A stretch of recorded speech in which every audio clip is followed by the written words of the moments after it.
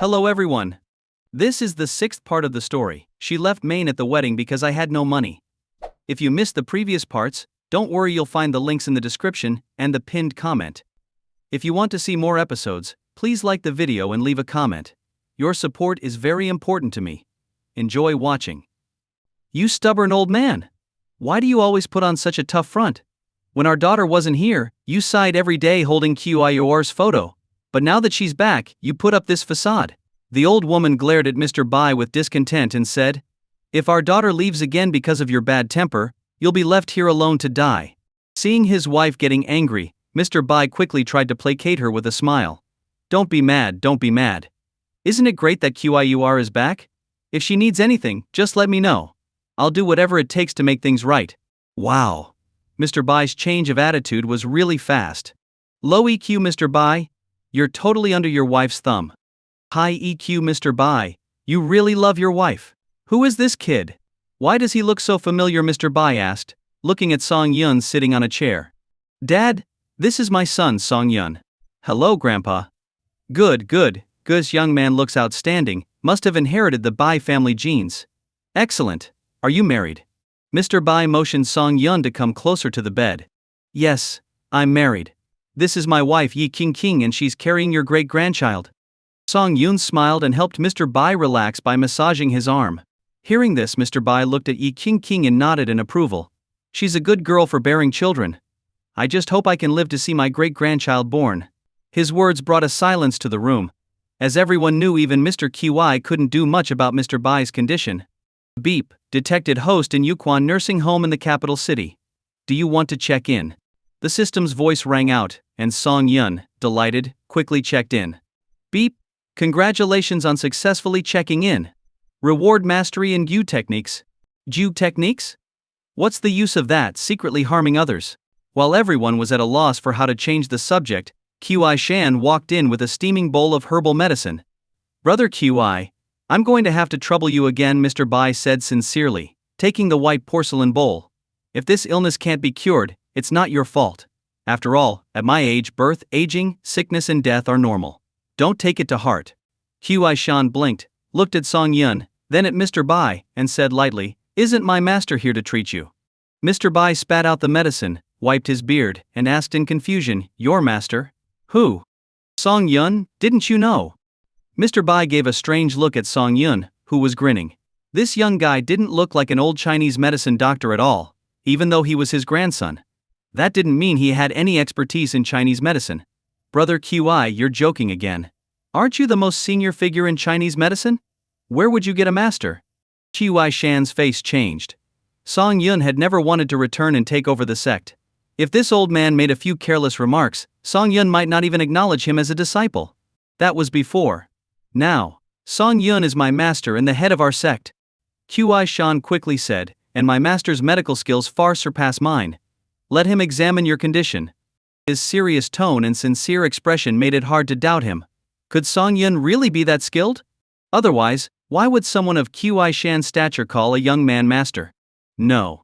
Although Song Yun is my grandson, Mr. Bai's health is too important to risk. Bai Haku shouted. And why did my sister come back after all these years with a miracle doctor's son? Doesn't that seem suspicious to you? Though seemingly reasonable, his words were extremely harsh to everyone's ears. With a darkened face, Bai Qiu stood up. Now that Dad seems okay, I'll take Song Yun to the Ouyang family. She turned to leave but was pulled back by Bai Jingbing. Bai Haku, if you don't speak, no one will take you for a mute. If you can't stay, then get out. Bai Jingbing shouted angrily, furrowing his brows. This third brother had become more unreasonable. Before their father fell ill, he rarely came home, always taking his wife elsewhere. Since the news of their father's illness spread, he had been ingratiating himself. Everyone understood his intentions but didn't want to expose him. Second brother, do you really want this young man to treat Dad? Bai Haku retorted. Dad is our backbone. What if something goes wrong? Enough. If you don't leave, I'll have someone throw you out. Bai Jingbing yelled angrily. And don't come to the nursing home randomly. Dad needs peace. You. Fine, you're all bullying me. Just treat my kindness as feeding a dog. Bai Haku stormed out in a huff. Song Yun saw the struggle in Mr. Bai's eyes and knew the old man didn't fully trust him. Sure, People say that wealth attracts distant relatives. If he were in their shoes, he wouldn't trust a stranger either. Grandpa, we came to the capital at the Ouyang family's invitation for old Master Ouyang's birthday banquet. Since your health seems stable, we'll leave first. Song Yun wasn't going to force himself to stay where he wasn't welcome. Besides, when he took Mr. Bai's pulse, it was normal, and he had transferred some energy to him, so nothing serious would happen soon. Hello, Mr. Bai. Song Yun was indeed invited by our family. If I don't bring him back, my grandpa will scold me, Ouyang Ji said with a smile. He noticed the tense atmosphere and Song Yun's desire to leave. As a friend, he trusted Song Yun unconditionally, and so did the entire Ouyang family. But given the Bai family's hesitation, he couldn't guarantee anything. In that case, go ahead. You can stay at the Bai house for the next few days, Mr. Bai said, closing his eyes slowly. Bai Qiu initially wanted to refuse, but seeing her mother's anxious eyes, she agreed. Outside the villa, Bai Jingbing, deep in thought, stopped Song Yun before he got into the car. Nephew, be honest with your uncle. Do you have confidence in curing Mr. Bai? If it weren't for Mr. Bai being his mother's father, Song Yun wouldn't care. If he cured him, he'd get nothing, and if he failed, he'd face endless blame. He shook his head. No one can guarantee anything. I can only say I'll do my best. Meanwhile, in a high-end tea house private room in the capital city, 4 young men were enthusiastically playing mahjong. 3 of bamboo. I win. A young man with a stylish haircut pushed his tiles forward and laughed. Thank you, everyone. I'm done. I'm the only one losing today. The losing player irritably pushed the mahjong tiles together and leaned back in his chair, lighting a cigarette. What's wrong, Nangong? Usually losing this little wouldn't bother you. Why are you so irritated today? The young man called Nangong was Nangong Han, who had previously been developing the Nangong family business in the city. The 3 others playing mahjong with him were not ordinary people either. They were Yi Wenbiao from the Yi family, ranked 6th in the capital, Hu Shengpeng from the Hu family, ranked 2nd, and Wu Bashan from the Wu family, ranked 16th. I heard from the airport that Song Yun and his group have arrived in the capital, Nangong Han said blandly, blowing a smoke ring, though the deep hatred in his eyes was unmistakable. After returning from the city, his status in the Nangong family had plummeted from a business prodigy to a disgrace, making the family vulnerable. Though his status as an heir hadn't been stripped, climbing back up would require several times the effort. Song Yun? I almost forgot about him. Why is he here? Expanding his market.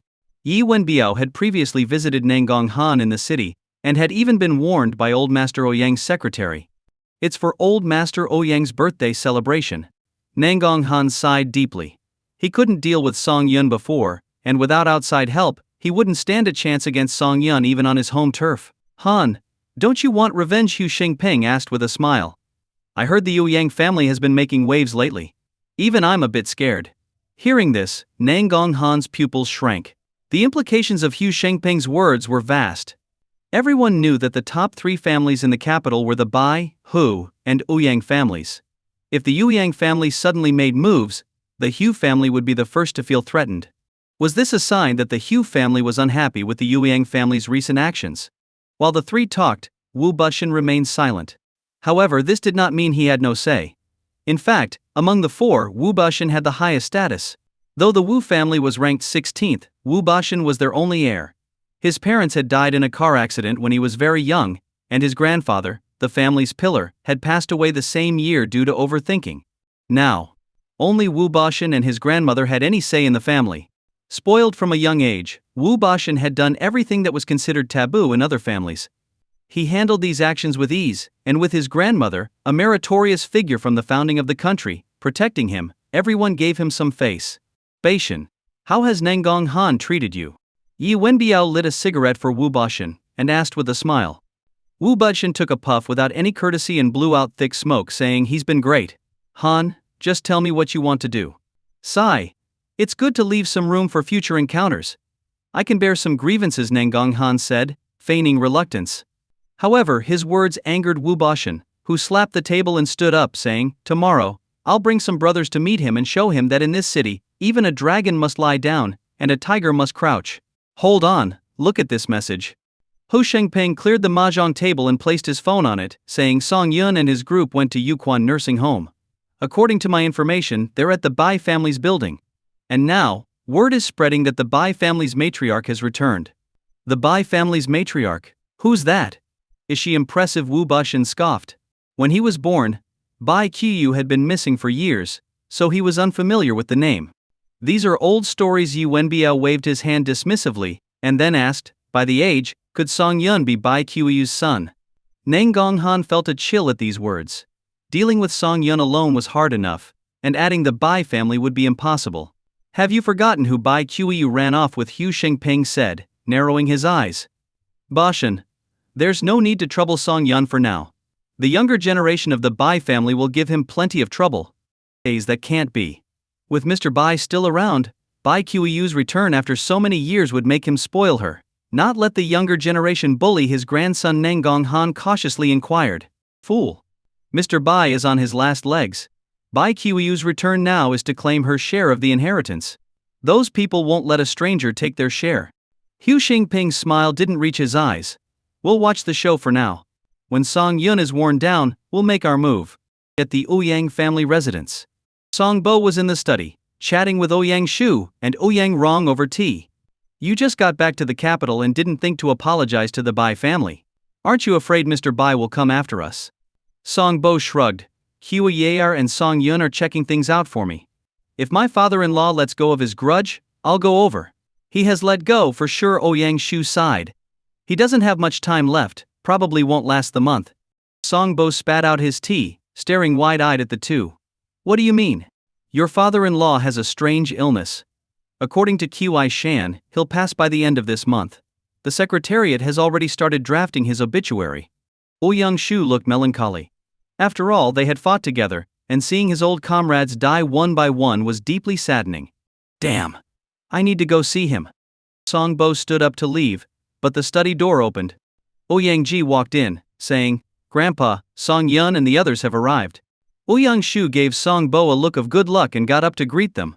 Qur, long time no see. Ouyang Shu acted like a loving elder. Bai Qiu was internally conflicted, nodding slightly before quietly stepping aside. Have you seen your grandfather? Ouyang Shu pulled Song Yun aside and whispered. Yes, I took his pulse and didn't find any major illness. Impossible. If he wasn't sick, people wouldn't react this way. Ouyang Shu frowned. Could it be that after I was framed earlier? At this point, Ouyang Shu gave Song Yun a meaningful look. Song Yun's eyes narrowed. It was possible. According to the system's usual style, it would provide a solution when encountering real-life problems. Given that he had received mastery in Gu techniques during his check-in at the nursing home, could it be that Mr. Bai was under some kind of Gu curse? If that were true, it could cause a huge uproar. I'll go with you then.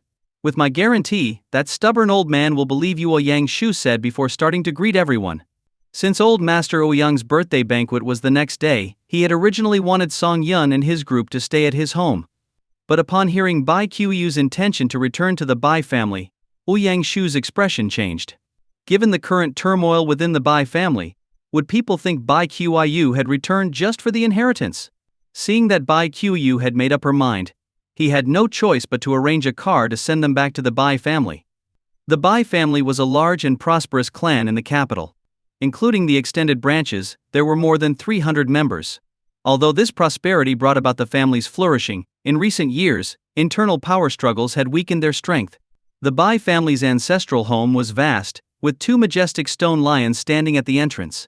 As soon as Song Yun and his group got out of the car, they saw Bai Jingbing waiting at the gate. Fourth sister, big brother is home now. Don't argue with him, Bai Jingbing urged them as they walked in. And you, Song Bo.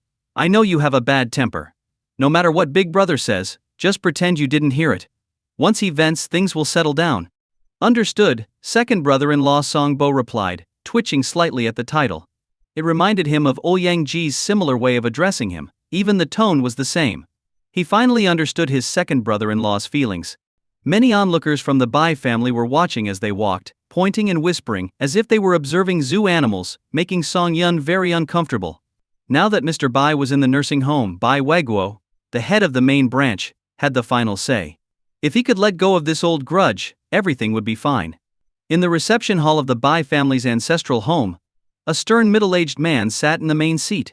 He had a square face and wore a Zhongshan suit, exuding an air of authority. Even without speaking, his presence made many feel uneasy. Fourth sister is back, Bai Weiguo greeted coldly, then turned his gaze to Song Bo. Song Bo, you had the nerve to take my sister away for over 20 years. How do you plan to account for that? Bai Weiguo's voice was harsh. As a man, stand up and take responsibility. Stop hiding behind your woman and showing off. Song Bo walked forward calmly, meeting Bai Weiguo's gaze without flinching. How can you call it kidnapping when it was mutual love? If Qir hadn't left with me, would she have been sacrificed for the family and become a tool for marriage alliances? Wow. Song Yun was shocked by his father's boldness. This was the Bai family, their home turf. Had he forgotten second uncle's advice? Song Yun glanced at Bai Jingbing, who looked deeply troubled. The situation was escalating, but they had no reason to intervene. Bai Weiguo's provocation had worked well. Let me ask you, did Qir leave with you? Did our family agree? Ours was a free love that needed no one's approval. Wow.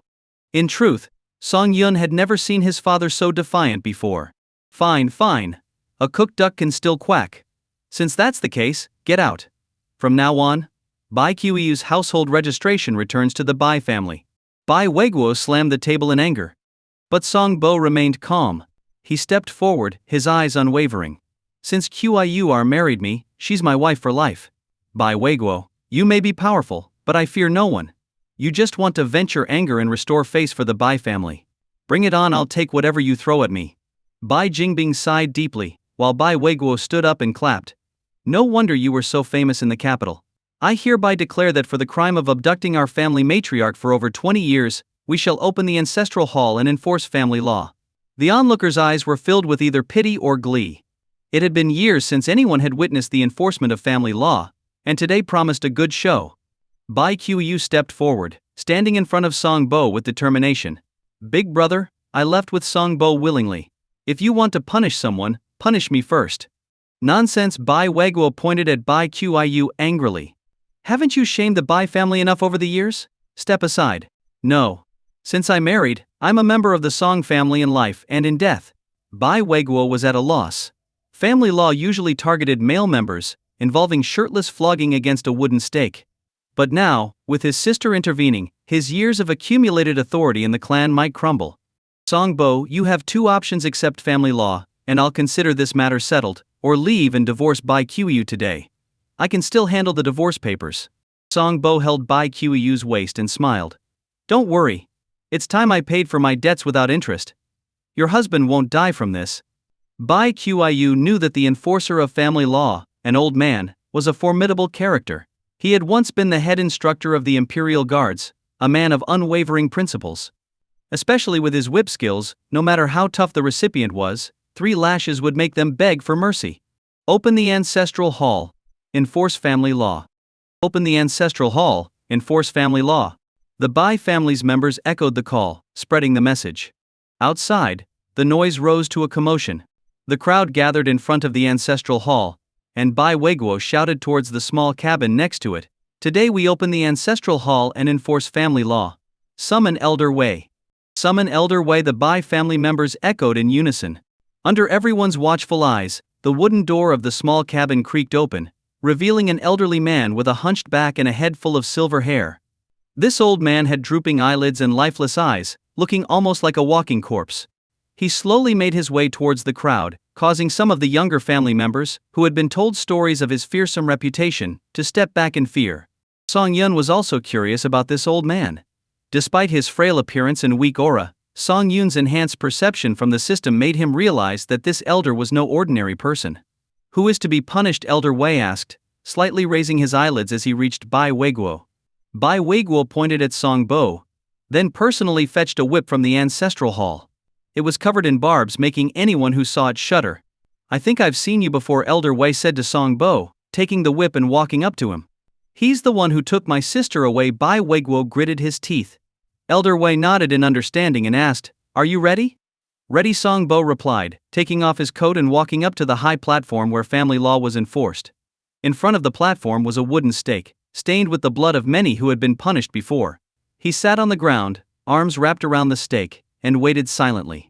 Elder Wei raised the whip and cracked it against the ground, producing a sharp sound that echoed through the air. How many lashes? He asked. 50, Bai Weiguo responded.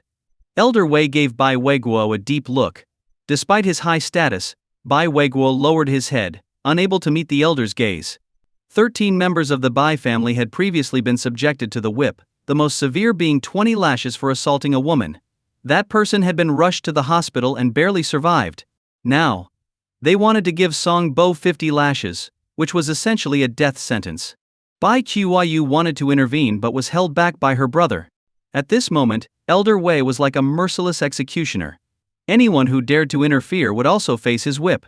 "Here, bite on this cloth to avoid biting your tongue off," Elder Wei said, tossing a rag at Song Bo. Song Bo thanked him but didn't use it. After all, it was just 50 lashes. Arg! Before Song Bo could process his thoughts, the first lash had already landed on his back. He had underestimated the severity, thinking it would be like a light scratch, but the pain was excruciating, breaking through all his defenses and making him tremble uncontrollably. It was a pain that seemed to pierce his soul. Panting heavily, Song Bo picked up the dirty rag and bit down on it. 49 more to go. "Hang in there," Elder Wei said nonchalantly. Snap. Moste. The second lash followed, leaving Song Bo's back burning with pain, unable to muster any strength in his muscles. Third lash. Tay. Snap. Nate. By the third lash, Song Bo's back was torn open, revealing raw, bloody flesh.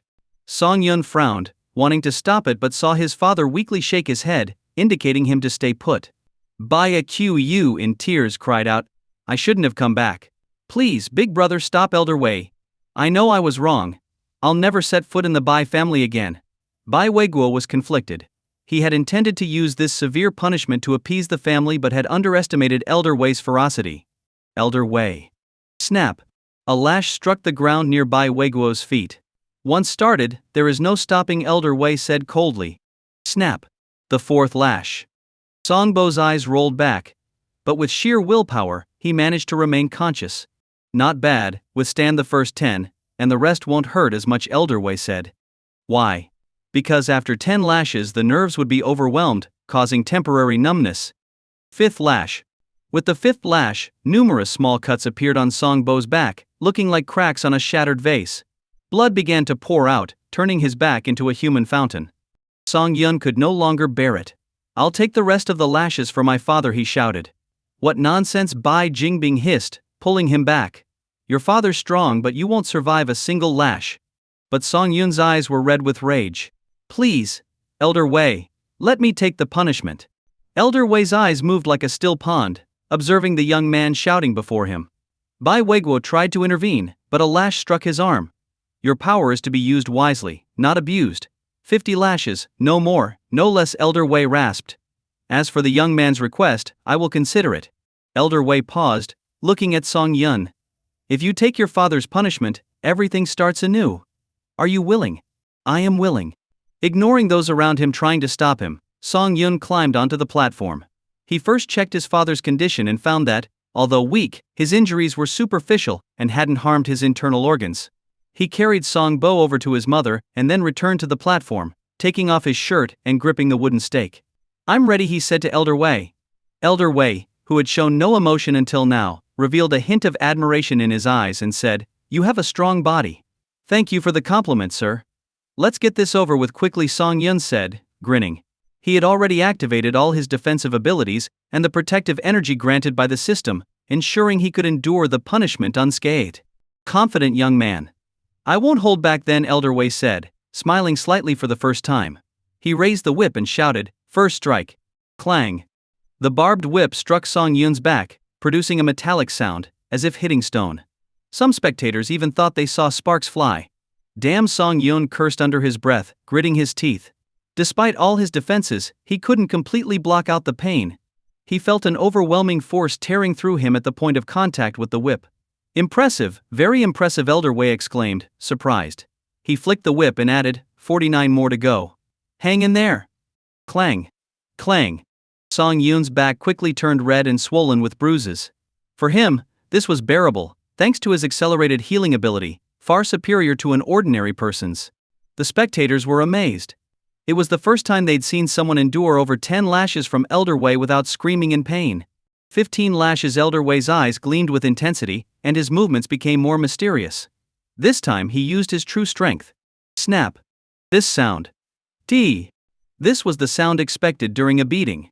Otherwise, everyone would think Song Yun was made of iron. Elder Wei concentrated the whip's power into a single point, breaking through all of Song Yun's defenses.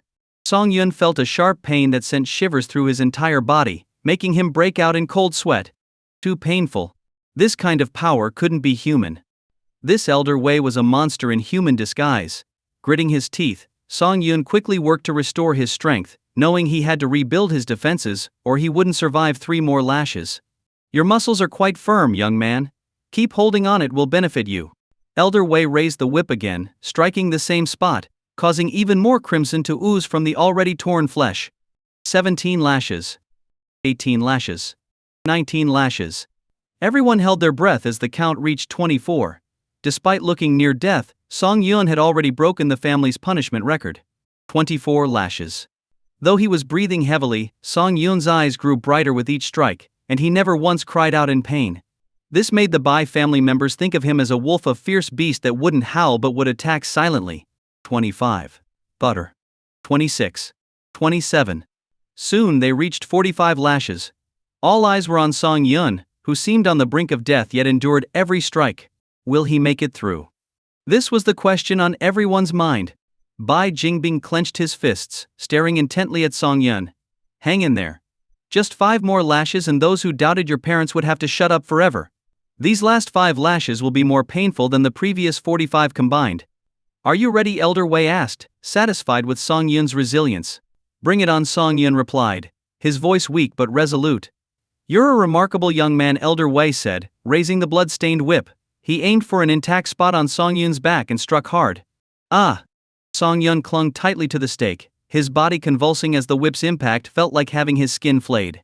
Every cell screamed in agony. Before he could recover, the second strike landed. This time Song Yun felt his skin and flesh tearing apart, his skin a cage he could barely break free from. His will battled the pain, his eyes bloodshot. 3 more to go, but how? He knew that even 1 more lash could knock him unconscious from the pain. Just then he felt a warm energy within, soothing his wounds and rejuvenating him. Last 3 lashes.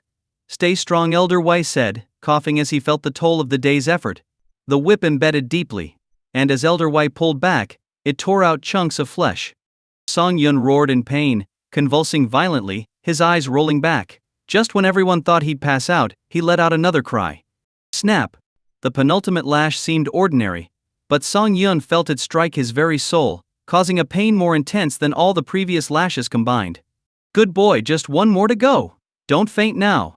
Elder Wei took a deep breath, his eyes, once cloudy, now clear as a baby's. The last strike gently landed on Song Yun's back, making the spectators think Elder Wei had gone easy on him. After all, the highest record within the Bai family was only 20 lashes, and Song Yun, an outsider, had already endured too much. But to everyone's surprise, Song Yun's eyes, which had been wide open, slowly closed. His body then collapsed limply to the ground. At that moment, Bai Jingbing rushed to his nephew's side. Following closely were the tear-streaked Bai Chiyu and Yi Qingqing. Song Yun. Can you hear me? Bai Jingbing patted Song Yun's face, but Song Yun remained unresponsive, like a lifeless corpse. Don't scare me, my love. You can't leave us now. You haven't even seen our child yet, Yi Qingqing sobbed, lying on Song Yun and crying out. Let's go back to the city, we won't stay in the capital anymore. The outside world was noisy, but Song Yun's world was silent. He felt as if he was sinking into a lake, the sunlight warmed water enveloping him. He wanted to stay submerged forever. Memories began to flash through Song Yun's mind, from childhood to now, like a slideshow. He saw the event at the Civil Affairs Bureau, the detestable faces of the Su family, and Su Luting's tearful plea for tens of thousands for the wedding. Ding. The system has detected severe mental and physical trauma to the host. Protection mode activated. In this mode, the host's body will recover at 100-fold speed until the system deems the host fit to awaken. The system's voice rang out. All the memories shattered, plunging his world into darkness. In a bedroom at the Bai residence, a group of people gathered around the unconscious Song Yun. Song Bo sat by the bed, eyes dark and brooding, his back covered in countless bandages, any movement tugging at his wounds. Little sister. Big brother Bai Jingbing tried to break the tense silence, but his words were met with angry glares from everyone in the room. Second uncle. The Bai family is too high for us to reach. Once my husband wakes up, we'll move out, Yi King said firmly, her eyes steely. What she had expected to be a joyful family reunion had turned into a nightmare. Yes, the Bai family was the top family in the capital. Their pride clearly outweighed any familial bonds. Niece-in-law were all family. Song Yun hasn't woken up yet. Where could he go in such a weakened state? Bai Jingbing pleaded earnestly. But Yi King had made up her mind. She stared down the man before her and retorted, family? Is this how family treats each other? We'd rather go to the Ouyang family than stay here another moment. King. Enough, Song Bo said calmly. Tell Bai Weiguo I have a good son who has repaid all the Bai family's debts. From now on you're on your own. Song Bo. Leave. Song Bo cut Bai Jingbing off. With a sigh, Bai Jingbing turned and left. Song Bo gently stroked his son's face. The last time they had been this close was before Song Yun went abroad. Back then, Song Yun was just starting college, full of youthful ambition. In just a few years he had risen from obscurity to someone even his father had to look up to. He must have had a tough time all these years. Qi, take King to find a room to rest. I need to be alone with my son for a while. Song Bo knew his wife was in the most pain, caught between her birth family and her own.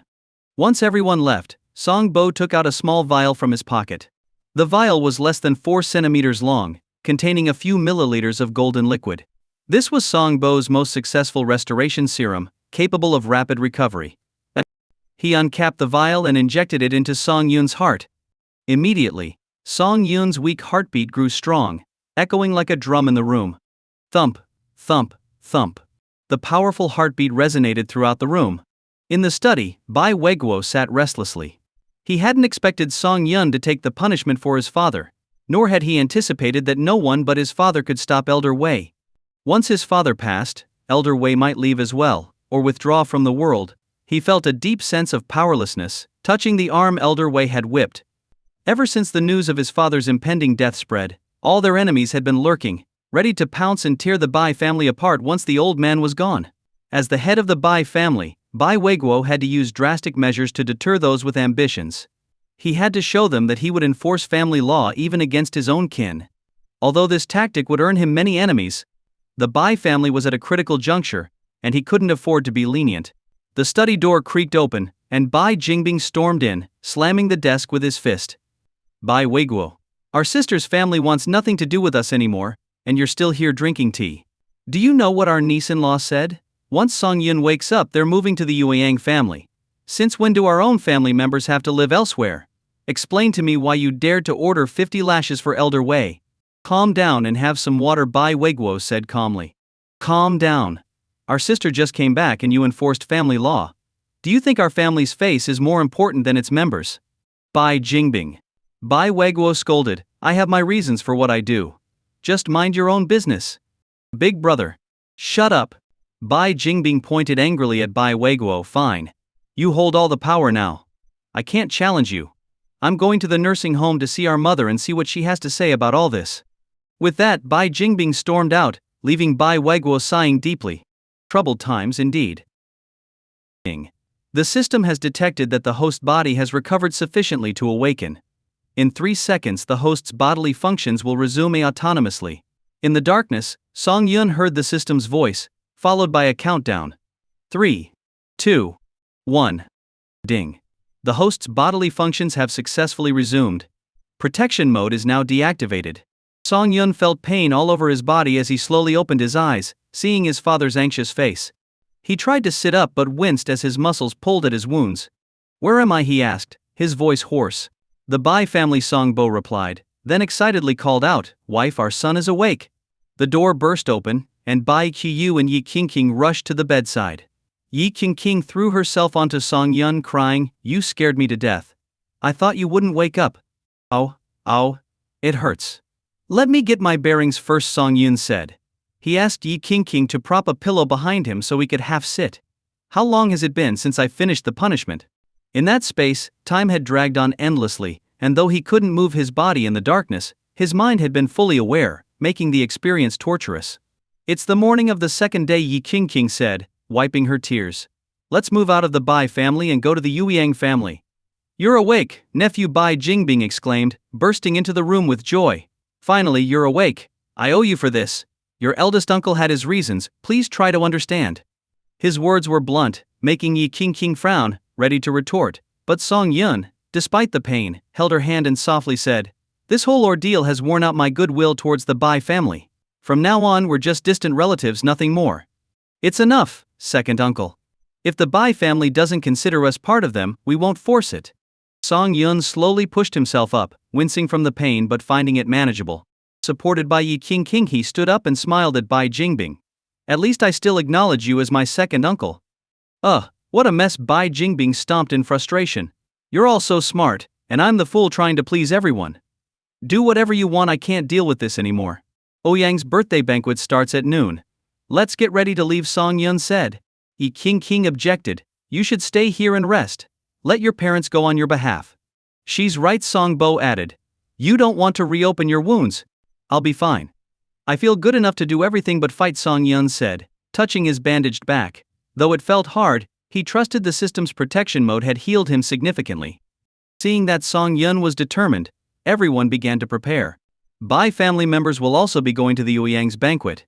"You should join the convoy," Bai Jingbing suggested. "Second uncle, we represent ourselves, not the Bai family. It's better if we go separately," Song Yun replied politely but firmly, making it clear he no longer felt any connection to the Bai family. Bai Jingbing understood that Song Yun's polite words masked a deep disillusionment with the Bai family. The fact that Song Yun wasn't outright angry was more out of respect for his mother. By 9 in the morning, Song Yun and his group were ready. He called the airline, and within an hour, a stretch limousine arrived at the Bai family's gate. They reached the Ouyang family just before 11. Ouyang Rong and Ouyang Ji were at the entrance, greeting guests. When they saw Song Yun, Ouyang Ji's eyes widened in surprise. They had heard about the Bai family's punishment the previous day, where Song Yun had taken 50 lashes meant for his father. 50 lashes from Elder Wei. Everyone in the capital knew that the Bai family was untouchable, partly due to Elder Wei's fearsome reputation. Yet here was Song Yun, seemingly fine after enduring such punishment. "Damn. Song Yun? You're amazing. Brother, is your back okay?" Ouyang Ji hurried over to Song Yun, concerned. "I'm still alive," Song Yun joked. "How many guests are here? The place is packed. Don't get me started. Anyone important in the capital is here. My father and I have been smiling so much our faces hurt." Ouyang Ji sighed, then looked at Song Yun with newfound respect. "Brother, you might be the only person to survive Elder Wei's whipping and walk the next day. Do you know what that means?" "What?" "It means many will come to challenge you. They can't take on Elder Wei, so they'll target you." Hearing this, Song Yun felt a mix of frustration and resignation. "Damn it! Getting beaten up makes me famous. Good luck." Brother Ouyang Ji patted his shoulder and returned to greeting guests. Song Yun's group was led to Old Master Ouyang's study, where Ouyang Shu was surprised to see Song Yun walking in. "You should be in a hospital recovering," Ouyang Shu said sternly. "It's enough that you came to show respect. White Weiguo's actions were uncalled for. I shouldn't have let you return to the Bai family yesterday. This is better. Now, no one can say we owe the Bai family anything," Song Bo said, pouring himself a glass of water. "From now on we have no business with the Bai family." Sigh. Old Bai is really confused. Ouyang Shu sighed deeply. He had been friends with Old Master Bai for many years, and seeing the Bai family in such disarray made him feel helpless. "Father, everyone has arrived," Ouyang Rong said, pushing the door open. "Let's go. Today I'll introduce you to some of the big shots in the capital. If your business ever extends here, you'll need to know them." Ouyang Shu patted Song Yun's shoulder and led the way to the banquet hall. The Ouyang family mansion was brightly decorated, with lanterns and festive decorations everywhere. They passed through several corridors to reach the grand banquet hall, where the family usually held their gatherings. The hall was packed, with people chatting in small groups. When Old Master Ouyang entered, the room fell silent. Ouyang Rong stepped onto the stage and began to speak. "Dear guests, welcome to my father's birthday banquet. We hope you enjoy the food and drink, and have a memorable time here." With the opening remarks done, it was time for the main event, presenting birthday gifts. Everyone attending this banquet was a prominent figure in their respective fields, and their gifts reflected their status. One by one, people presented their gifts, each person beaming with pride as their names were called. Next, we have a gift from Hu Shengpeng of the Hu family. A young man stood up, carrying a gift box, and walked to the stage. He took the microphone from Ouyang Rong and said, "I know Old Master Ouyang loves calligraphy and paintings, so I've brought an original work by Wang Ziji. I hope you like it. The crowd buzzed with excitement. Even those who weren't interested in calligraphy knew how rare and valuable an original piece by Wang Zizhi was. Wang Zizhi was a master calligrapher, and his works were highly prized. The fact that the Hu family could present such a treasure signaled a significant gesture. It suggested that the Hu family might be seeking an alliance with the Ouyang family, especially with the Bai family on the decline. Such an alliance could push the Bai family out of the top 3 families in the capital. Bai Jingbing watched Hu Shengpeng's gift with mixed emotions. Initially, it was supposed to be Bai Weiguo himself attending the banquet. But due to a last-minute business trip, Bai Jingbing had to step in. He felt a pang of bitterness as he watched Old Master Ouyang eagerly open the gift. In the past, the Bai family was always the center of attention at such events, but today, the Ouyang family's reception of them had been lukewarm. This attitude clearly showed that the Bai family was no longer held in high regard, leaving Bai Jingbing with a sense of impending doom for the family's once glorious legacy. What he didn't know was that the Ouyang family's cold reception was to support Song Yun, who had been wronged, and to help him regain his dignity. This is indeed an original work by Wang Zizhi, Ouyang Shu said, examining the piece with a magnifying glass. But this calligraphy looks very familiar. Did you take it from your grandfather's collection? If it makes you happy, it's worth it even if I get scolded when I get home. Hu Shengpeng's witty reply made everyone laugh. You rascal, Ouyang Shu chuckled. I'll accept it, but if you do get scolded, come to the Ouyang family to recover. Absolutely, Hu Shengpeng replied, eyes twinkling. He knew he had succeeded in his task. Next we have a gift from Wu Bashan of the Wu family. Wu Bashan stood up carelessly, lacking the refined demeanor of a young master. He could easily be mistaken for a street thug. With a wave, 2 bodyguards in suits rolled out a cart covered with a cloth. The wheels creaked under the weight, suggesting something heavy. I wish Old Master Ouyang a long life. To show my sincerity, I present a golden Buddha statue. He pulled off the cloth, revealing a glittering Buddha adorned with countless jewels. The midday sun made it so bright that everyone had to squint. The statue was incredibly valuable. While the calligraphy piece was worth billions, this golden Buddha brought literal wealth to the table. This golden Buddha weighs 500 pounds and took 6 months to create. I hope you like it, Old Master Ouyang. Wu Bashan was proud of his gift. To him, nothing was as valuable as gold. The crowd murmured, impressed by the wealth displayed. Although Wu Bashan had a notorious reputation, his family was evidently still wealthy. This gift is too valuable. I can't accept such an expensive present from a junior. I'll have Ouyang Rong reimburse you for the cost of making the Buddha, Ouyang Shu said, not particularly thrilled by the gift. To him, money was just a number, and he could afford to make a golden Buddha every day if he wanted. Wu Bashan's face fell. A gift cannot be returned. Are you looking down on the Wu family? Bashan. Old Master Ouyang is looking out for you. You're grown now, and you'll need money for marriage and starting a family. Be grateful for such a thoughtful elder. Hu Shengpeng interrupted before Wu Bashan could say anything rash. Yes, that's what Shengpeng meant. Don't overthink it, Ouyang Shu said with a smile. I've been friends with your grandparents for years and wouldn't cheat you out of money. Listen to me, keep the money for your future. Thank you for your kindness, Old Master Ouyang, Wu Bashan muttered, still looking sullen, but he stepped down. People in the capital knew his temper, so they didn't take offense. Next, we have a gift from Mr. Song Yun from the city. Song Yun is the young man who was whipped by Elder Wei yesterday. My goodness. Surviving Elder Wei's punishment is already impressive, but walking the next day is incredible. Are all young people so tough these days? Isn't Song Yun related to the Bai family? Why was he punished so severely? You don't understand. The Bai family did this to make an example of him and scare those who might be plotting behind their backs. Everyone was buzzing with surprise at Song Yun's appearance. They were amazed by his recovery and wondered if Elder Wei's strength had waned. Han, is that the guy who nearly cost you your position as heir? Wu Bashan lit a cigarette and looked at Song Yun with disdain. Nangong Han's eyes were filled with conflict. On one hand, he feared another confrontation with Song Yun might lead to losing his heir status. On the other hand, he still held a grudge over what happened in the city. Seeing Nangong Han's silence, Wu Bashan stood up to defend his friend. Song Yun, why didn't you stay in the city? What are you doing here in the capital, acting all high and mighty? Wu Bashan's words silenced the room. Everyone was shocked by his audacity. Didn't he know Song Yun was here to celebrate Ouyang's birthday? Being so arrogant in the Ouyang household could have serious consequences. All eyes turned to Old Master Ouyang, whose face had darkened. If not for Wu Bashan's deceased grandfather's sake, he would have had him thrown out. And who are you? Song Yun frowned, confused. He had no enemies in the capital, so where did this guy come from? Didn't he know it was dangerous to disrespect the Ouyang family? I'm Wu Bashan. The little overlord of the capital, Wu Bashan proclaimed, proud of his notorious nickname, as if all his misdeeds were badges of honor. Never heard of you. Do we have a problem? Song Yun asked. Wu Bashan patted the shoulder of the seated Nangong Han and said, you offended my brother, so I'm here to cause trouble. But since it's old Master Ouyang's birthday, just toast and apologize to my brother, and I'll let you go. His arrogance was shocking. Even Nangong Han, who was scared of losing his position, felt cornered. He thought, this idiot is dragging me into trouble. If old Master Ouyang gets a bad impression of me, what then? Nangong Han, Song Yun said, realizing who was behind this. Your lackey is stepping up, and you're still hiding. Nangong Han broke into a cold sweat, feeling trapped. Han, why are you afraid? This is our turf. If he doesn't apologize, I'll deal with him myself, Wu Bashan threatened.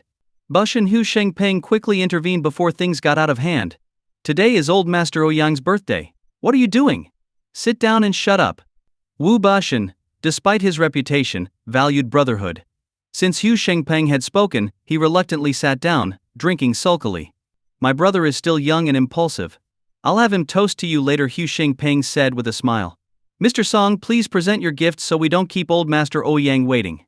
Song Yun ignored the incident, took a scroll, and approached old Master Ouyang. You have everything, so I didn't know what to give you. I wrote a few words myself and hope you like them. Old Master Ouyang's eyes lit up. Song Yun's calligraphy skills were well known, and he was curious to see his work. The crowd, unaware of Song Yun's background, thought he was being arrogant. How could his writing compare to Hu Shengpeng's gift? Some people are just full of themselves. Scribbling a few words and calling it a gift. What a joke, Wu Bashan scoffed. Old Master Ouyang frowned. His relationship with Song Yun was closer than with most present, and Wu Bashan's behavior was becoming intolerable. Boshan, shut up, Hu Shengpeng scolded, noticing the displeasure in old Master Ouyang's eyes. Despite his own reservations about Song Yun, Hu Shengpeng knew better than to offend the host. As the guests watched in anticipation, old Master Ouyang unrolled the scroll. The 8 characters read, an old steed in the stable still aspires to gallop 1,000 miles. The characters were bold and full of vigor, perfectly reflecting old Master Ouyang's spirit. He loved the gift more with each passing moment. Seeing old Master Ouyang's appreciative gaze, the spectators grew impatient, wanting to see the calligraphy for themselves. Old Master Ouyang stood up, holding the scroll for everyone to see. I love this calligraphy, he declared simply, his excitement evident. Guests crowded around to admire the work. Even those who didn't understand calligraphy felt its powerful energy. It was undoubtedly a masterpiece. I think the writing is just average. I could easily do better, Wu Bashan sneered, unwilling to acknowledge Song Yun's talent. Old Master Ouyang's brow furrowed. His patience was wearing thin with Wu Bashan's provocations, especially on such a special day. Bashan, quiet, Hu Shengpeng reprimanded, seeing the growing displeasure on old Master Ouyang's face. Among the crowd, a calligraphy enthusiast recognized the style. I've seen this writing before, he exclaimed. It's the same style as the masterpiece recently acquired by the National Museum. There's no mistake. Absolutely no mistake. The man's eyes were gleaming as he gazed at the 8 characters, repeating, I'm so thrilled to see such calligraphy up close today. Is it really that amazing? It looks just average to me, Wu Bashan sneered. These characters can't possibly compare to Brother Shengpeng's scroll. That's an original piece by Wang Ziji, far more valuable. While a few who didn't understand calligraphy nodded in agreement, those with knowledge of the art scoffed at Wu Bashan's ignorance. Although the value of art is often driven by hype, once it reaches a certain level, it garners endless admiration. Song Yun's new style of calligraphy clearly had the makings of a master.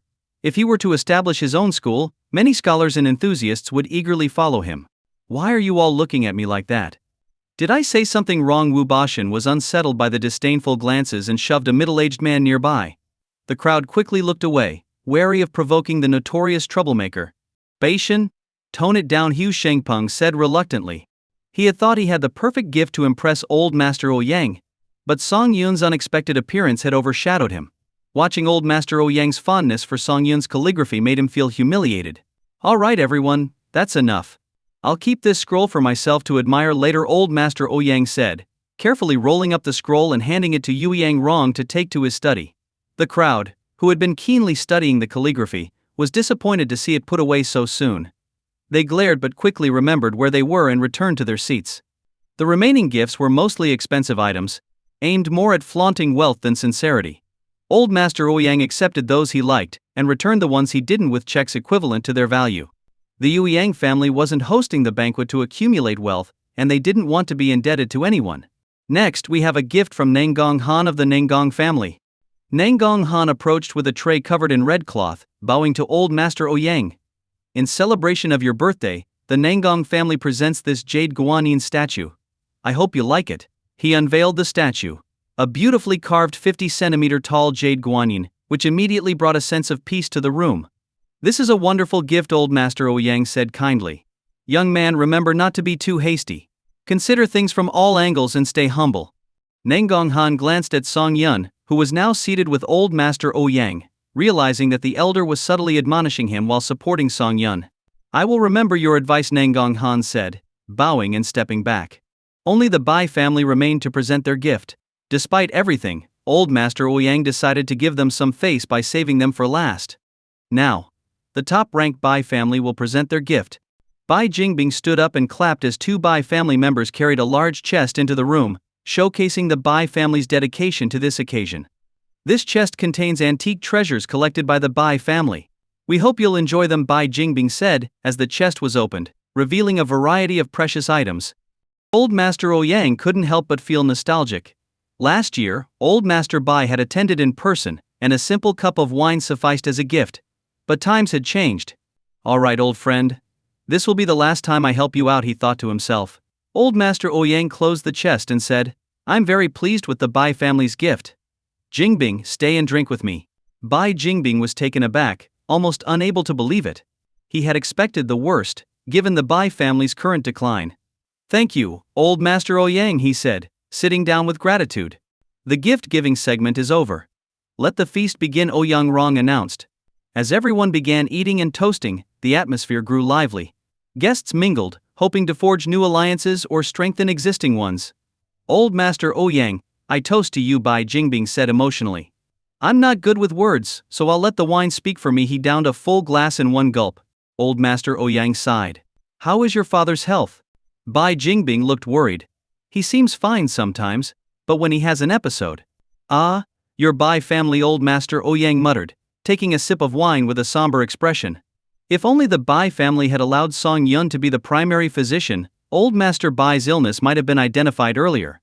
If Bai Weiguo hadn't made things difficult when Bai Qiu returned, perhaps Song Yun would have been more willing to help. But now, the Bai family was reaping the consequences of their actions. Song Yun, I know the Bai family has wronged you. On behalf of your uncle, I apologize. You don't have to drink because of your injuries. I'll drink on your behalf, Bai Jingbing said, taking another gulp of wine. Song Yun, unsure of what to say, poured himself some juice to drink alongside his uncle. Old Master, let us toast to you. Hu Shengpeng approached with a group, including Wu Bashan. Mr. Song, my brother was disrespectful to you. I brought him to apologize, Hu Shengpeng said. Song Yun lifted his head slightly. Ho Shengpeng had a sincere smile on his face. In contrast, Wu Bashan, standing next to him, looked arrogant and filled with resentment. He probably couldn't understand why he had to apologize to a jerk. We don't know each other, so there's no need for this. Tell your young brother that this world is far more complicated than he thinks, and he should be more careful in the future. Out of respect for Hu Shengpeng, Song Yun couldn't be bothered to argue with a brat. But Wu Bashan became even more aggressive upon hearing this.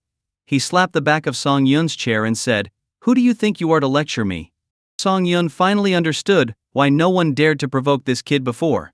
Wu Bashan was like a tough, unbreakable copper bean. If you got on his bad side, he'd definitely get back at you sooner or later.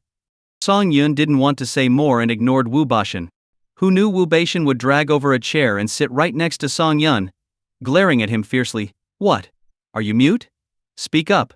Wu Bashan's voice was so loud that the previously noisy surroundings fell silent, and everyone stared at the main table in shock. Wow. Wu Bashan really was the little tyrant of Beijing, causing trouble regardless of the occasion. Where were they now? At the Ouyang family's place. What was everyone doing? Celebrating Old Master Ouyang's birthday. This brat was making a scene without any regard for the occasion. Wasn't this just like stirring up trouble? Unbelievable! It was only out of respect for Wu Bashan's grandmother that no one wanted to argue with him. Otherwise, he would have tasted the harsh realities of society long ago. Outrageous. How dare you be so aggressive? What do you want? Bai Jingbing scolded with a frown. Don't think you can be so arrogant just because of the little bit of influence your family has. It's better to be humble. Wu Baishan dug his ear, ignoring Bai Jingbing. After Bai finished, Wu raised his eyelids and said indifferently, "Done? What's it to your Bai family if I have issues with Song Yun? You should worry about your own problems before lecturing me." You. What? If you have more to say, say it. If you haven't said enough, I can go to your Bai family and listen to you there. Wu Baishan poured himself a glass of white wine and downed it, saying disdainfully, "Yesterday your Bai family beat Song Yun to a pulp, and now I can't even have a verbal spat with him? Your Bai family really is tyrannical." Bai Jingbing was so angry that his chest heaved, and he slammed the table. "The relationship between the Bai family and Song Yun is none of your business. But if you dare trouble Song Yun today, I won't spare you." "Oh, I'm so scared. What can you do to me? Are you going to kick my grandmother out of Yuquan nursing home?" Wu Bashan sneered. "Song Yun messed with my brother, so I'm here to settle the score for him. That's only right. Let's see how you stop me." Everyone put down their chopsticks and stared at Wu Bashan in disbelief. He's gone mad. Oh my god! Is there anything this kid doesn't dare to do? Old Master Ouyang's eyes drooped, and he tapped the table lightly. "Bashan, considering your age, I won't argue with you. Leave now." "Grandpa Ouyang, are you siding with this jerk?" Wu Bashan gritted his teeth. "We're all from Beijing, and he's an outsider. Are you really going to kick me out in front of everyone?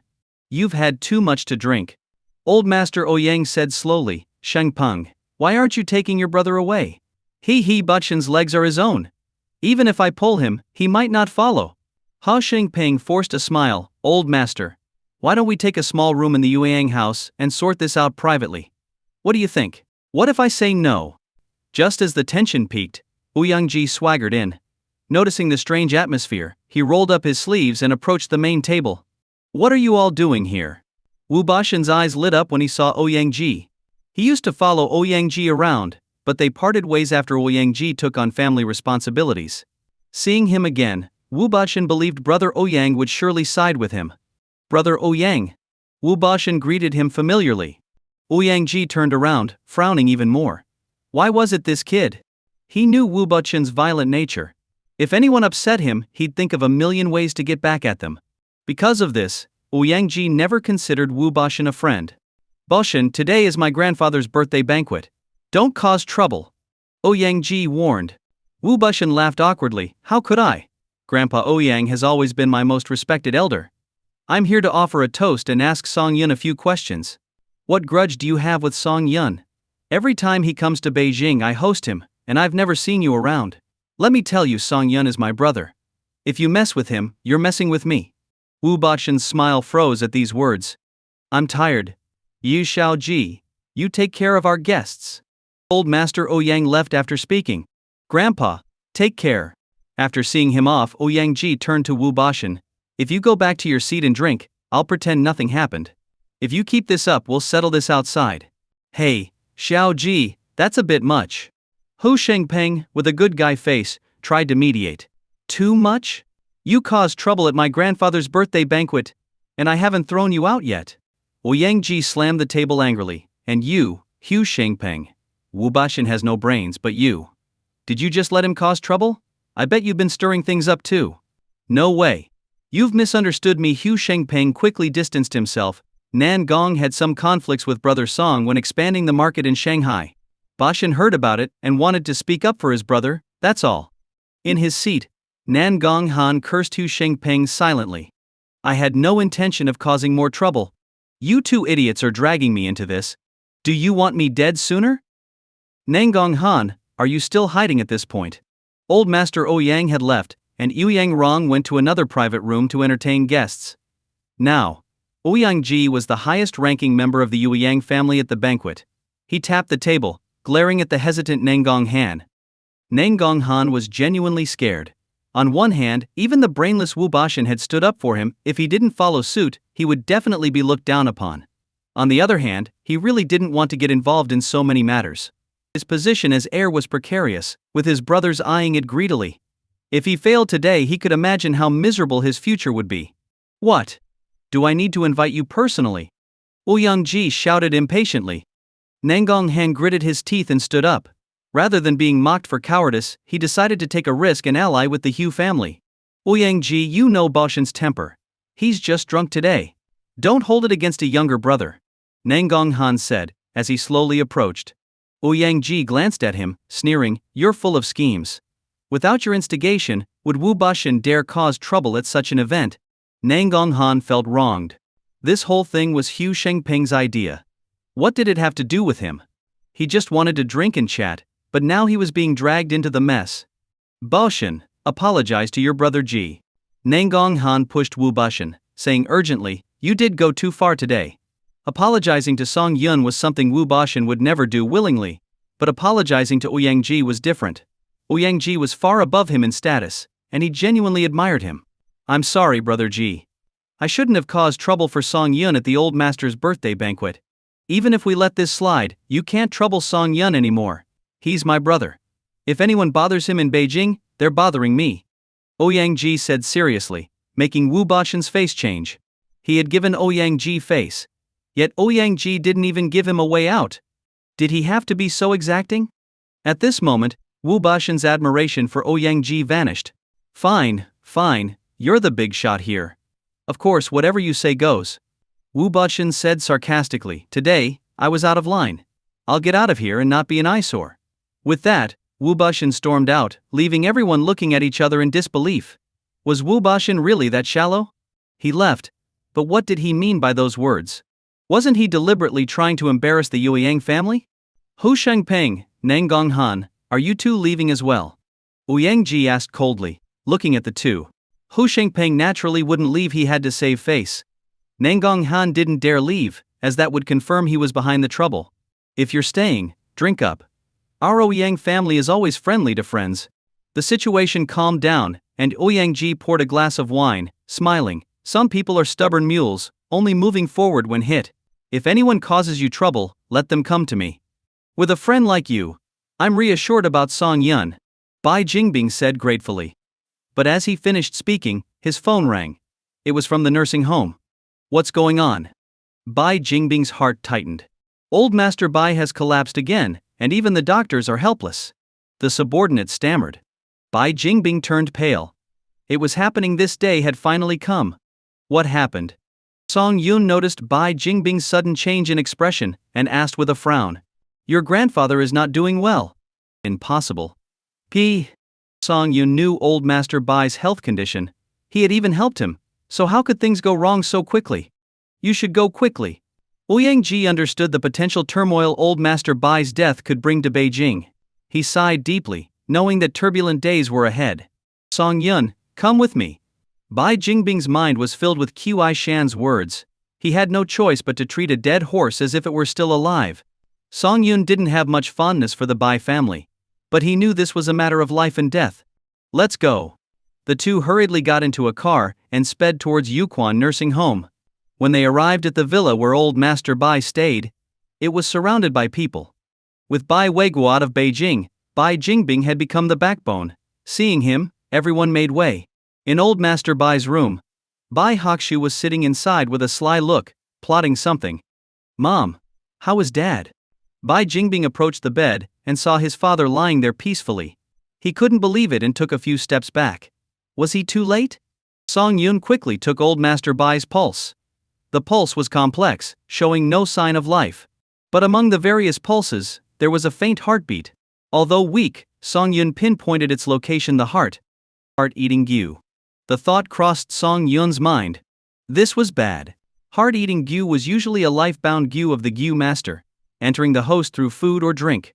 It remained dormant until awakened by the Gu master, then burrowed into the host's heart, slowly devouring it until the host died of heartache, appearing as a heart attack. Prepare 2 ounces of Chonglu and 3 qian of Shuijian. Song Yun quickly listed many herbs, leaving Bai Jingbing confused. Hurry up. Song Yun shouted.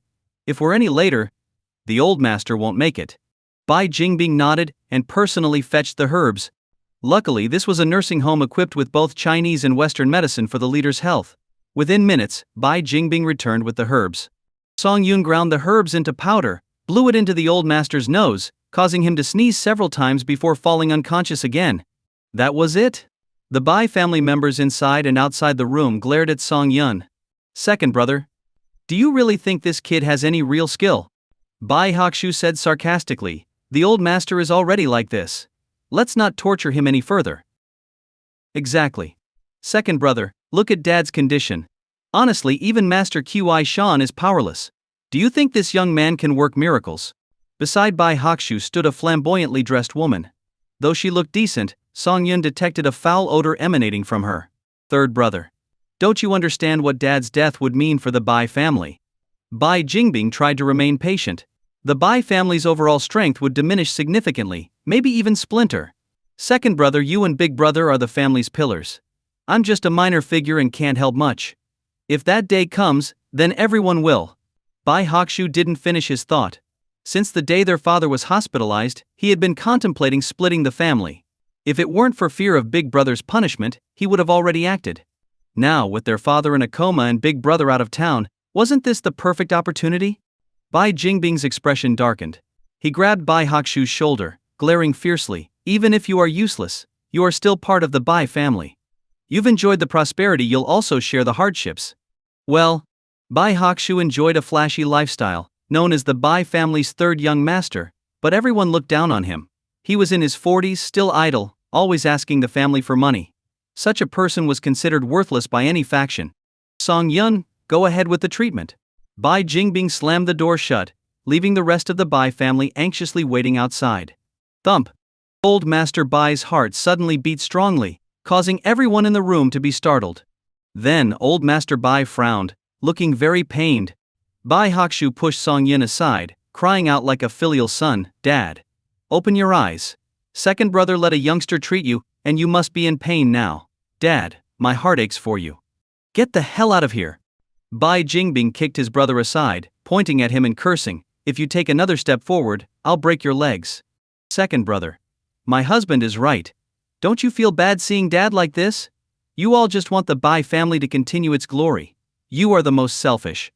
Bai Hakshu's wife clutched her husband, yelling like a shrew. You.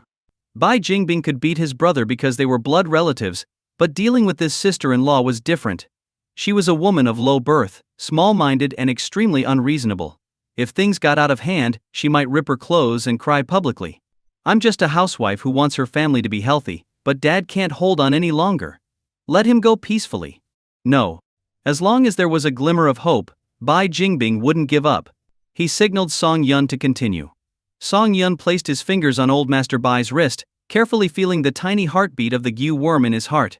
The medicine had started working, awakening the Gu worm, which was trying its best to escape. Song Yun picked up the acupuncture needles. With each insertion, the needle tips turned from silver to red. 1 needle. 2 needles. 3 needles. Up to the 13th needle, each insertion slowed, and Song Yun's face paled. This technique required immense strength, and if the practitioner's strength ran out midway, both patient and practitioner could suffer severe consequences. Fortunately, Song Yun's body, strengthened by his system and mysterious potions, had mostly recovered, allowing him to use such a risky technique. Hugh. Song Yun exhaled deeply, closing his eyes to rest and restore his energy. Stop this nonsense. Bai Hakshu muttered. Bai Jingbing raised his foot to kick, scaring Bai Hakshu into his wife's arms. Song Yun, how is it now? Bai Jingbing asked anxiously. The old master's pulse is stable, but the main part is yet to come. Song Yun slowly opened his eyes, watching the 13 needles take effect. Soon Old Master Bai's skin turned red, and wisps of white smoke rose from the needle tips. Bang bang bang! Someone knocked on the door. Bai Jingbing opened it to find Master Qi Shan. He quickly let him in. Seeing Old Master Bai, Qi Shan was speechless, his hand trembling as he pointed at the needles, finally stammering, 13 ghost needles. Bai Hakshu stood up and yelled at Song Yun, "You're trying to kill him. This treatment sounds like witchcraft. I'll call security to arrest you. Get out!" Qi Shan spat at Bai Hakshu, and then bowed deeply to Song Yun. 13 ghost needles. Originating from the legendary physician Bian Qi, the technique could bring patients back from the brink of death. If Old Master Bai's condition was truly incurable, There were only two options to prolong his life: holding a piece of 1,000-year-old ginseng under the tongue, which had severe side effects, or using the 13 ghost needles to stimulate the body's vitality and repair itself. Due to various reasons, the 13 ghost needles technique was almost lost. In the entire country, only Song Yun knew it completely. "Uncle, this 13 ghost needles technique. Do you want to learn it?" Song Yun asked with a smile. Qi Shan eagerly nodded. This was a priceless gift, attracting countless disciples if word got out. "Give me your hand." Song Yun felt Qi Shan's pulse, then shook his head regretfully. "You're too old and lack the strength for this technique." "This." Qi Shan sighed. If even he couldn't learn it, few in the traditional Chinese medicine field would qualify. "How is old Master Bai's condition now?" Qi Shan diverted the conversation. Song Yun massaged his shoulder and signaled Qi Shan to lean in. Whispering in his ear, he said, "Heart-eating Gu. Heart-eating Gu."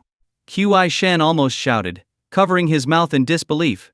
He quickly connected the dots, wondering if someone was secretly orchestrating everything, as old Master Ouyang had also been afflicted by a Gu worm not long ago. "Time's up. Guard me while I remove the needles. Don't let anyone interrupt." Song Yun took a deep breath, eyes fixed resolutely on the 13 needles. Inserting the needles was easy, but removing them was much harder. It required double the effort and precision because the needles were scorching hot. A slight mistake could burn the skin, causing a deviation in removal, which, though minor for the healer, could be fatal for the patient. Song Yun gently grasped a needle, feeling the burning sensation on his fingers. He carefully twisted the needle, waiting for the right moment, and then removed the first one. The second, the third, the fourth. All were removed in an orderly manner. When he reached the 12th needle, as soon as he touched it, there was a sizzle sound, and a burnt smell filled the room.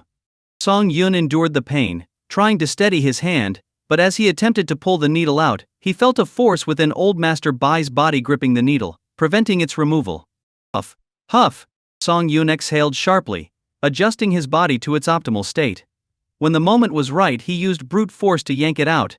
"Uncle, the 13th needle is going to be tricky." Qi Shan observed Song Yun's exhaustion and voiced his concern. If old Master Bai died naturally, it was manageable, but if a mistake in Song Yun's treatment snuffed out the old man's remaining hope, the consequences would be unimaginable. "Prepare this medicine and be back within 30 minutes. Song Yun, weakened, scribbled a prescription and handed it to Qi Shan. Qi Shan saw that it was a potent concoction, wondering if Song Yun intended to give it to old Master Bai at this critical moment. Such a medicine could be fatal for an elderly person, but trusting Song Yun, Qi Shan nodded and rushed out. 20 minutes later, Qi Shan returned with a steaming bowl of decoction. Song Yun took it and drank it without hesitation. Instantly his face turned red and his skin began to glow. Qi Shan realized Song Yun had exhausted his strength and was using the medicine to unlock his body's potential. But Song Yun had just been punished yesterday and was still injured. Song Yun closed his eyes, absorbing the medicine's effects. When he reopened them, his eyes sparkled with energy. He grasped the last needle in old Master Bai's body, shouting as he pulled it out. With all 13 needles removed, old Master Bai's swollen skin suddenly deflated, returning to its normal state. Ignoring his dizzy mind, Song Yun hammered old Master Bai's chest with his fist. "What the hell are you doing?" Bai Haku jumped up, aiming a punch at Song Yun's face, but Qi Shan caught his arm. "Third brother, sit down quietly," Qi Shan said sternly, anger evident in his voice. Bai Haku, still fuming, wanted to interrupt Song Yun again, but Bai Jingbing, now fully alert, kept an eye on him, forcing Bai Haku to pace like a restless animal. "Fine. Bai Jingbing, mess things up all you want. I bet Dad will die at your hands sooner or later." Bai Haku scoffed, dragging his wife out and slamming the door. Cough, cough, cough, cough. Old Master Bai started coughing, then turned over and vomited a ball of black mucus onto the bed. "What is that?" Bai Jingbing was stunned. Could a human body produce such a thing? "Uncle, call in some people to move old Master Bai to another room to rest." Song Yun held onto the bed for support, preventing himself from collapsing. Bai Jingbing opened the door and called in several family members to carry old Master Bai out. When he returned, he found Song Yun and Qi Shan poking the mucus with small sticks. "What are you?" Bai Jingbing approached, only to be hit by a nauseating stench, causing him to retch. "People consume grains, which can lead to such buildups in the body. My uncle acted as a plumber today, clearing out years of accumulated waste from your father's body. Hui Shan, unfazed by the smell, kept examining the mucus. Why not dispose of it then? Bai Jingbing asked between dry heaves. To him, these two seemed almost inhuman. It was the height of summer, and the room, kept warm for the frail old Master Bai, had no air conditioning. Imagine the stench in a sealed space under the blazing sun. Found it. Song Yun lifted a tiny, 2-centimeter-long worm with a stick. This was the heart-eating Gu. The little worm wriggled, trying to drop back into the mucus, but Song Yun wouldn't let it. He placed it in a glass of water. The Gu worm floated, then sank to the bottom, releasing bubbles and falling into a deep sleep. Is that part of a human body too? Bai Jingbing asked, horrified. He felt itchy all over, as if many little worms were crawling inside him. Your father was afflicted by a Gu curse. Hui Shan helped Song Yun sit in a chair, then opened the windows and turned on the air conditioning to clear the foul smell. Gu curse. Bai Jingbing was incredulous. To him, it was like a myth, a fairy tale. But with thousands of years of history, China had produced many strange and talented individuals. Though rarely seen, they existed. Bai Jingbing punched the wall, face darkening. So, someone wants to break our family's backbone. Meanwhile, at a private club in Beijing, Hu Shengping had his legs propped up on the table, with a beautiful woman on either side massaging his legs. Bushin, you were a bit impulsive at noon today. What if Ouyang Ji had lost his temper and beaten you up? Hu Shengping lounged comfortably on the sofa. Opposite him sat Wu Bushin, looking extremely unapproachable, almost as if he had a sign on his face saying, "Everyone, get lost. As long as Song Yun is in Beijing, I'll keep an eye on him." Wu Bushin snorted, pushing away the woman beside him. Did you skip lunch? Your massage feels like air. The woman looked hurt. They weren't professional masseuses. Massages were just a way to get closer. Who would have thought this young master would take it so seriously? Hey, don't be so harsh. Why be mean to a beauty next to you? Ho Shengping gestured to the woman to leave, then turned to the silent Nangong Han and asked, Ah Han, what are you thinking? Nangong Han snapped out of his thoughts, stammering, nothing, really. You can't be indecisive. You have to pick a side and stick to it, right? Ho Shengping's words were meant to wake Nangong Han up. As a nobleman, he couldn't personally get involved in fights. That was the role of his followers. Nangong Han was smart, and from a good family. If he could stay aligned with Hu Shengping, he would be a valuable ally. Nangong Han was already frustrated from being lectured by old Master Ouyang at lunch, and now Hu Shengping's thinly veiled criticism added to his annoyance. Ah Han, to be blunt, the Bai family is in decline. Soon, our Hu family will rise on their ruins. If your Nangong family doesn't choose the right side, I won't be able to help you in the future. Nangong Han nodded silently. At that moment, there was a knock on the door. A beautiful woman opened it, revealing a cocky young man standing outside. Bai Jing. Hu Shengping stood up and warmly greeted the newcomer. Bai Jing disdainfully pushed Hu Shengping away, his eyes roving over the women in the room. Brother, take your pick. I promise you'll be treated like a king tonight, Hu Shengping said with a smile. Bai Jing sneered. They're all just painted faces. If you don't like them, I'll have them leave. Hu Shengping waved his hand, shouting at the women, get out. Don't be an eyesore to our esteemed guest. Wait. Even painted faces have their charms. It's just hard to choose. Bai Jing feigned indecision. Ho Shengping nudged the woman beside him, laughing, children make choices. We take them all. Ha ha ha. Brother Hu, you understand me. Bai Jing happily wrapped his arms around the women. So, Brother Hu, why did you call me here today? Can't brothers just catch up? Ho Shengping pretended to be angry. Do I need an ulterior motive to hang out with you? No.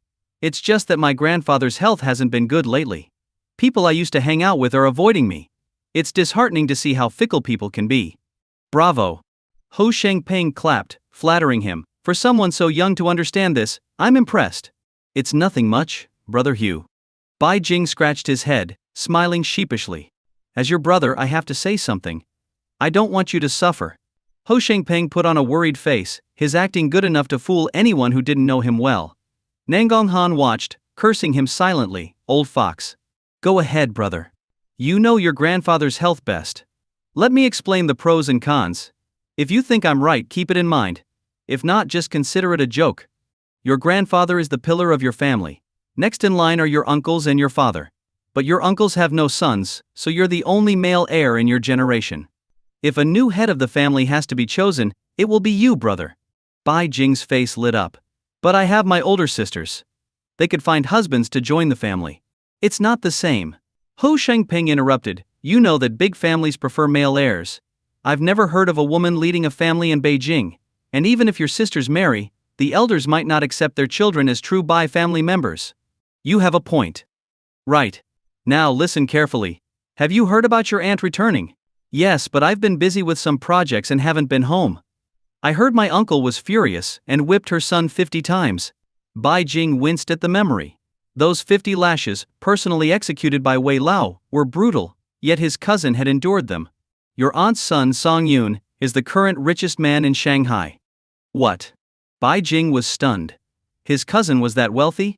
He immediately thought of getting closer to him, just in case he needed financial help someday. Why do you think your aunt returned after decades? Hu Shengpeng led Bai Jing into a trap.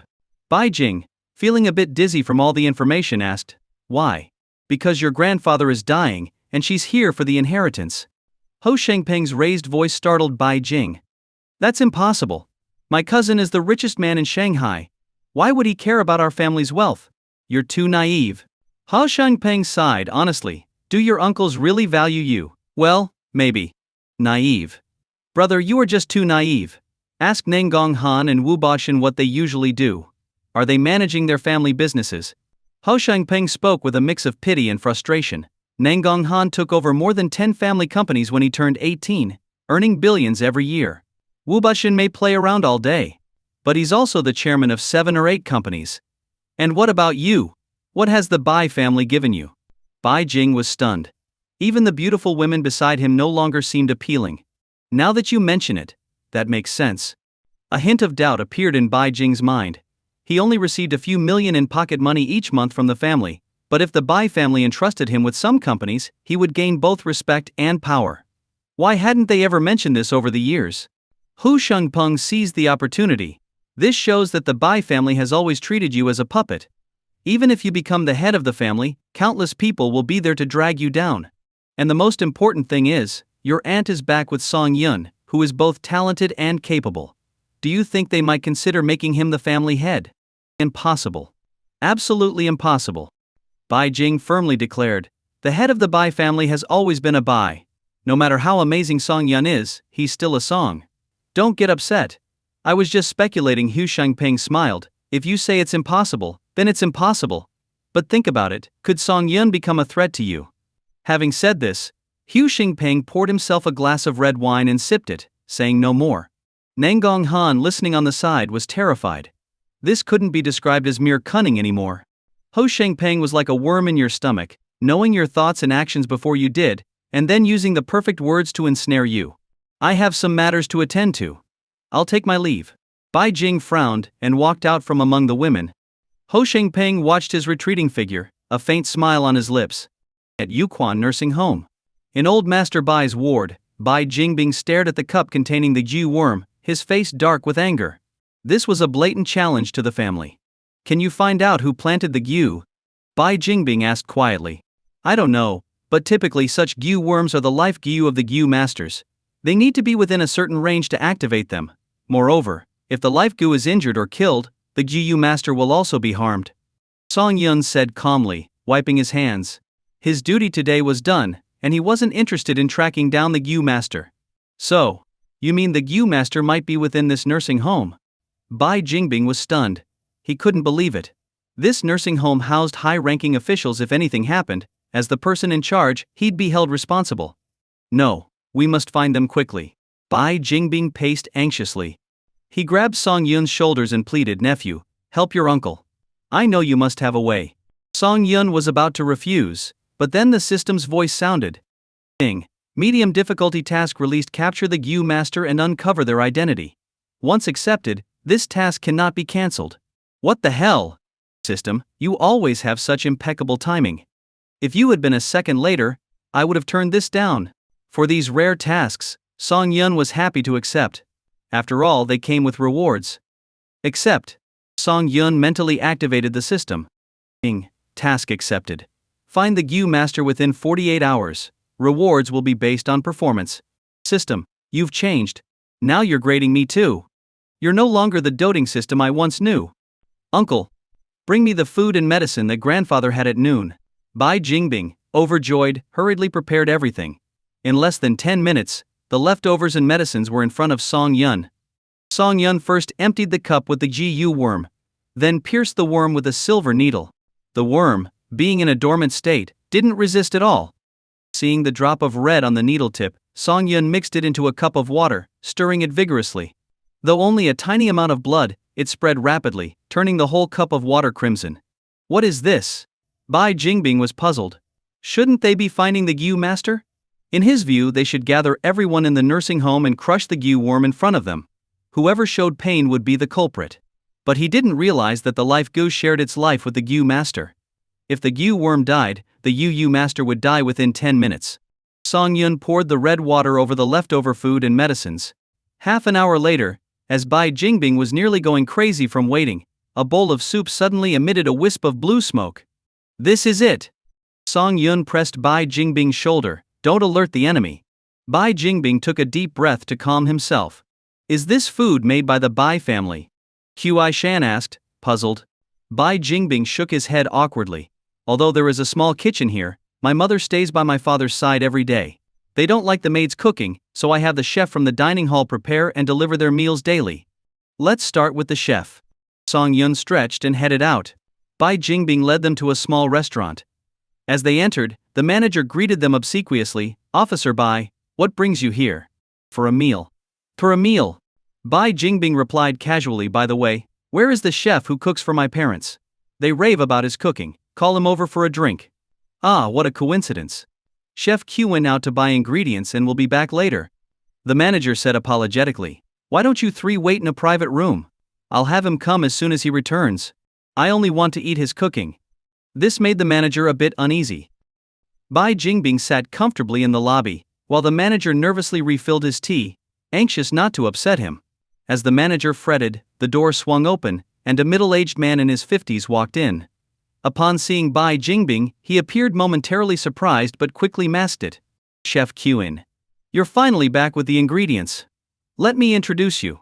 This is Bai Jingbing, the head of the nursing home. He came specifically to thank you today. The manager walked over, smiling. Your special meals are a favorite of old Master Bai. Officer Bai is here to have a meal with you and specifically requested your cooking. Chef Qin's eyes flashed with a hint of menace that was quickly hidden. He bowed to Bai Jingbing saying, Thank you for your kindness, Officer Bai. I'll head to the kitchen to prepare the ingredients. Bai Jingbing, observing the seemingly honest and humble man before him, couldn't find any fault in him. Not wanting to alert him, Bai Jingbing smiled and said, Thank you, Chef Qin. Make sure to join us for a drink later. Of course. Chef Qin looked flattered as he shook Bai Jingbing's hand and then headed to the kitchen with his bag of ingredients. Officer Bai, why don't you and your guests move to the private room? Bai Jingbing nodded, leading Song Yun and Qi Shan into a private room. Nephew, did you notice anything unusual? Song Yun frowned, not quite sure yet. If he can cultivate a life Gu, his skills must be formidable, and he would be adept at hiding his true strength. The three sat in the private room, waiting. But after more than 10 minutes, aside from the manager bringing in tea, no food had arrived. Even if Chef Qin needed time to heat the pots, he should have sent out a few appetizers first. Something's wrong. Song Yun abruptly stood and rushed toward the kitchen. Bai Jingbing and Qi Shan's faces changed, and they followed closely. In the kitchen, there was no sign of Chef Qin, only the manager lying on the ground, foaming at the mouth and convulsing. Damn it! We've been tricked by that bastard. Bai Jingbing punched the wall in frustration. Song Yun checked the manager's condition. Fortunately, he had only been drugged and would recover with a few days of treatment at the hospital. The immediate priority was to find Chef Qin. Song Yun told Bai Jingbing, Uncle, order the security team to search the nursing home thoroughly, especially for Chef Qin. Form teams of 10 to sweep the entire area. Bai Jingbing snapped to attention. Yes, the residents of the nursing home were all prominent figures. If this bastard targeted any of them, the consequences would be dire. He quickly pulled out his phone to issue orders. Song Yun sighed. The opponent's vigilance was too high. Perhaps he was confident that his Yu technique would kill old Master Bai today, but seeing the Bai family's calm demeanor, he likely realized something was amiss and made a desperate escape. Song Yun massaged several acupoints on the manager, who soon stopped convulsing and his breathing stabilized. Report, Officer Bai. No record of Qin Bingsheng leaving through the main gate. Report, Officer Bai. After a thorough search, there's no sign of Qin Bingsheng hiding anywhere. Bad news kept coming. Song Yun studied the map of the area around Yuquan Nursing Home thoughtfully. Uncle, where does the forest behind us lead? Yuquan Mountain. He probably escaped through there. Luckily his life Gu is still with us, so he can't be too far away. Song Yun said calmly, mobilize all security forces. We're going to search the mountain. Bai Jingbing nodded, and began organizing the effort. In less than 5 minutes, over 40 armed security personnel were assembled. They were highly trained and followed Bai Jingbing's orders without hesitation. The group set off towards the forest. It was a hot summer day, and the constant chirping of cicadas and lack of a cool breeze made Bai Jingbing irritable. They searched the forest but found no trace of Qin Bingsheng. Sweaty and frustrated, they continued up the mountain. When they reached the summit, there was still no sign of him. Bai Jingbing was exasperated. He pulled out a sealed cup and shouted into the empty surroundings, Qin Bingsheng, you've been exposed. Come out and explain yourself now, and you may receive leniency. But if you continue to resist, I'll crush the worm in this cup. Song Yun turned around sharply. What the hell? When was the Gu worm brought out here? If Qin Bingsheng refused to come out, would they really kill his life Gu? Wouldn't that ruin my mission? As Song Yun was about to step forward and take the cup, dozens of colorful snakes slithered out from the crowd. Open fire. Bai Jingbing gritted his teeth. You want to resist to the end? Don't blame me for being ruthless. As he finished speaking, a swarm of wasps flew out of the forest. Though not as dangerous as the venomous snakes, they were small and numerous, and a sting would certainly hurt. Playing with Gu? Paf. Song Yun coldly took the cup from Bai Jingbing and pierced the life Gu inside with a silver needle. Using the blood of the life Gu, Song Yun stood at the front of the group. Not a single wasp or snake dared to move forward. This was the power of bloodline suppression. Each life Gu was incredibly strong, chosen from hundreds of larvae after a brutal selection process, and then continuously trained and bonded with its master through the master's blood. Any mistake in this process, or if the Gu was unqualified, it would be immediately eliminated. This is why a Gu master's strength is often judged by whether they have a life Gu. Damn it. Hidden away, Qin Bingsheng cursed. He never imagined his opponent would use such a method. I'll count to 3. If you don't come out, you'll die with your life Gu. Song Yun said coldly. 3, 2, 1. Who are you exactly? Qin Bingsheng emerged from the bushes, glaring at Song Yun with hatred. Only my clan knows about our Miao Gu techniques. Where did you learn them? Song Yun sneered, carefully handing the cup back to Bai Jingbing. That life Gu must have taken you a long time to cultivate. Don't throw your life away for someone else's interests. Qin Bingsheng glared at everyone with resentment. He was so close, just one step away from bringing the Bai family to ruin. Why didn't fate favor him? Your Bai family deserves this. Qin Bingsheng shouted, his eyes filled with hatred. Don't think you can threaten me with death. A real man fears no threats. Is there some grudge between you and the Bai family? Song Yun asked, puzzled. Bai Jingbing frowned, trying to recall if he had ever seen Qin Bingsheng before. The Bai family always acts righteously. If you have a grievance, you could have come to me. Why harm my father? Hey, you're all family. How could you ever punish your own for someone else's sake? It doesn't matter anymore. I've lost. Do whatever you want. Qin Bingsheng seemed to drop his guard, standing still as if waiting to be captured. But just as the security personnel approached to arrest him, a small green snake suddenly coiled around one of the guards' necks. You're courting death. Bai Jingbing smashed the cup to the ground. The life Gu, still dormant, had no defense. It twitched twice as the glass shards pierced its body and then lay still. Damn it. You were too impulsive. With the life Gu dead, the Gu master is doomed as well. How am I supposed to complete my task now? Qin Bingsheng let out a raspy sound and collapsed. Song Yun rushed to support him, inserting a silver needle into a vital acupuncture point to maintain his life. Who sent you? Why did you curse old Master Bai? Blood gushed from Qin Bingsheng's throat. He forced a grotesque smile and murmured, the Bai family will all die horribly. Bai Hakshu, Bai Hakshu. Qin Bingsheng grabbed Song Yun's shoulder, his expression fierce as if trying to say more. But with blood filling his throat, he loosened his grip and died. Bai Hakshu? Song Yun frowned deeply. That was his third uncle's name. Could he be behind this? But why would Qin Bingxing curse the entire Bai family if Bai Hakshu was involved? This doesn't make any sense. Is he dead? Bai Jingbing had the injured guard taken down the mountain for treatment, then approached Song Yun and asked curiously. He's dead. Dead as can be. Song Yun replied irritably. Qin Bingxing kept shouting Bai Hakshu's name at the end. This matter. Bai Jingbing raised an eyebrow. Though his brother appeared reckless, he was actually quite timid. It was hard to believe he would plot to harm their father. Moreover, weakening the Bai family wouldn't benefit him either. Song Yun, come with me back to the Bai family. I need to get to the bottom of this. Bai Jingbing made a call, and within half an hour, a team arrived to handle the aftermath. He then drove Song Yun back to the Bai family residence. As soon as they entered, Bai Jing approached with a conflicted look. Second uncle, I want to take over some of the family businesses. What do you think? We'll discuss this later. Where is your father? He went to his room as soon as he got home. Before Bai Jing could finish, Bai Jingbing walked off with Song Yun. Watching their backs, Bai Jing clenched his fists. Damn it. They don't respect me at all. They won't even bother to humor me. That young man with second uncle must be auntie's son, Song Yun? Thinking this, Bai Jing's resentment grew. He began to believe Hu Shengping's words. Bai Hakshu's bedroom door was flung open by Bai Jingbing. Bai Hakshu was sitting leisurely at the tea table, reading a book. Seeing his brother, he stood up, putting on a look of grief. But Song Yun saw through the joy in his eyes. Second brother, is it true? Is Dad not going to make it?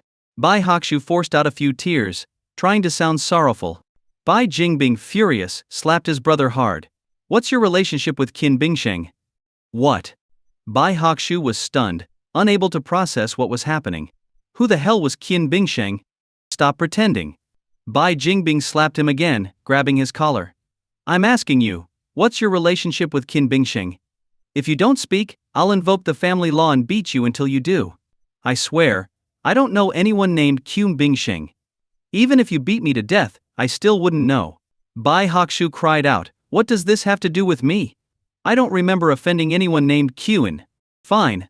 I want to see if your stubbornness or Wei Lao's whip will win. Bai Jingbing dragged him towards the family shrine. Bai Hakshu, realizing his brother was serious, felt a warm stream down his leg. The stench filled the room. Bai Jingbing tossed his brother aside in disgust. This cowardly fool didn't have the guts to plot against their father. Think carefully. Have you offended anyone named Qin recently? Song Yun asked calmly. Bai Hakshu, still on the ground, racked his brain to avoid a beating. Finally he muttered, could it be her? Who? A few months ago, near the nursing home, I met a beautiful woman. We hit it off quickly. I remember her name was Qin Huaru. That's it! Song Yun's eyes sharpened. Then what happened? Under normal circumstances, Bai Hakshu would have scolded Song Yun for his rudeness. But now, terrified, he confessed everything. Later we got together, and I kept her hidden. One day she said she was pregnant and asked me to marry her. But we were just having fun. How could the baby be mine? So I gave her tens of thousands to get rid of her. But she was stubborn. One night, after a final call, she... Alright, everything is clear now. Bai Jingbing looked at his brother in disbelief. While Bai Hakshu's usual antics were over the top, he had never caused such a huge mess before. How could he dare? Bai Hakshu, do you realize that your selfish desires almost killed our father? Bai Jingbing slammed the table in anger. Bai Hakshu trembled in fear, mumbling, what exactly happened? Father was cursed with a Gu worm, and the culprit is the father of that girl you messed with. Bai Jingbing was furious, wishing he could kick his worthless brother out of the family. Now that we know what happened, how do we handle this? Song Yun asked quietly. Bai Jingbing was at a loss. His first thought was to keep things quiet since the culprit was already dead. Maybe they could let it slide and act like nothing happened. But a glance at Song Yun's expression made him rethink. Song Yun was not one to overlook such matters, especially when the root of the problem was Bai Hakshu's fault. His lust had set off this entire chain of events. If Bai Hakshu went unpunished, Song Yun would lose all respect for the Bai family. Let's confine Bai Hakshu for now. When your eldest uncle returns, he can decide how to handle this. Bai Jingbing suggested cautiously. You do as you please. I'm not part of the Bai family. Song Yun replied indifferently. With the issue settled, Bai Jingbing ordered Bai Hakshu to reflect on his actions in his room, guarded by over 10 servants around the clock. No one was allowed to visit or release him without permission. When the news spread, Bai Jing was stunned. What had his father done? He hurried to his father's room but was firmly denied entry. Feeling a chill in his heart, Bai Jing recalled seeing his second uncle rushing around with Song Yun earlier. It must be related to this. How did everything get turned upside down as soon as Song Yun arrived? Damn it! Bai Jing's resentment towards Song Yun grew. He secretly met with a distant family member, and after some discussion, Bai Jing's eyes were filled with expectation. Ding. Congratulations, host, for completing the mission. Due to Qian Bingsheng's death, mission completion rating is medium. Ding. Rewarding the host with access to the system store. Song Yun was excited as he opened the system store, amazed by the array of items available. Blueprints for manufacturing lithography machines. Cost 3 million points. 1,000-year martial arts manual, Flaming Palm. Costs 100,000 points. Various items flashed before Song Yun's eyes. At that moment, he wanted to shout, "Kids make choices. Adults want it all." But seeing his points at 0, he calmed down. Damn it, system. Are you messing with me? Giving me a store full of things I want but can't buy is torture. System, how do I earn points? There are 2 ways to earn store points. First, complete system-issued missions for points. Second, exchange points for money at a rate of 1 point per 10,000 yuan, with a daily maximum of 100 points. So if there are no missions, I can only earn 100 points a day. This is a scam. The cheapest item was an unidentified painting costing 10,000 points. That would take 100 days to earn. Reminder: the store refreshes daily at midnight. Items you see today may not be available tomorrow. What the hell? Who made these rules? Show yourself. I'll beat you up. Song Yun, I just called your mother. They plan to stay at the Ouyang residence tonight. Since you're still recovering, you should rest here at the Bai residence. Song Yun saw through Bai Jingbing's intentions. He was worried that if old Master Bai suddenly relapsed and died, things would get worse. Song Yun didn't feel like arguing and was curious to see how Bai Weiguo would handle his brother. Alright, I'll stay, Song Yun agreed. Bai Jingbing was pleased and personally picked a quiet room for Song Yun. Later that night, Bai Weiguo returned home, already aware of the whole situation from Bai Jingbing. He felt both anger and disappointment. He was angry that Bai Hakushu's actions nearly destabilized the Bai family, and disappointed that he had wronged Song Yun by ordering his punishment. Brother, what will you do about this? Bai Jingbing asked, sitting beside Bai Weiguo. Bai Weiguo opened his mouth but only sighed deeply. He knew his third brother far better than Bai Jingbing. Bai Hakushu had caused similar troubles 4 or 5 times before.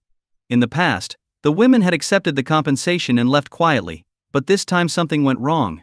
This mistake had nearly cost old Master Bai his life. Let's bring Song Yun and go see Bai Hakushu. Outside Bai Hakushu's room, the guard stood firm, and Bai Jing and his mother were also present. As Bai Weiguo approached with Bai Jingbing and Song Yun, Bai Hakushu's wife suddenly sat down, crying out, "You always bully Hakushu. We've had to retreat again and again. Do you want to push us off a cliff?" Bai Weiguo found her noisy complaints irritating. He coldly said, "Chumei, the Bai family owes you nothing. If you keep causing trouble, don't blame me for kicking you out." Bai Weiguo's words were authoritative. Until old Master Bai returned, he was the acting head of the family, with all the powers that entailed. Chumei stopped wailing and stood up, glaring at Song Yun. She began cursing him, having heard from her son that Song Yun was behind her husband's predicament. "You bring disaster wherever you go. Why are you still at the Bai family? Are you after our wealth? Let me tell you, my son is the only male heir of this generation. You better stop your schemes, or I won't spare you." Bai Weiguo felt a wave of helplessness. Yes, the Bai family's new generation had only one male heir, a worthless fool. Isn't that ironic? Watch your mouth. Bai Jingbing stepped in front of Song Yun coldly, saying, "Bai Hakushu is in confinement because he deserves it. The Bai family has only stabilized thanks to Song Yun's efforts." "Him? A kid barely grown," Shu Mei scoffed. "Why is it that we couldn't solve these problems for so long, but he managed to do it in just a few days? Doesn't that make you suspicious?" "Honestly, I have no desire to deal with the Bai family's mess. If my mother weren't part of this family, I'd stay out of it," Song Yun said calmly. Moreover, Bai Hakushu's mistake was seducing a girl and then refusing to take responsibility, leading to her death. Her father sought revenge, which is the truth. Shu Mei was stunned, shaking her head frantically. "Impossible. My husband might love to play around, but he would never betray me." "You're lying. Yes, you must be lying. You're trying to frame my husband for everything. Before she could finish, Bai Weiguo slapped her hard. His eyes radiated authority as he said, Song Yun is not an outsider. He is my sister's son. If you continue to disrespect him, I will cut off all your financial support. Bai Hakushu's family had no income of their own and lived lavishly on the Bai family's monthly allowance. Losing that would be worse than death for Chu Mei. Step aside, Bai Weiguo ordered sternly. Reluctantly, Chu Mei moved away, her eyes full of resentment. Bai Weiguo and the others entered the room to find Bai Hakushu trembling in his chair, pretending to be calm as he sipped tea, though his shaking hands betrayed him. Bai Hakushu. Bai Weiguo's shout startled Bai Hakushu so much that he dropped his cup, which shattered on the floor. Big brother. I didn't know a woman would cause so much trouble. I gave her a lot of money. She chose to end her life. Bai Hakushu threw himself at Bai Weiguo's feet, hugging his legs and pleading, I swear I won't cause any more trouble. I will reform myself and stay away from women. Please, brother, forgive me. I never meant for father to die. I'm just a parasite. If father dies, it would harm me too. Seeing his brother's pitiful state, Bai Weiguo softened. He patted Bai Hakushu's shoulder and said, Stand up and talk. I won't. I know I was wrong. I know I acted terribly, but it was a mistake any man could make. Bai Hakushu cried. I never wanted father to die. Without him, the Bai family would suffer, and that would hurt me too. All right, stand up. There are young ones here, Bai Weiguo said with a sigh. If only you had thought of this sooner. You need to control your impulses from now on. As the brothers seemed to be resolving the issue, Song Yun frowned and said, Is that it? Bai Jingbing's heart sank. He knew Song Yun was upset that Bai Hakushu wasn't being punished. Song Yun? Let's discuss this privately, Bai Weiguo said. No. I may not be a saint, but I believe in fairness. The Qin family never imagined that a love affair would lead to their downfall. The person who cursed old Master Bai is dead, yet the Bai family takes no responsibility for its own wrongdoings.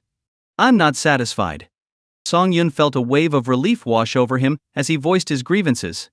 My parents were punished with 50 lashes for falling in love, while Bai Hakushu's actions caused 2 deaths. Yet you want to brush this under the rug. Is this the Bai family's so-called righteousness? Song Yun. We are grateful for what you did for your grandfather, but that doesn't give you the right to tarnish our family's name. Bai Weiguo stared at him intently. Song Yun didn't care about status. To him, Bai Weiguo was just another person. Then tell me, how do you plan to deal with Bai Hakushu? This is a family matter. You, as an outsider, should not interfere. Ha ha ha. The Bai family's reputation. In my eyes it stinks. How dare you? Bai Weiguo's chest heaved with anger. What do you want? Bai Hakushu made a mistake, but he tried to make amends. The girl's fate was her own choice. Why is everything the Bai family's fault to you? Ha, what amends? What has the Bai family lost? Old Master Bai is alive. What has the Bai family really lost? You. Bai Weiguo was left speechless. Bai Jingbing sighed. He knew Bai Hakushu was wrong. His elder brother's reluctance to punish Bai Hakushu stemmed from the importance of family bloodlines. With only Bai Jing as the male heir in the main lineage, they feared losing their family's strength. Brother, it's not right to let Bai Hakushu off so easily. Then what do you suggest? Should we publicize this and give our enemies more ammunition? Bai Weiguo snapped at Bai Jingbing. The Bai family has just stabilized. If this gets out, it will be a disaster. I see what the Bai family is really like. Song Yun mocked. So much for being the top family in Beijing. I'm ashamed to be related to you. I wish I had never known. You're too arrogant, boy. Don't think saving my father gives you the right to be so insolent. I'll deal with Bai Qiu later for raising such a disrespectful son. Hey! This is madness, Song Yun said, shaking his head. From now on, I have nothing to do with the Bai family. With that, he turned and walked out. Bai Jingbing hurried after him. It's late. Let's talk tomorrow. I don't want to stay here a moment longer. Just stay the night. Let's talk. Your uncle feels terrible too, Bai Jingbing insisted, pulling Song Yun into a separate courtyard. After setting out some food and drinks, he poured a glass of wine, saying, You still have injuries, I'll drink, you eat? Song Yun sighed, understanding what his uncle wanted to discuss. Since arriving in Beijing, Bai Jingbing had been the only one who treated him like family. Bai Weiguo was cold and calculating, and Bai Hakushu was nothing more than a parasite. When your mother was born, she was tiny and frail. Medical conditions were poor back then, and she suffered from malnutrition as a child. The Bai family wasn't the top family in Beijing back then. Your grandfather had to take care of his comrades' children, and there was often not enough food. Your eldest uncle never changed, always stern-faced. Even as a teenager. Your third uncle was always fighting. Every time your mother was hungry, she'd come to me saying, "Second brother, I'm hungry." I adored your mother. Even if I had nothing to eat, I made sure she was fed. Years passed, and the Bai family's situation improved, but then your mother fell for an outsider. I actually liked your father. I thought they made a good match, but your grandfather disagreed. He wanted your mother to marry a comrade's son, which led to a conflict. One night your mother disappeared. She was gone for over 20 years. I often looked at the stars, wishing she'd come back. Finally she did, but I never expected that you would face such hostility. That's my fault as your uncle. I owe you an apology. Bai Jingbing downed his wine in one gulp. I wish our family could reunite happily. But circumstances have pushed us into this position, and we can't afford to think too much. Don't blame your eldest uncle, he's under a lot of pressure. But a family's reputation isn't upheld by covering things up, it's built on contributions to society. I never blamed the Bai family for my punishment. I owed it to my father. But today, should we protect Bai Hakshu? We all know what he did. Pretending it didn't happen? I can't accept that. Song Yun continued angrily. To be frank, Qin Bingsheng just wanted revenge for his daughter. Cause and effect. The Bai family deserved this calamity. Sai Bai Jingbing drank another cup of wine. The Bai family isn't what it used to be. It's changed, and I hardly recognize it. Why didn't you invite me to the party? A voice came from the rafters. Song Yun looked up in surprise as Elder Wei gracefully landed, hunched and walking slowly. You're here. Bai Jingbing stood up respectfully. Whatever you want to eat or drink, just say the word, and it will be brought to your room. The older I get, the more I need company. Drinking alone is no fun. Elder Wei sat down between them, poured himself a drink, and took a satisfied sip. How's your health? Elder Wei asked, smiling at Song Yun. Song Yun felt as if he were being scrutinized inside out. I knew you were tough, but I didn't expect you to recover so quickly. Elder Wei lifted Song Yun's shirt, noting the scabs on his back. You're not human, are you? Song Yun laughed awkwardly, unable to explain his system-enhanced recovery. If he told the truth, Elder Wei might dissect him out of curiosity. Must be something your father used, Elder Wei muttered. These are busy times. It's nice to chat with you youngsters for a change. Aren't you training tonight? Bai Jingbing asked cautiously. Usually, Elder Wei would sit on the ancestral hall roof, claiming to absorb the essence of day and night. I've hit a bottleneck. Without the right opportunity, I can't break through. If I can't do it this year, I'll be waiting to die, Elder Wei said ruefully. Bai Jingbing's face paled. The Bai family's prestige relied heavily on Old Master Bai and Elder Wei. If Elder Wei passed, it would be as damaging as losing Old Master Bai. Telling you is useless, Elder Wei scolded, tapping his chopsticks on his plate. I know all about today's mess. Hasn't Bai Weiguo done anything? I was ready to whip someone. Sai Bai Jingbing's expression gave away his thoughts. Elder Wei sneered, failing to act when needed and acting when not. This family will fall apart under his watch. Cat got your tongue. Elder Wei slammed his chopsticks down. When did the Bai family's rules change? Who did that? Useless. You've been a coward since childhood. So what if Bai Weiguo is older? Stand up to him. The Bai family is partly yours too. If this continues, we might as well split the family. Elder Wei continued. I've known you since childhood. Bai Hakshu is a wastrel, a ticking time bomb at home. But your sister is brave, willing to elope for love. I admire her spirit. Maybe my brother has his reasons, Bai Jingbing ventured. Reasons? Bah. What reputation? Your father begged on the streets as a child. Where was his pride then? Being too comfortable has made him forget. Elder Wei grew angrier, snapping a branch. Coward. Take me to them. Tonight, I'll straighten them out. Bai Jingbing swallowed hard. Things had escalated. How would this end? He didn't dare defy Elder Wei, so he glanced at Song Yun for help. Song Yun pretended not to notice and even egged him on. Elder Wei, you are truly the conscience of the Bai family. I support you. Even if the Bai family kicks you out, the Song family in Shanghai will always welcome you. Damn it. I asked you to calm him down, not to dig the Bai family's grave.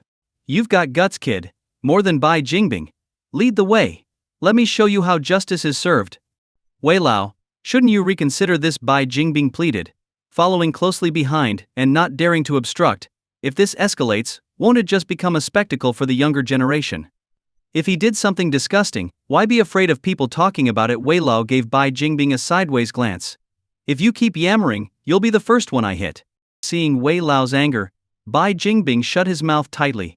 As they approached the front courtyard, they found Bai Hakshu wandering aimlessly. Wei Lao grabbed him by the collar. Bai Hakshu, already terrified from earlier events, shivered and turned stiffly. When he saw it was Wei Lao, he managed a bitter smile. Wei Lao, what brings you here? Less nonsense. Where's Bai Weiguo? I don't know. Probably resting in his room, Bai Hakshu stammered. Wei Lao, filled with fury, dragged Bai Hakshu towards Bai Weiguo's room. Seeing this scene, the Bai family members were shocked. Wei Lao usually secluded himself at this hour for training, yet today he was clearly enraged. Without knocking, Wei Lao kicked the door open like he owned the place. Bai Weiguo was practicing calligraphy, a large character for patience nearly finished. The loud crash startled him, ruining his work. Who dares, he shouted, turning around only to be stunned. Wei Lao, why are you here? If I didn't come, you'd ruin this family. Wei Lao, furious, slammed a branch on the table, splitting it in half with a crash. Bai Jingbing quickly closed the door, not wanting the younger family members outside to witness the scene and diminish Bai Weiguo's authority. What did I do wrong lately? Bai Weiguo instinctively stepped back. With old Master Bai away, Wei Lao held the highest authority in the family. You still have the nerve to ask. Wei Lao sneered. What are you going to do about this brat? Seeing Bai Hakshu hiding, Bai Weiguo felt a chill. Did his second brother go to Wei Lao to complain about him? This was bad. Bai Hakshu has been misbehaving. I've confined him for 6 months. And then. That's all. Wei Lao's eyebrows shot up. He berated Bai Weiguo. Bai Hakshu is your brother, and Bai Qiu isn't your sister.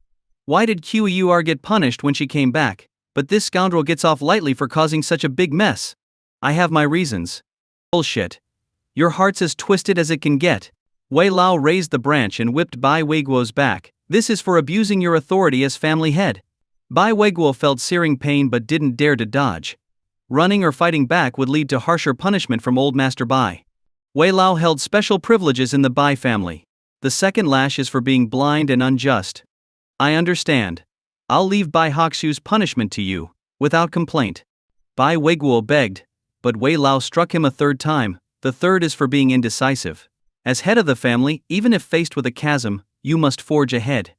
If your father had been as timid, the Bai family would have been devoured long ago. The fourth. I just don't like you. 4 lashes left Bai Weiguo gasping on the floor. The pain was unbearable.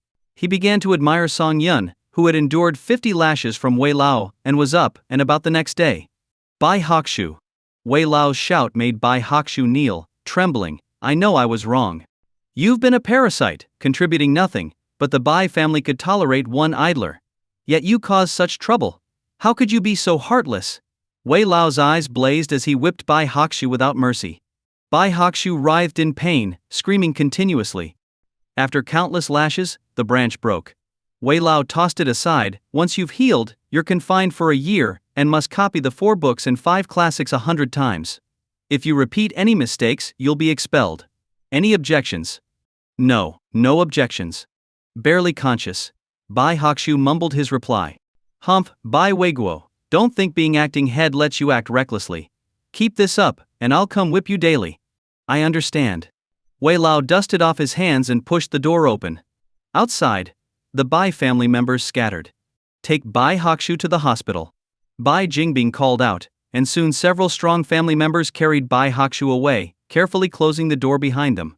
No one dares provoke Bai Weiguo now. Bai Jingbing sighed. Do you see now? Everything you've done lately has been wrong. So you brought Wei Lao? Damn, it hurts. Oh. Bai Weiguo struggled to sit in a chair, wiping his sweaty face. These lashes were deserved. I've lost my way. When father recovers, I'll resign as acting head and focus on learning. That's my good brother. Bai Jingbing embraced him. Get off. Are you trying to kill me with pain? Oh, sorry. Bai Jingbing carefully helped him to bed. Bai Weiguo pointed to Song Yun. I hear you know medicine. Help your uncle.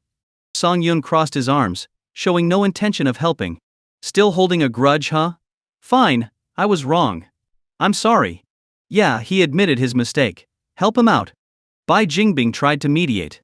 Reluctantly, Song Yun approached. Apply some medicine and rest. You won't be able to get out of bed for half a month, you punk.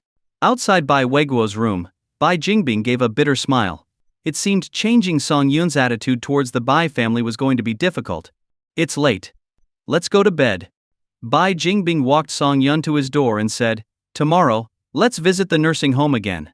If Grandpa is truly all right, I'll be much relieved." Song Yun nodded and went inside without speaking further. After washing up, there was a knock on the door. Song Yun was puzzled.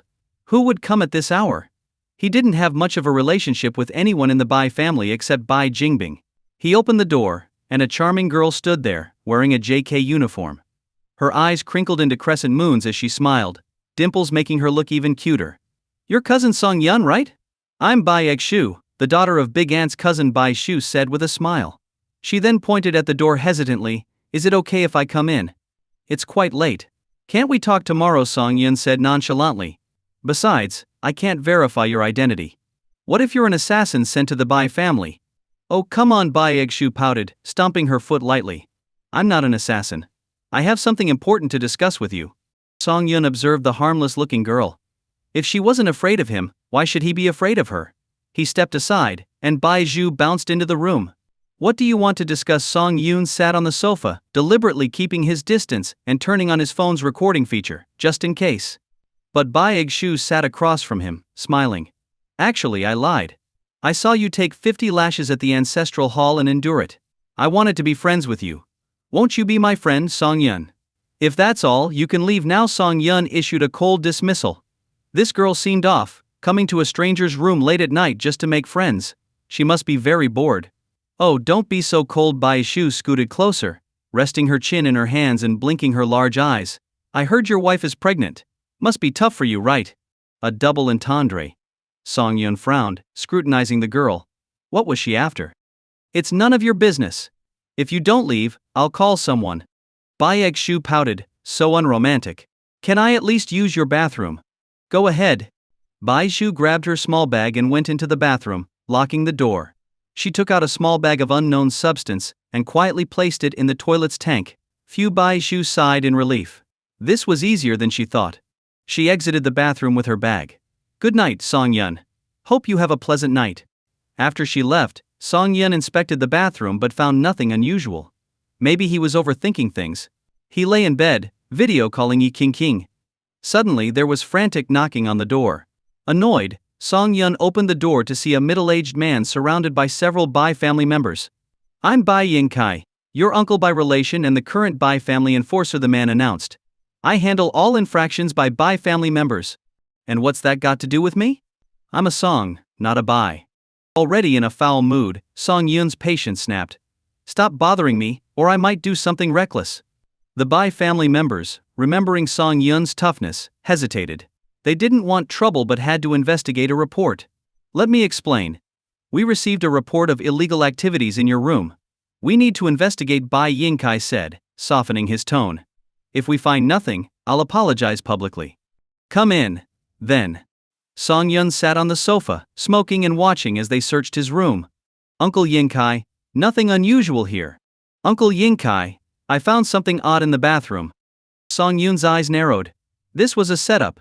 He followed Bai Yingkai to the bathroom, where a Bai family member, wearing gloves, pulled out a bag of illegal substances from the toilet tank. Bai Yingkai confirmed the contents and turned angrily to Song Yun. "The evidence is clear. What do you have to say?" Song Yun sneered. "I just moved in. Who knows if it was left by the previous occupant? We have both evidence and witnesses." Bai Yingkai waved the bag. "I thought you were a promising young man, but you're despicable. I'll report this to the old master for a verdict. Are you done talking? If so, get out. I want to sleep." Song Yun was on the verge of losing control, feeling that everyone in the Bai family was insane. From the moment he stepped into the Bai family home, he regretted it. He regretted it even more now.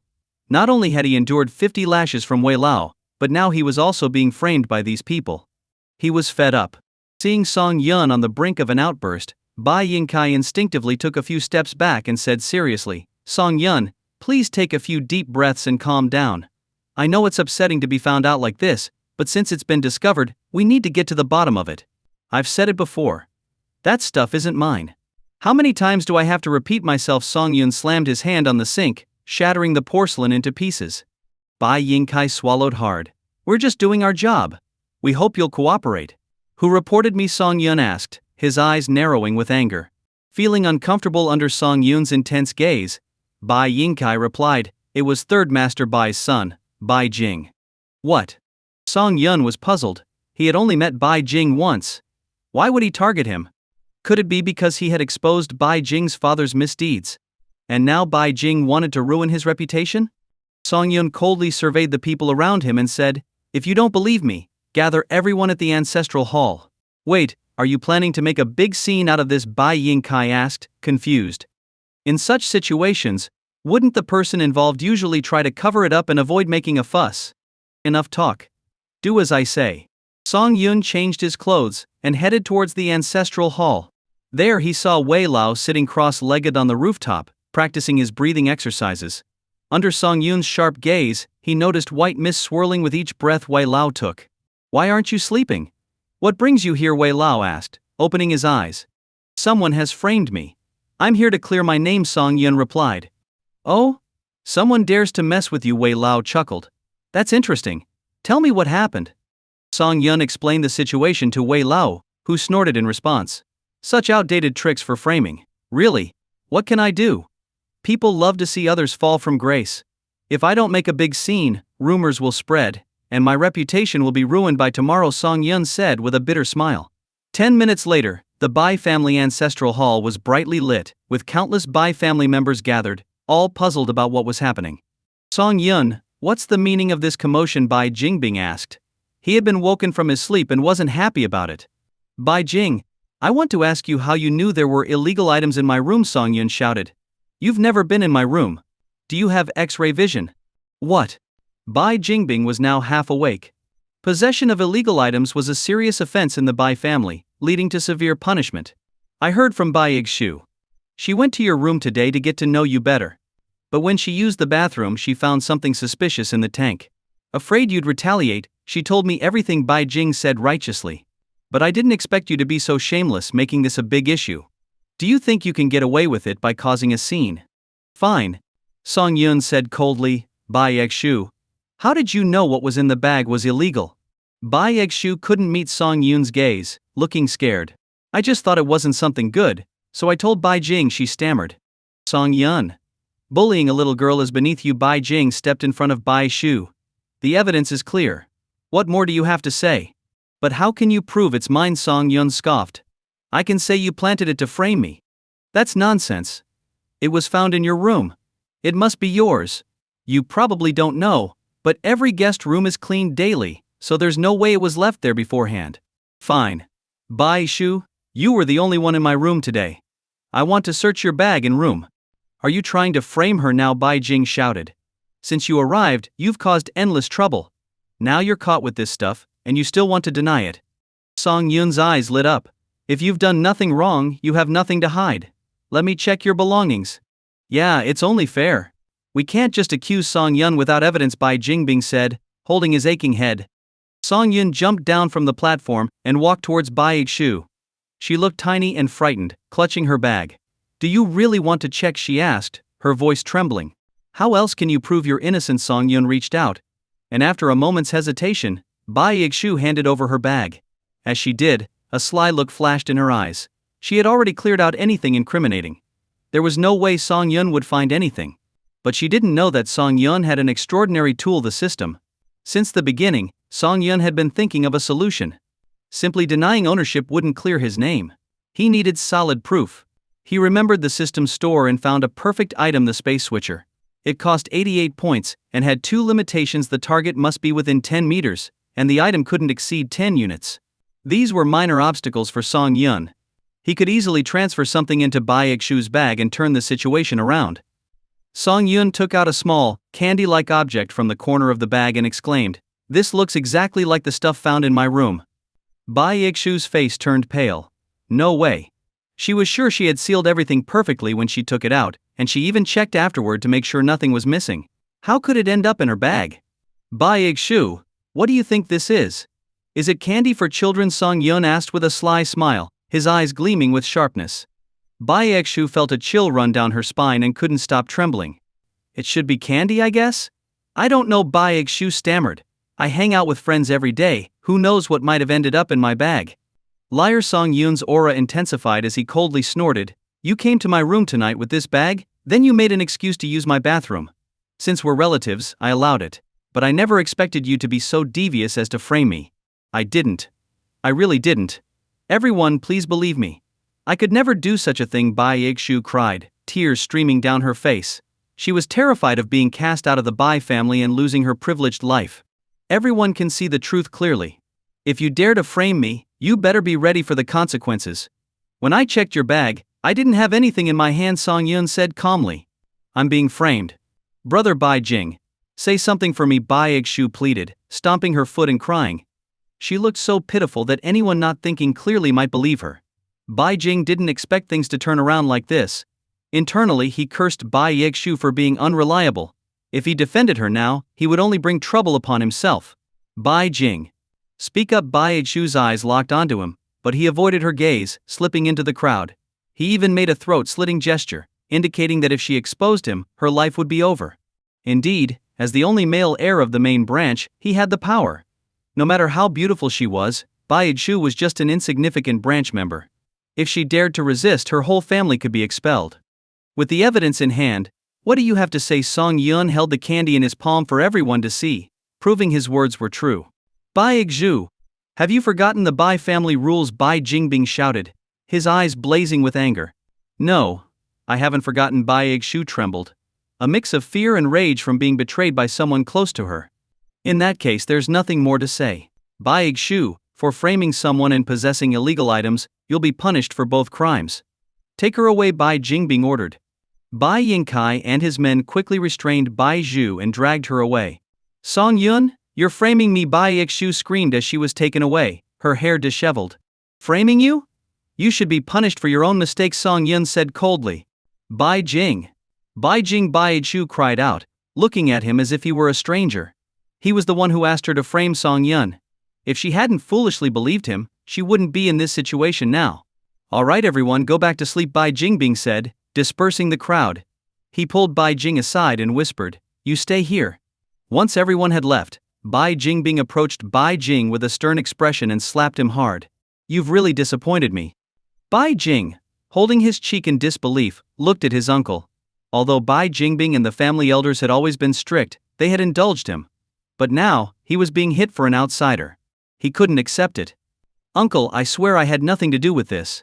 If I'm lying, may I be struck by lightning," Bai Jing protested vehemently. But who would believe him? Moreover, why would Bai Shu report it to him instead of someone in charge? Was he really that important?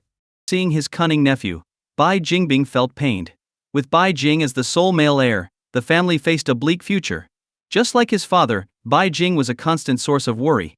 "If I catch you meddling in such matters again, I won't spare you." Bai Jingbing kicked him, sending him stumbling away. "Sigh.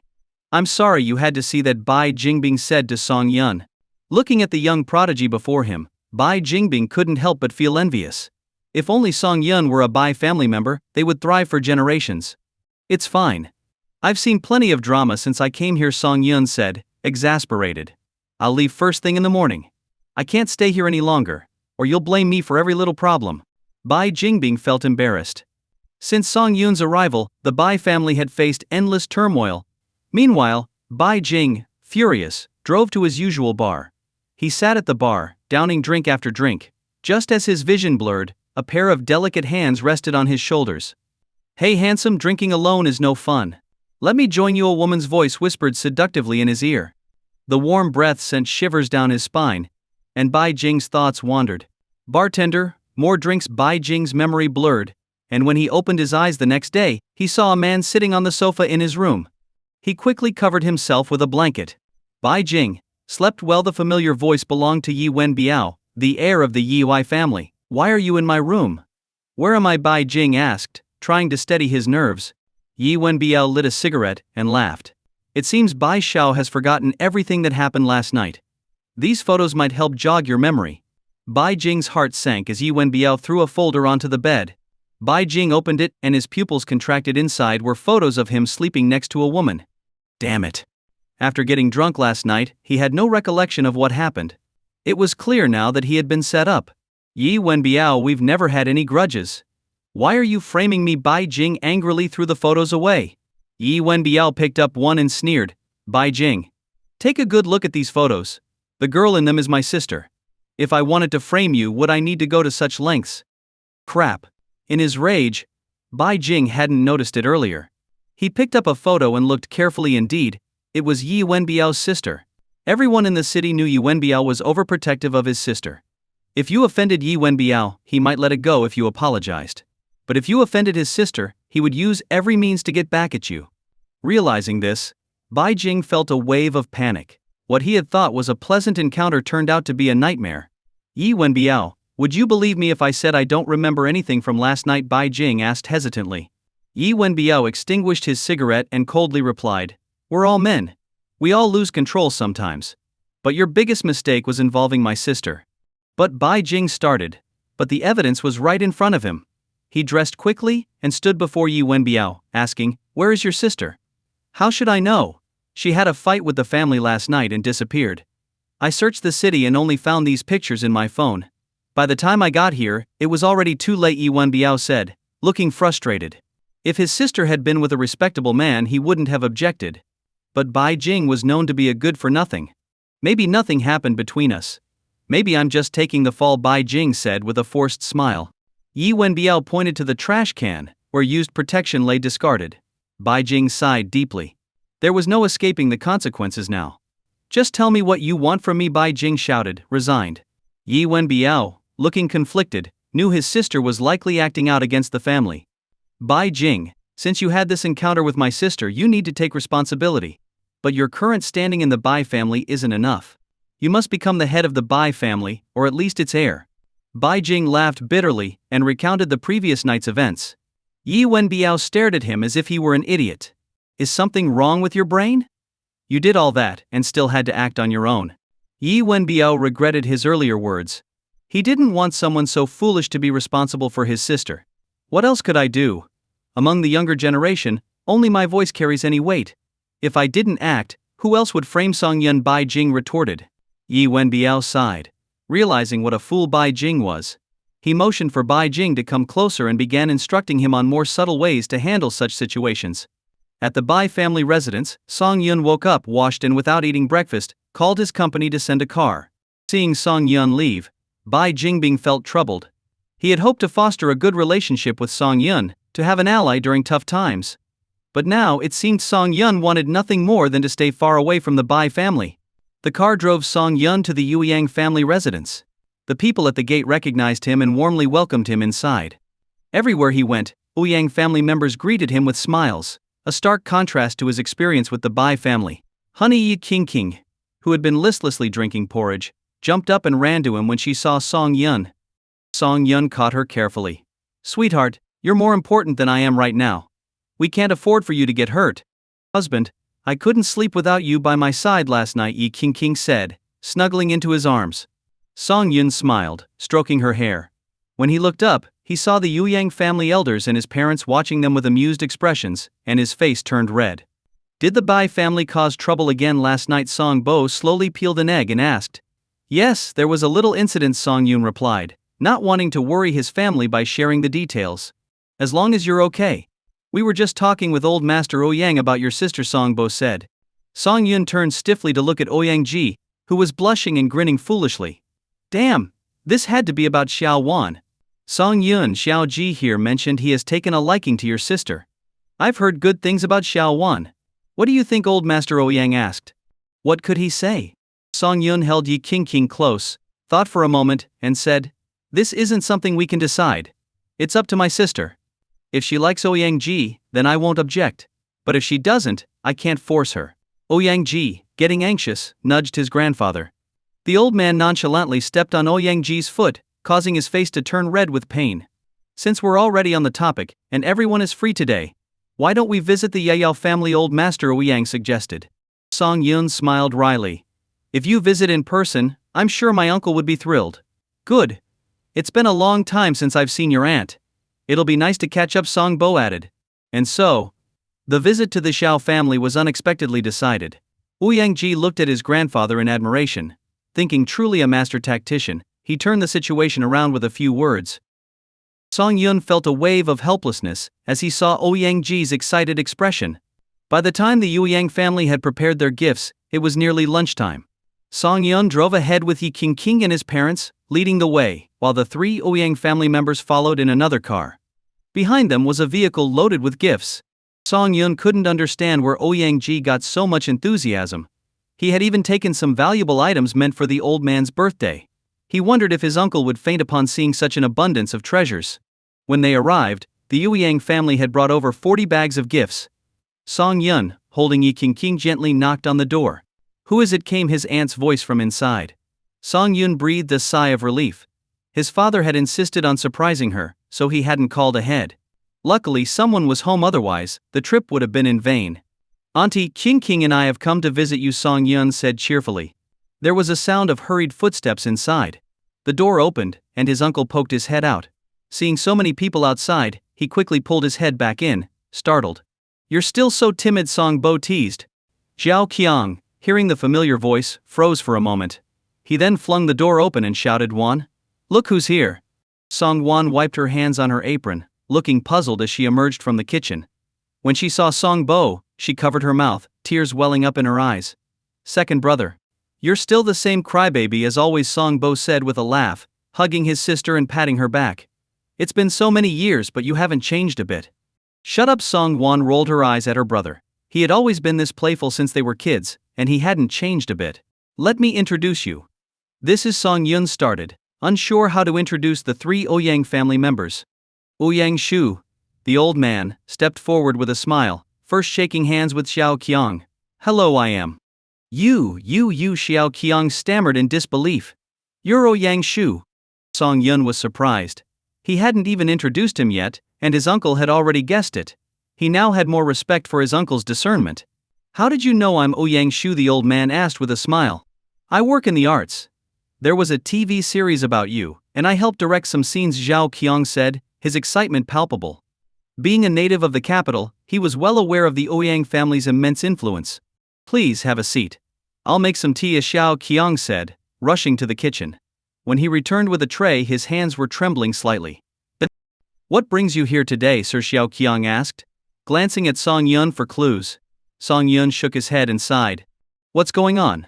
Could it be that someone in his family had offended the Ouyang family?" Xiao Qiang's heart sank at the thought. But he and his wife rarely interacted with others, and they never got into conflicts. Could it be about Xiao Wan? Thinking this, Xiao Qiang felt even more worried. "I'm here for my grandson's important life matter," Ouyang Shu said kindly. "My grandson Ouyang Ji and Song Yun are good brothers. Seeing Song Yun married with a child, I feel both happy and sad. Ouyang Ji has been strictly raised and has never had a relationship, which worries me. But one day he came home, adamant that he had fallen for a girl. For my grandson's sake, I'm willing to put aside my pride," Ouyang Shu said, patting Ouyang Ji on the shoulder. "What do you think of my grandson?" Xiao Qiang sensed something unusual but didn't dare to speculate. After all, his daughter Xiao Wan, despite her beauty, couldn't possibly match the Ouyang family's status. "A son of the Ouyang family is naturally tall and handsome," Xiao Qiang said, forcing a smile. "So, which girl has caught your eye today?" "Your daughter, Xiao Wan," Ouyang Shu announced. Zhao Qiang turned to Song Yun, who nodded slightly. The news exploded in Xiao Qiang's mind. How was this possible? If it were any random member of the Ouyang family, he might have believed it. But the personal grandson of Ouyang Shu? The future heir of the Ouyang family? As a father, Xiao Qiang felt worried. Given his daughter's weak familial support, what if she was bullied in her in-laws' home? They would have no way to defend her. Sensing his worry, Ouyang Ji stepped forward and said, "Uncle, I am sincerely in love with Xiao Wan. I will protect and cherish her with my life. If I ever do anything to hurt her or make her sad, you can always beat me up." Xiao Qiang smiled bitterly. Words were easy, but reality might be different. He had seen too many girls being discarded by wealthy second-generation heirs after they lost interest. He would rather see his daughter marry an ordinary person than enter a powerful family. Seeing his future father-in-law's hesitation, Ouyang Ji frantically signaled to Song Yun for help. "Uncle, my dad and Mr. Ouyang are old friends. Ouyang Ji and I have been through thick and thin together. If Xiao Wan ever gets bullied, I'll be the first to deal with it," Song Yun said calmly. "But all this is hypothetical until Xiao Wan meets Ouyang Ji. If she doesn't like him, everything we're discussing is pointless." "That's true," Zhao Qiang said, smiling wryly. He hadn't realized how high Song Yun's connections had become. He was now on brotherly terms with the Ouyang family, and Ouyang Shu didn't show the slightest displeasure. Ouyang Rong cleared his throat. Though he rarely spoke in his father's presence, he had to step in for his son's sake. I'm Ouyang Ji's father, Ouyang Rong, he said. Nice to meet you, Xiao Qiang replied. Let the kids sort things out themselves, Ouyang Rong continued. I can assure you, the Ouyang family has never mistreated its women. The daughters-in-law of the Ouyang family are cherished and protected. You can rest assured. If you don't trust me, surely you can trust your brother-in-law, Song Bo. Song Bo, who was chatting with his sister, turned and smiled. Brother-in-law, you can talk freely. If you think Ouyang Ji is a good match, don't hesitate to ask for a big dowry. The Ouyang family can certainly afford it. Xiao Qiang shook his head helplessly upon hearing this. It seemed that Song Bo and Song Yun really had a good relationship with the Ouyang family, otherwise, they wouldn't joke around like this. Since it's almost lunchtime, why don't you all stay and have a simple meal with us? Sure, we came with empty stomachs, Ouyang Shu replied with a cheerful smile. Song Huan didn't know much about the background of these three guests, but seeing how cautious her husband was, she knew they were not ordinary people. Qiu and Wan should go make a couple more dishes.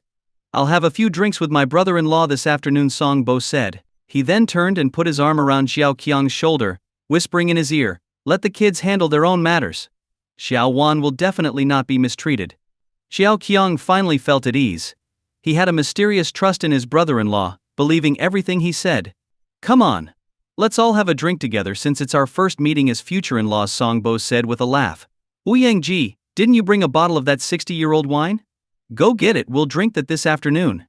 Only then did Xiao Qiang realize that the tall stack of gift boxes by the door was from the Ouyang family, not from Song Yun. Old man, these gifts are too much for us to accept.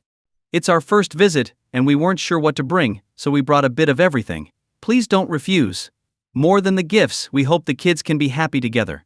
Half an hour later, everyone was seated around the dining table. Song Bo poured a cup of wine, cleared his throat, and stood up, saying, Today, we gather without any notions of status.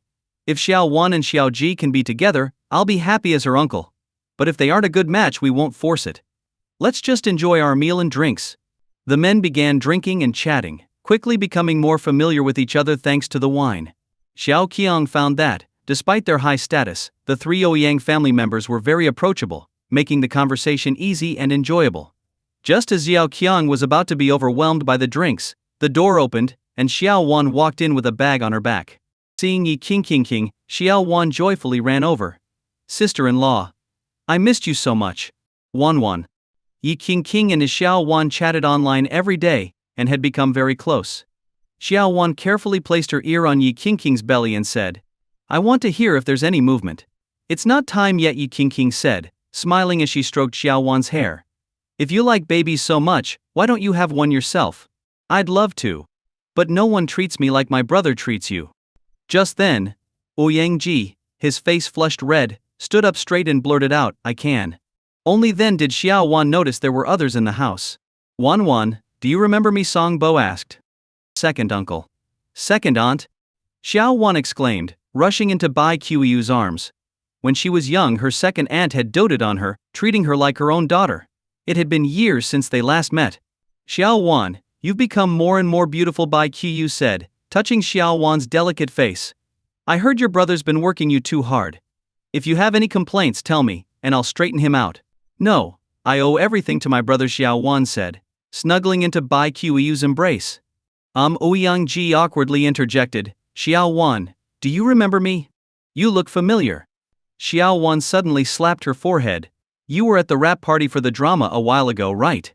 Yes, I came later, Ouyang Ji exclaimed excitedly. Ouyang Shu and Ouyang Rong felt frustrated. Their son had no idea how to woo a girl. His approach was too straightforward. What girl would like that? You know my brother, Xiao Wan asked.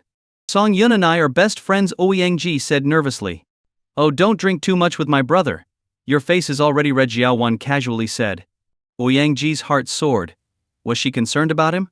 She must be concerned about him. Wan, let me introduce you to Xiao Qiang started, but Song Bo interrupted with a smile. Xiao Wan, have you had lunch yet? I ate with the crew. I thought I'd come home and rest this afternoon. Your brother and sister-in-law don't come to the capital often. Why don't you all go out and explore? Xiao Wan nodded excitedly. She and Yi King had talked about many places to visit online, and today was a perfect opportunity. Zhao Ji, you go with them. You're young, and you won't enjoy sitting with us old folks, Song Bo said, arranging everything neatly without revealing the Ouyang family's identity and allowing the kids to interact naturally.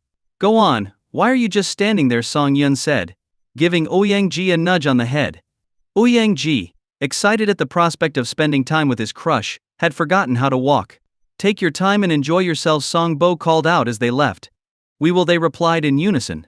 As they stepped outside, Song Yun noticed Lu Guan, the general manager of his company, Tianyu Entertainment, waiting at the door. He hadn't told Lu Guan he was in the capital, so how did he know? Hello, Mr. Song, Lu Guan greeted, clearly pleased to see him. He was here to inform Xiao Wan about a cancelled shoot the next day. It was a simple matter but an excellent opportunity to make an impression in front of Song Yun's sister. Lu Guan was the gatekeeper of all resources Xiao Wan needed.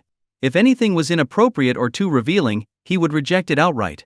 Old Lu, what are you doing here in this heat? Song Yun asked with a smile. Nothing major. Just a small update for Xiao Wan about tomorrow's shoot being cancelled, Lu Guan said, his excitement evident. When did you arrive in the capital, Mr. Song? Any chance you'll visit Tianyu for an inspection? Song Yun patted Lu Guan's shoulder. With you there, I'm at ease. Mr. Song. Lu Guan was almost moved to tears. Finally, his efforts were recognized. In a few months, I plan to acquire some media and social app shares. They will be incorporated into Tianyu, Song Yun said. Thank you, Mr. Song, thank you. In the entertainment industry, the biggest fear is the media and various social platforms. One major scandal could cause the company's stock prices to plummet, nullifying an entire year's work. These platforms hold significant promotional resources, making them both a necessity and a fear for entertainment companies. Now, with Mr. Song's foresight and strategic planning, the future looks promising. As long as the company's artists maintain good conduct, they will have ample resources to become famous. Mr. Song, you. Before Lu Guan could finish his sentence, Xiao Wan's phone rang. She answered it, nodding a few times before turning to Yi King. Sister-in-law, I'm afraid I can't join you today. I have to go back to reshoot some scenes for a new movie. What? Ouyang Ji was stunned. Was his dream of spending the afternoon with Xiao Wan about to be shattered? He had planned to show her his best side. Can't it wait until another day? Song Yun asked curiously. The movie is due to be released in less than 2 months. The post-production team is under a lot of pressure and working through the night. I can't let them suffer because of me, Xiao Wan explained.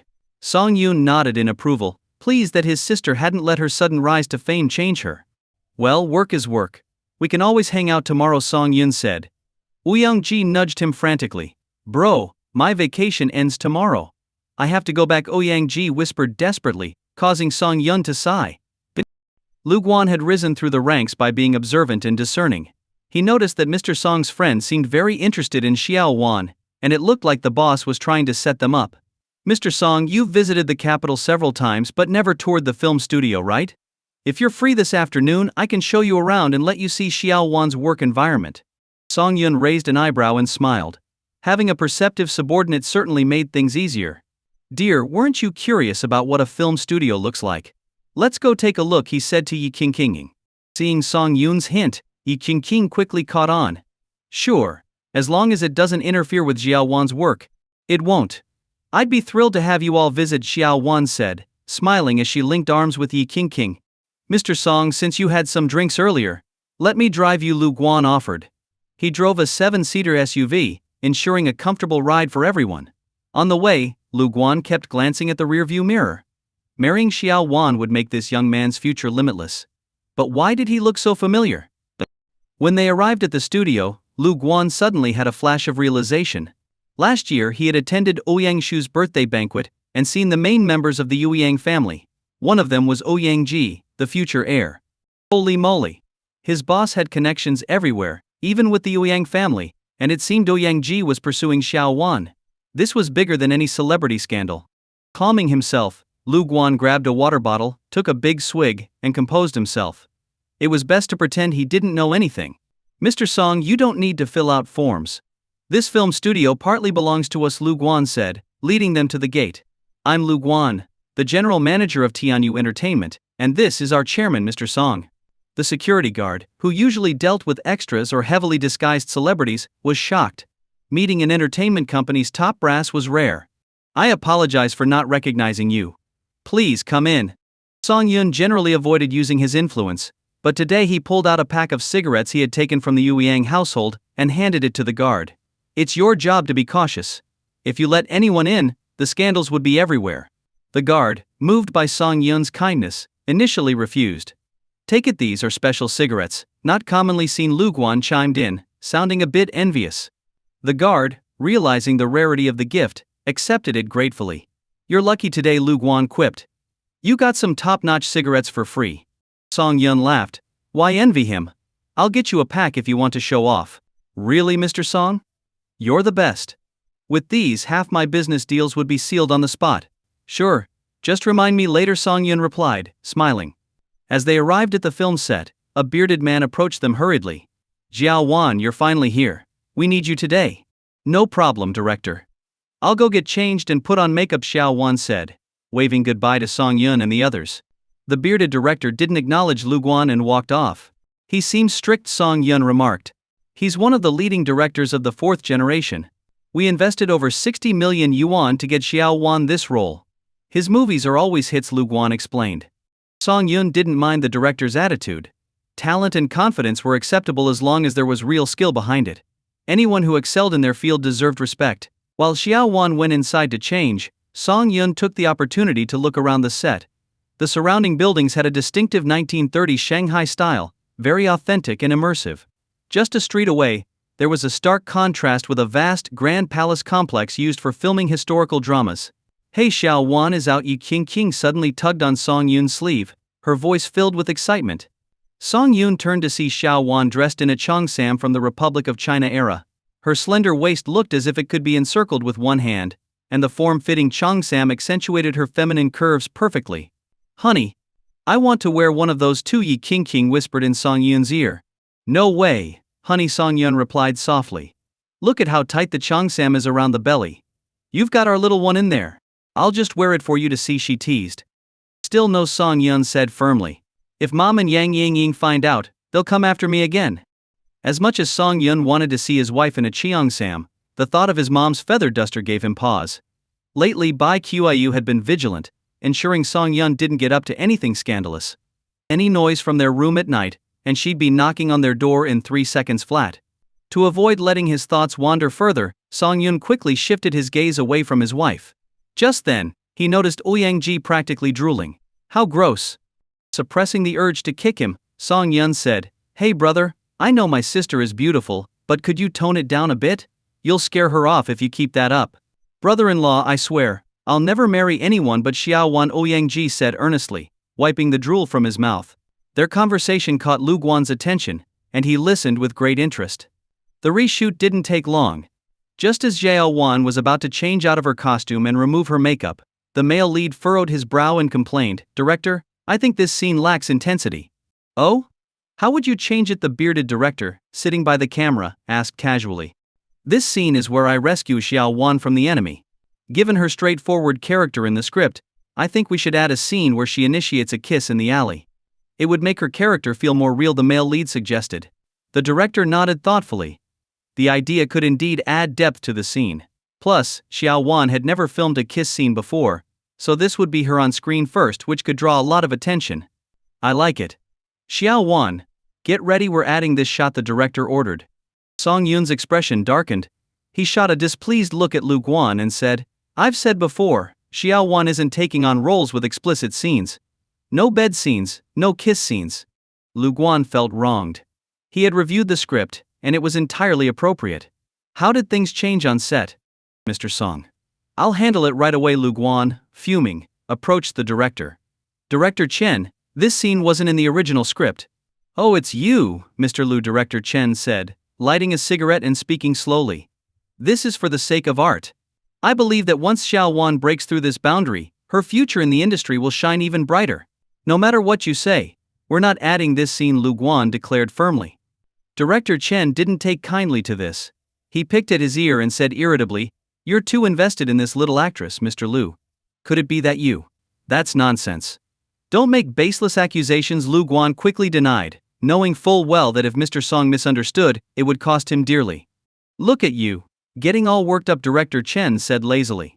It was Wu Zhu, the male lead, who suggested the idea. Why don't you go tell him to shut his mouth? Lu Guan clenched his fists in frustration. He knew the backers behind Wu Sun were not to be trifled with. If Wu Xun got angry, he might retaliate. Is it that difficult to handle? Song Yun asked calmly as he stepped forward. Before Lu Guan could answer, Director Chen glanced at Song Yun and, seeing an unfamiliar face, said coldly, "Unauthorized personnel are not allowed on set. Sir, please leave now, or I'll have to call security." Chen. This is Mr. Song, the man behind Tihianyu Entertainment, Lu Guan said sternly. Xiao Wan is his cousin. Hearing this, Director Chen finally gave Song Yun a proper look. Xiao Wan is very talented. If she can handle some kiss scenes, I guarantee she'll win Best Actress by this time next year. We're not interested, Song Yun replied coolly. Stick to the original script. We don't agree with adding any scenes. Then you'll have to take that up with Wu Xun. I can't afford to cross his backers, Director Chen shrugged. Oh? Does this guy have powerful connections? Ouyang Ji's eyes flashed with anger. He was fuming. He hadn't even had the chance to be with Xiao Wan yet, and this guy wanted to kiss her on set. If it weren't for the fact that he hadn't officially started dating Xiao Wan, he would have punched Wu Xin by now. Hey, powerful enough that I can't mess with him, Director Chen said with a helpless gesture. Either you shoot the scene, or you convince the male lead otherwise. Wait here. Ouyang Ji stormed over to Wu Xun, who was lounging on a chair. About that kiss scene with Xiao Wan, you're not doing it. Who the hell are you? Wu Xun snapped. Kissing her is a way of mentoring her, you get that? There are countless people who'd kill for this scene with me, and I'm the one who's not interested. We're not doing it. What are you going to do about it? Fine, don't shoot it. But you'll have to pay the penalty. This film's budget is over 1 billion yuan. If you pull out or refuse to follow the script, you'll owe 10 times that in damages. If you're so rich, go ahead and stop her from filming. You son of a. Ouyang Ji's eyes blazed as he raised his fist. But Song Yun quickly stopped him. The place was filled with all sorts of people, and if someone snapped a few photos and posted them online with a twisted story, things could get out of hand. Just as they were locked in a standoff, an Audi A6 slowly pulled up nearby. Normally, outside vehicles weren't allowed into the film studio, but when people saw the license plate, they instantly understood. Wu Xun's backer had arrived. A man in a black suit stepped out of the passenger seat, carefully opened the rear door, and shielded the car's roof, ensuring the passenger wouldn't bump their head while exiting. As everyone watched, a young, glamorous woman with long legs emerged from the car. She removed her sunglasses and scanned the surroundings with the air of a queen. What are you all staring at? Don't you have work to do? She barked, sending the crew scurrying back to their tasks. Director Chen rubbed his hands together and greeted her with a smile. Miss Kang, what brings you to the set today? I'm here to check on my little Xun. You can go about your business, she replied coldly, then surveyed the crowd until her eyes landed on Ouyang Ji. She let out a derisive laugh. Ouyang Ji, what are you doing here? Did you come to play around with that actress? She sneered. That's nonsense. Kang Shi, if there's one day you keep your mouth shut, I'll consider it a miracle. Ouyang Ji shot back without holding back. He pointed at Wu Xin, who was sitting in a chair, and added, Is this your latest boy toy? Disgusting. What did you say? Ouyang Ji. Kang Ji snarled. Who do you think you are to lecture me? Who is she? Song Yun asked Lu Guan, puzzled. Lu Guan was sweating profusely, clearly uneasy. Mr. Song, this lady. Before Lu Guan could finish, Kang Shi had already approached Wu Xun. My dear Sun Jun, why do you look so upset? Don't listen to what that jerk says. Your sister truly cares about you, she cooed, gently caressing Wu Xun's face. Sister, they bullied me. Not just that guy who's always against you, but also that little actress Xiao Wan. I only made a tiny suggestion for the scene, but they all turned on me. Acting is so hard, Wu Xin said, looking up at her with puppy dog eyes. Kang Shi frowned. She didn't want to clash with Ouyang Ji in front of everyone, but who was this Xiao Wan? She coldly gestured for Xiao Wan to come forward, but before she could, Song Yun pulled her back. He sensed that this woman was trouble, and feared Xiao Wan might get slapped for no reason. Miss? May I? Did I say you could speak? Kang Shi snapped. Do you think you're qualified to talk to me? Kang Shi. You'd better shut your mouth. If you don't have anything nice to say, then don't say anything at all, Ouyang Ji shouted, knowing full well that this woman was a lunatic. If something didn't go her way, she'd rather destroy it than let anyone else have it. Ouyang Ji, I gave you an inch and now you think you can take a mile, Kang Shi spat through gritted teeth. If you insist on protecting that little actress, then we're done. Fine by me. But let me make this clear, as long as I'm here, You won't lay a finger on anyone. Kang Shi screamed, turning to her bodyguard. Grab that little girl for me. She then leaned in closer to Ouyang, knowing that his combat skills were formidable. If she didn't block him, her bodyguard would be on the ground in a second. The bodyguard quickly moved toward Xiao Wan.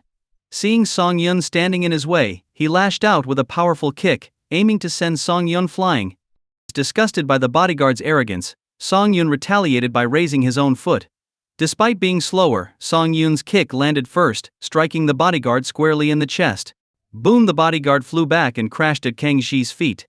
How dare you! Kang Shi's face darkened as she stormed towards Song Yun, raising her hand to slap him. Smack! The sound echoed sharply as Kang Shi staggered back in disbelief, staring at Song Yun. You dared to hit me! Do you even know who I am? How dare you slap my face? Song Yun's slap had been hard, leaving a visible handprint on Kang Shi's once flawless skin. Song Yun! This is going to be hard to deal with, Ouyang whispered, his lips pressed into a thin line. We should leave now before she causes any more trouble. Is she that powerful? Song Yun asked. Very powerful, Ouyang replied, quickly grabbing Xiao Wan's hand and leading the group out. They quickly left the film set, and Lu Guan drove them back to Xiao's house as fast as he could.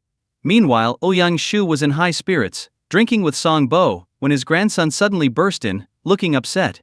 Ouyang Shu's heart sank. Did the girl not like Ouyang? When Ouyang approached and quickly recounted the incident, Ouyang Shu instantly sobered up, grabbing Song Bo's arm. We need to go back to the Ouyang family estate now. What happened? Song Bo asked, confused. It's serious, Ouyang Shu said, rising quickly. We'll catch up later, he told Xiao Qiang before leaving in a hurry. On the way back, Song Bo, who was riding with Ouyang Shu, asked, What's going on? With a heavy sigh, Ouyang Shu replied, Your son just slapped Kang Da Lao's daughter. You mean the one from the Red Wall? Song Bo asked in shock. When Ouyang Shu nodded, Song Bo thought for a moment and then scoffed, Good. She deserved it. Ouyang Rong's phone suddenly rang. Seeing the caller ID, he gestured for silence and put the call on speaker. Kang Da Lao, what can I do for you? Your son and his friends hit my daughter. Her face is swollen on one side. I'm warning you, Ouyang Rong, send the culprit to me immediately, or we're done. Kang Wei, that's a pretty bold statement. What if my son did hit her? Don't you want to know what happened first? The voice on the other end hesitated, then cautiously asked, Who is this? Remember 20 years ago when I was the one who beat you to a pulp? Song Bo. Eh? Yes, it's me.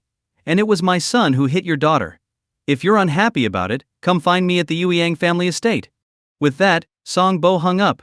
Was that a bit too impulsive? Ouyang Rong asked nervously. You have to stand your ground with people like that. She got a swollen face?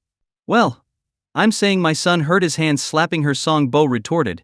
At the Ouyang family home, Bai Qiyu and Yi Qingqing had retired to rest, leaving only the Ouyang family 3 generations and the Song father and son in the study. Old master, are you saying that the other party has more influence than you? Song Yun asked, surprised. It's not that simple. I've been retired for many years now, and you know the saying. The current authority is always stronger than the former one, Ouyang Shu replied, nodding slightly. Song Yun understood, but if he had to relive what had just happened, he would still have slapped her without hesitation. And to hell with it. I'd like to see what Kang Wei has to say when he gets here. If it's just about compensating some medical expenses, we can let it go. But if he starts making unreasonable demands, I'll take you to file a formal complaint, Song Bo said, taking a casual sip of tea. Ouyang Shu could only rub his forehead in exasperation. Song Bo was a straightforward man, but the scary part was that he had the power to back it up. Old master. The Kang family has arrived, the butler announced, lightly knocking on the study door. Let them in, Ouyang Shu said. There was no avoiding the inevitable. A few minutes later, a middle-aged man exuding authority entered the room, followed by Kang Shi.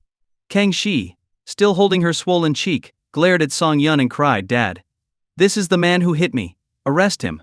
Ignoring his daughter's demand, Kang Wei focused his gaze on Song Bo. Even after more than 20 years, Song Bo's appearance hadn't changed much, especially his sharp eyes, which seemed to see through everything. Kang Wei. There were reasons for what happened. How about we compensate you for the medical expenses? Song Bo cut straight to the point. What do you think? Old Master Kang Wei asked calmly. Regardless of how young and impulsive one might be, hitting someone isn't acceptable. My daughter is the apple of our family's eye, raised with great care. Now she's been slapped so hard that her face is swollen. How can the Kang family face the world? He slammed his hand on the table, and a wave of pressure filled the study, his demeanor shifting dramatically. Young people tend to act impulsively sometimes, Ouyang Shu interjected, trying to ease the tension. Besides, this situation isn't entirely Song Yun's fault. Didn't Kang Shi also order someone to attack him first? If Song Yun hadn't trained in martial arts, he might be the one in the hospital now. But the fact remains that my daughter was the one who got hit, Kang Wei asserted domineeringly. If we let this slide, what's next? Will he slap the grandchild of some other powerful figure? Hold on, let's not exaggerate things, Song Bo quickly responded. State your demands. If they're reasonable, we'll meet them. If not, we'll discuss further. Kang Wei sneered. Wasn't Song Yun whipped 50 times by old Wei recently? How about he takes another 50 lashes? Absolutely not. Kang Wei, how valuable do you think your daughter's face is? 50 lashes from old Wei? I'm telling you, we're not taking even one. Do what you want, but we're done here, Song Bo retorted angrily. Now, we're here to resolve this, not to escalate it, Ouyang Shu intervened, trying to calm things down. How about this? Song Yun compensates Kang Shi with 1 million yuan for medical expenses. How does that sound? Kang Wei clenched his fists at the suggestion. These people kept focusing on his daughter, but was it really that simple? This was about the Kang family's honor, and more importantly, his own. A powerful man's daughter gets slapped, and her face swells up. If I let this go lightly, who knows how many people will mock me, Kang Wei said darkly. Old Master Ouyang, if you continue to be biased, we're done talking. Your demand is unreasonable, Ouyang Rong chimed in. Everyone in the city knows old Wei's whip is no joke. Song Yun barely survived 50 lashes, another 50 could kill him. What makes your daughter's face so precious? Here's an idea, since Ouyang Ji started this, let Kang Shi slap him, and we'll call it even. Ouyang Ji, who had been lost in thought, snapped out of it. He looked at Kang Shi. This woman had become more unbearable over the years. Their disputes were supposed to be minor, but now she had dragged her father into it to pressure them. Uncle Kang, I'm 80% to blame for this. If you need to settle this, let Kang Shi slap me, Ouyang Ji offered. And you should really discipline her. Her behavior has gotten out of hand, changing boyfriends every 3 days. If this continues, she'll eventually cross someone even the Kang family can't handle. Kang Shi was stunned. At home she was always the obedient daughter, cherished by her family.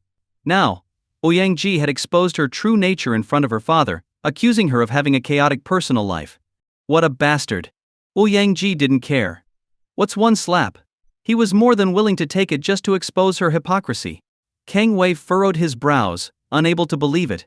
His daughter, who had lived under his roof for over 20 years, had always been a pure and innocent girl. Could what Ouyang Ji was saying really be true? Ouyang Ji, do you realize you'll have to take responsibility for your words? Kang Wei warned. If I've lied even once, do with me as you please, Ouyang Ji said defiantly. Kang Shi was now truly panicking. She grabbed her father's arm, tears welling up as she cried, Daddy, they hit me, and now they're framing me. I can't live with this. Stop pretending, Kang Shi. Weren't you at the film studio today to see your little boyfriend? Wu Xin, Ouyang Ji shouted. And I've heard Wu Xun isn't the only one. Ouyang Ji, what nonsense are you spouting? Boyfriends? Call them what they are, Song Bo added sarcastically. I didn't realize, old Kang, your daughter is quite the romantic. Romantic? Kang Wei felt like a fool. His daughter had been telling him one thing, but these people were saying something entirely different. Ouyang Ji, are you still planning to take that slap, or should I just sit back down? Ouyang Ji asked, showing no fear. Kang Wei turned and gave his daughter a sharp look. Clearly there was more going on here than he had realized. Slap. To everyone's shock, Kang Shi's delicate hand flew across Ouyang Ji's face. She despised him so much at that moment, perhaps even more than Song Yun. She. What are you doing? Kang Wei was stunned by his daughter's action. This was the Ouyang family. The fact that they had offered to let her slap him was a gesture of goodwill, a way to save face for the Kang family. After negotiations, they could have reached a satisfactory settlement. But now? She had actually slapped the Ouyang family heir. This was beyond belief. Suppressing his fury, Kang Wei hissed, we'll deal with this at home later then. Turning back to old Master Ouyang, he forced a smile. Please forgive my daughter's impetuousness. How could I possibly provoke the Kang family? The slap has been given. Do you have anything else to say? Old Master Ouyang's voice was low and filled with displeasure. After all, allowing someone to slap the Ouyang family's heir in front of his elders was akin to trampling on the family's dignity. Then we'll take our leave, Kang Wei sighed, realizing that any hope he had was now gone. As Kang Wei turned to leave, old Master Ouyang's words echoed ominously, the winds in the city are shifting unpredictably. It might be wise for you to return to Shanghai, where you're on home ground. Even the most powerful families here can't reach that far. We'll leave for Shanghai today, then Song Bo said casually. Though he had many close ties in the city, trouble seemed to follow him around recently, so he hadn't visited any of them. By the way, there's a situation in Shanghai that needs addressing, Old Master Ouyang added, his tone calm but deliberate. I've recommended Xiao Ji for the job. It'll give him some experience, and you can lend a hand since you'll be there. Haha, Old Master, whatever you need, just say the word. We'll do everything we can to help, Song Bo chuckled. It's not a huge issue, just a problem with a tourist fishing village by the sea. They've been scamming tourists for years, and the authorities believe that if it continues, it will have a negative impact. These people are cunning, they don't target locals or foreign visitors. Only tourists from other provinces. The local business bureau receives complaints about them every day. So, what's your plan? Song Yun asked curiously. Whatever you think is best, Ouyang Shu replied. But be warned, these people aren't pushovers. They've developed a strong network, and if you approach them directly you might face violent resistance. Song Yun didn't seem too concerned. In this city, where every third person seemed to hold some kind of official position, the real danger was navigating the complex political waters. Since it's still early, we'll take our leave, Song Bo said. Old Master Ouyang nodded but didn't get up to see them out, as their relationship was close enough to skip the formalities. As they were preparing to leave, Ouyang Ji, with a sly grin, sidled up to Song Yun and said, Big brother, after what happened with Kang Ji, I'm worried she might try to cause trouble for Xiao Wan. Maybe we should bring her with us. Song Yun, slightly exasperated by Ouyang Ji's persistence, called Xiao Wan.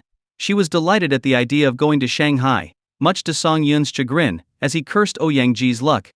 Since Xiao Wan's house was far from Ouyang Ji's, Song Yun arranged for Lu Guan to drive her to the airport, where they would all meet up. Honey, we're finally heading back to Shanghai, Yi Qingqing whispered as she leaned against Song Yun in the car. I wonder if Sai Yi and Wen Shu have been behaving. I just know we'll have to sleep in separate rooms again, Song Yun replied with a sigh. I don't know when this will all end.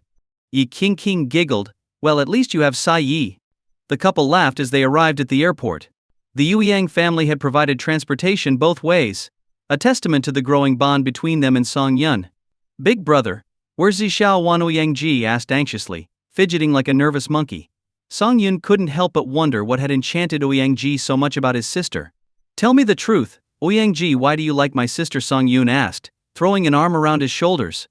Ouyang Ji stammered, then sheepishly grinned. Well, Xiao Wan is beautiful, and she has a great personality. Don't give me that, Song Yun snapped. Tell me the real reason, or I'll make sure you never see her again.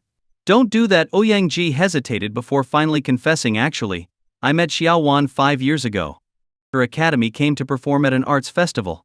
Because it was so hot, many of her classmates slacked off or refused to perform, but Xiao Wan completed her entire routine with total dedication.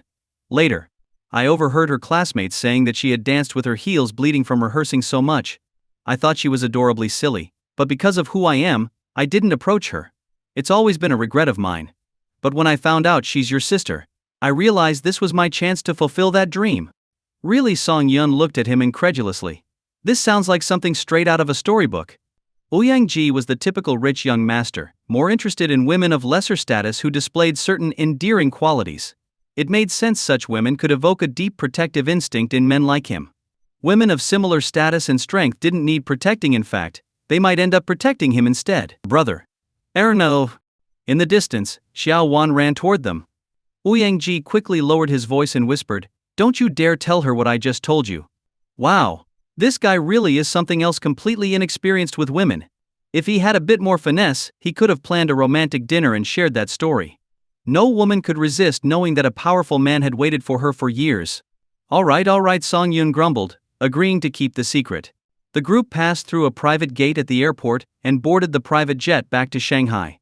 A little over an hour later, the plane landed smoothly at Shanghai airport.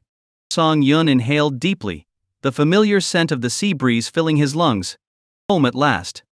Outside the airport, a car was already waiting to take them back to the Huashu villa. As they entered the villa, the place was eerily quiet. Normally, if Yuan Xie and Wen Shu were home, they'd be playing video games in the living room. Maybe they had gone shopping. Xiao Wan, go pick a room. Treat this place like your own home, Yi Qingqing said with a smile as she lounged on the sofa. Finally back in Shanghai, She no longer felt on edge. This was their turf, and anyone who dared to cross them would be dealt with. Song Bo and Bai Qiu retired to their rooms to rest, while Xiao Wan started selecting a room. Ouyang followed her around, trying to offer advice, complaining about the lighting in one room and the decor in another. He was almost ready to check if Song Yun's master bedroom would suit him better. Huang Baoting returned, and began checking the villa's surroundings and reviewing the security footage from the days they were away. Captain Yang Yingying and her team started preparing a nutritious dinner for Yi Qingqing. Everything was running smoothly, and the tension in Song Yun's mind began to ease. He yawned, feeling drowsy. Half asleep on the sofa, he vaguely heard Yuan Xie and Wenshu returning, complaining about being bullied while shopping. Yi Qingqing, furious, had taken Huang Baoting to settle the score like a true gang leader. When Song Yun opened his eyes, he found himself resting on Yi Qingqing's soft thighs, his wife gazing at him lovingly. If she weren't pregnant, he would have certainly taken advantage of the situation. Money. What's up, love? You're suddenly being so sweet, it's making me nervous. Song Yun felt an uneasy premonition. Well, this afternoon Xie and Wenshu were bullied, so I took Huang Baoting and the others to their hideout. We went straight in and beat up the culprit. Am I awesome or what? Bravo, Song Yun clapped, praising her. A true heroine, like a modern-day Mulan. It wasn't that great. But, after we finished, the guy said he was the nephew of some big shot named Yu. Yi Qingqing smiled sheepishly. At first, Song Yun was confused, but when he heard the name Yu his eyes widened. Is it Yu Ji, the top boss in Shanghai? Yi Qingqing pouted and nodded. It's fine. Song Yun waved it off. He immediately thought of Ouyang. Wasn't he still around? Yu Ji had ties with the Ouyang family, so he could probably handle this without any issues. So, how badly did you beat him? Song Yun wanted to make sure he had all the details. Well, we might have broken a few bones. But he was harassing Xie and Wenshu, saying he wanted to buy them as his wives. Damn, that guy's bold. Good job. We'll let Ouyang handle it. He's like a walking safe passage in Shanghai. With just a few words, Song Yun and Yi Qingqing had already decided to push the problem onto Ouyang, who was upstairs, unaware of the trap they were setting for him. When it was time for dinner, Yuan Xie and Wenshu hesitated to come downstairs, nervously pushing each other. Come on. The food's getting cold, Song Yun called out, not scolding them. The sisters immediately brightened up and joined the table with happy smiles. Zhao Ji. After dinner, you're coming with me to visit Yu Ji. Song Yun said casually, as if it was no big deal. Although Ouyang wondered why they needed to visit Yu Ji so late, he agreed without hesitation. After dinner, Song Yun picked out some health supplements and, along with Ouyang, headed to Yu Ji's residence. Technically, since the other guy had been the instigator, beating him up was just teaching him a lesson. But you couldn't ignore the fact that his uncle was Yu Ji. A quick visit to smooth things over with some gifts was the polite thing to do, and it would give Yu Ji a graceful way to let the matter drop. When they arrived at Yu Ji's home, Song Yun knocked on the door with the gifts in hand. A few minutes later, a housekeeper opened it just a crack. May I ask who you are? The housekeeper asked softly. From inside, Song Yun could hear the faint sounds of a woman crying and an argument. Crap. Did I come at a bad time? Is Yu Ji arguing with his wife? Song Yun smiled faintly. I'm Song Yun, here to see Mr. Yu. The housekeeper's mind quickly pieced together who Song Yun was and opened the door to let them in. She whispered, I'll let him know you're here, but you should know that today. She gave Song Yun a knowing look. Wow, they're still arguing in there. I think I even heard something break, Ouyang commented, rubbing his chin. I thought Uncle Yu's wife was pretty gentle, not the type to throw things. Shut up, Song Yun muttered, annoyed that Ouyang still had the nerve to joke. Song Yun's hearing was sharper than Ouyang, and from the bits of conversation he picked up, he pieced together what was happening. It wasn't Yu Ji's wife arguing with him, it was his sister. And the argument was about her son getting his ribs broken. Damn it! This couldn't have happened at a worse time. Song Yun considered grabbing the gifts and sneaking out. Mr. Song, Mr. Yu will see you now. The housekeeper returned just as Song Yun was debating his options. Hearing this, Song Yun realized there was no turning back. He slapped his cheeks lightly to wake himself up and headed inside with the gifts. As soon as he entered the living room, he noticed the shattered remains of ceramic vases on the floor. Yu Ji sat on the sofa, his face dark with anger, smoking a cigarette. Across from him sat a disheveled middle-aged woman. Ah, Xiao Song, you're here, Yu Ji said without looking up, his tone indifferent. Uncle Yu, I'm here too, Ouyang chimed in. Hearing the familiar voice, Yu-ji looked up sharply, spotting Song Yun standing there with an apologetic smile, and beside him was none other than Ouyang Ji. How had this kid gotten from Beijing to Shanghai? Xiao Ji, how's your grandfather's health? I wanted to visit Beijing for his birthday, but I was too tied up here, Yu-ji said. His curiosity piqued. My grandfather is still in good health. Just yesterday he was talking about how it's been so long since you last visited Beijing. Hearing Ouyang Ji's words, Yu-ji appeared visibly moved. Back in the day, when old Master Ouyang was in charge in Jie province, Yu-ji had served as his secretary for a time, and the two had developed a deep bond. And this young man here, he must be from a distinguished family, right? The middle-aged woman across from Yu-ji wiped her tears, her eyes lighting up as she looked at Ouyang Ji. Although Ouyang Ji wasn't sure who this woman was, anyone who could argue with Yu-ji must have some significant background. Well, I wouldn't really say that Ouyang Ji began, but before he could finish, the woman suddenly knelt before him with a loud thud. This startled Ouyang Ji so much that he quickly stepped aside.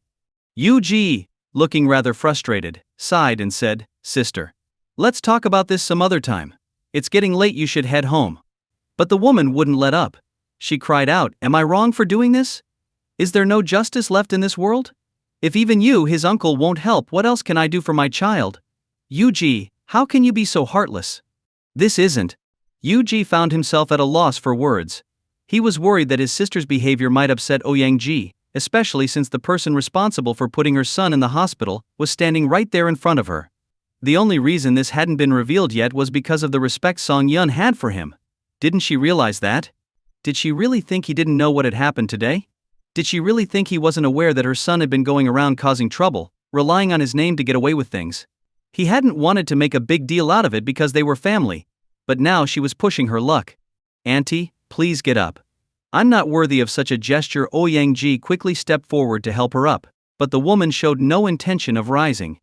She knelt there, her voice filled with bitterness as she cried, "You must help me. My son was beaten by a group of thugs and ended up in the hospital. I came to Yu-ji for help, but he's refusing.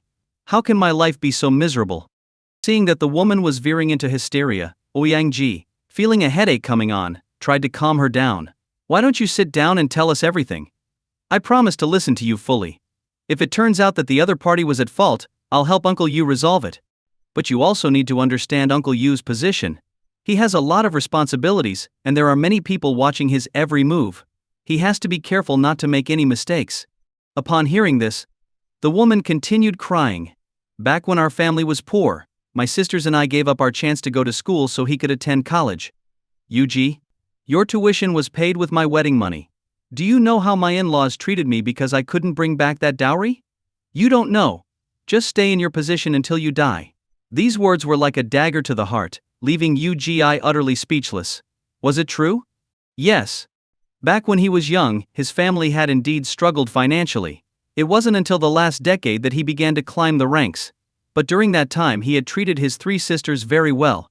As long as it didn't break any rules, he had helped them in any way he could. Although his sisters' families weren't extraordinarily wealthy, they had cars, homes and good jobs in Shanghai.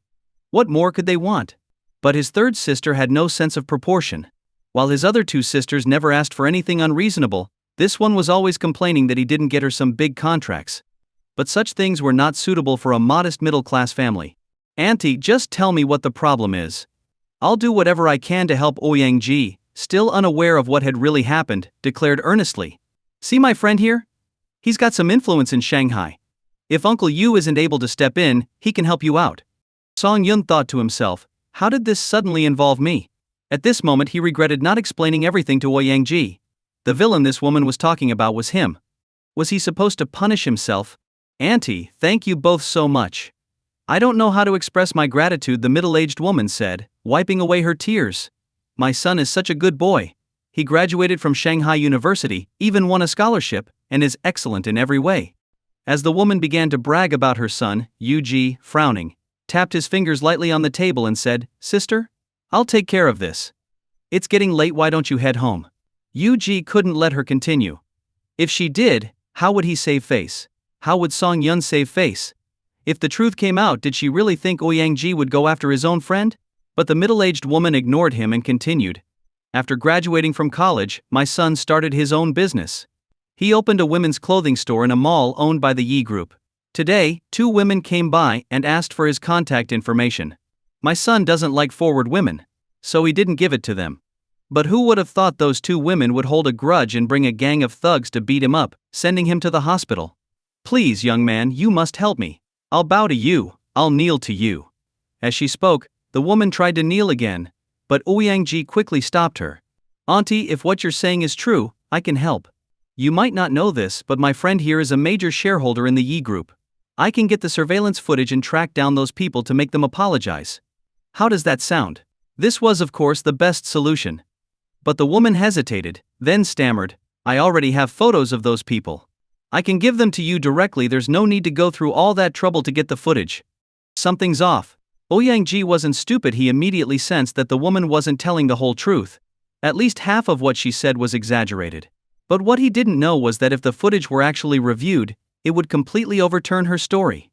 That won't do. Nowadays, everything relies on evidence. Without solid proof, how can I help you? But aren't you from a powerful family? Surely you can use your influence. This small matter is nothing to someone like you. Please, just do it for your uncle's sake and help me out. As soon as those words left her mouth, Yuji's expression changed drastically. Seriously? You're really my sister, aren't you? The first time you meet someone, you ask them to use their influence to help you out. Do you even know what kind of person your son is? First you paint your son as some sort of saint, but in reality, if the truth comes out, won't you be ashamed? Auntie, I'm afraid I can't agree to your request. If your son truly is the victim, we won't shy away from getting to the bottom of it, Ouyang replied calmly. Or is there something you're not telling us? The middle-aged woman let out a nervous chuckle, then made a small gesture with her hand. Well, maybe there's a tiny bit of exaggeration, but most of it is true. That's enough, Ugi, tired of the embarrassment, cut her off with a cold snort. This matter is over. Don't bring it up again. Fine.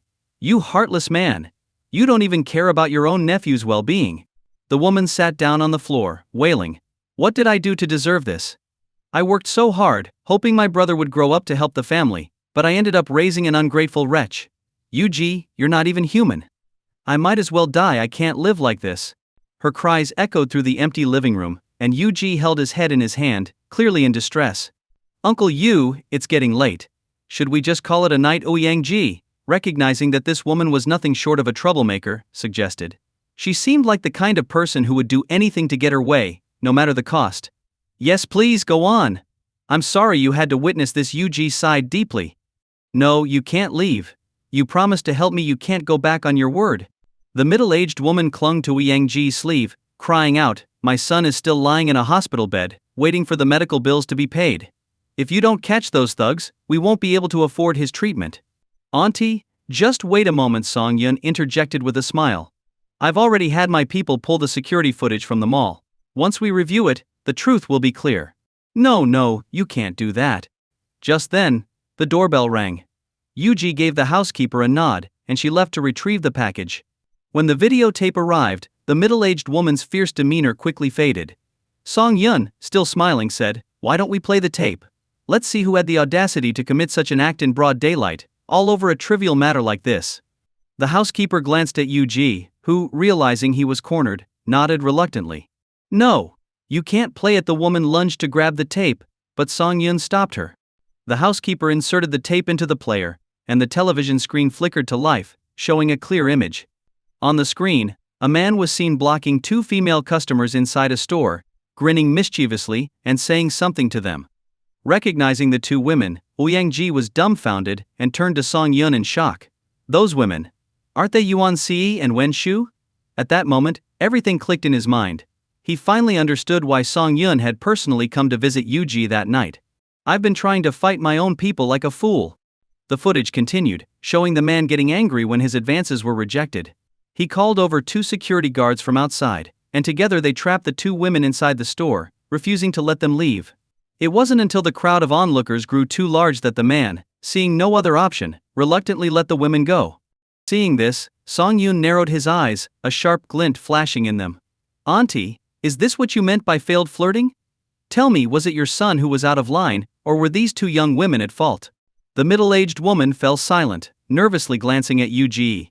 The footage then showed Yi Qingqing entering the store with Wang Beiding and a few others, delivering a swift beating to the man before casually leaving. Look. My son was beaten up. He didn't do anything wrong, yet he was attacked. How is that fair? The middle-aged woman shouted angrily. Wasn't it your son who started the trouble? Ouyang retorted, his tone hostile. But my son didn't actually do anything to them. And look at how those two women were dressed. They clearly weren't from respectable families. Who knows what they might have been up to? Smack. Yu slapped his sister hard across the face.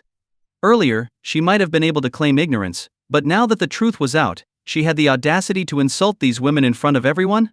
Yu wasn't about to let such a trivial matter ruin his relationship with Song Yun. You dare hit me? Have you lost your mind, Yu? The woman raised her hand to scratch Yu's face, but Ouyang quickly stepped in, pushing her aside. Are you kidding? If she actually managed to scratch him, how could Yu show his face at work tomorrow? You're all against me. Everyone's against me, the woman screamed, flailing her arms. Hey, weren't you just asking who beat up your son? It just so happens that I know those people. Should I tell you who they are? Song Yun asked, still smiling innocently. Fine. I'll hire thugs if I have to, but I'll make sure my son gets his revenge. The woman seethed with venom. I'll make sure those women. Shut up. Yu broke out in a cold sweat. Is my sister an idiot? Does she have any common sense?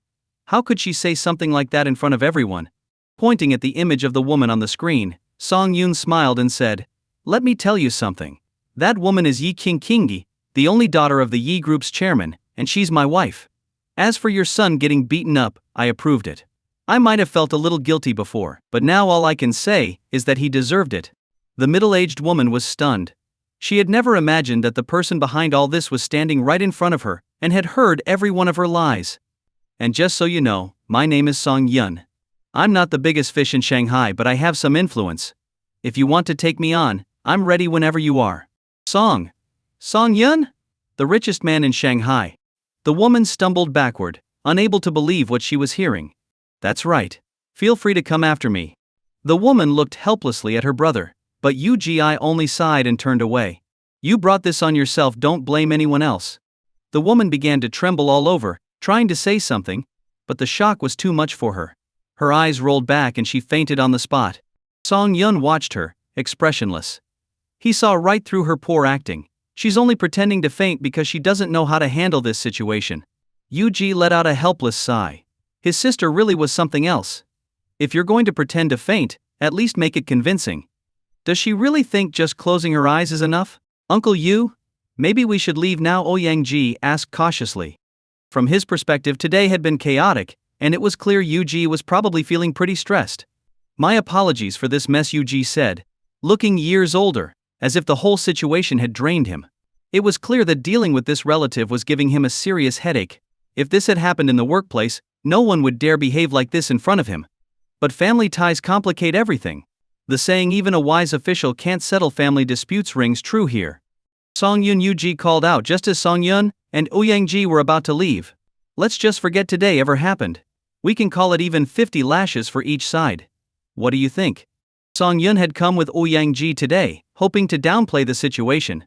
But things had escalated to the point where even though his nephew was lying in a hospital bed, it had to be as if nothing had happened. Whatever you say, Song Yun replied calmly before leaving. Once the house was quiet again, the middle-aged woman opened her eyes slightly, glancing around before getting up quickly. She turned to Yu accusingly. Yui Xiaoxi, what were you thinking? Were you just trying to make me look bad? Third sister. Why can't you be more like our elder sisters? You always blame others for your mistakes. Didn't you see how hard I was trying to signal you earlier? Instead, you were busy bragging about your son. It was embarrassing. Yu finally lost his patience. Do you even know who those two were? One is the richest man in Shanghai, and the other is from the Ouyang family in the capital. His grandfather was the inspiration for a character in a famous TV series. The woman patted her chest, feeling a bit frightened. They're not going to come after me, are they? Scared now, Yu scoffed. Don't worry, they're both busy young men with bigger things to deal with. They won't waste time on someone like you. That Ouyang guy. Does he have a girlfriend? You know, Ninai is already 25 and still single. As her uncle, can't you help find someone for her? The woman's mind had already started scheming. If she could set her daughter up with a guy like that, wouldn't she be living the high life? Plus, with someone from such a powerful family, her husband's career would surely soar. Are you kidding me? Yu couldn't help but laugh. I've introduced 3 young men to Ninai, two of them promising young officials. What did she say? She called one a phoenix man from the countryside, sure to use our family ties to climb the ladder, and the other she dismissed as an average guy full of himself. And as for the third one, who was a wealthy businessman, she insulted him to his face, calling him bald. How could she embarrass me like that? The middle-aged woman laughed awkwardly. Well, maybe it just wasn't the right time. But I think that young man from earlier was quite something strong, from a good family. If he and Nini got together, wouldn't that benefit you too? Yuji didn't know whether to laugh or cry. Let's be real, do you really think a family heir would be interested in someone like Nai? Her entire face has been altered. They wouldn't even consider her. But what if the woman persisted? There's no what if. Do you know what these families look for in a wife? The first thing is whether she's still pure on her wedding night.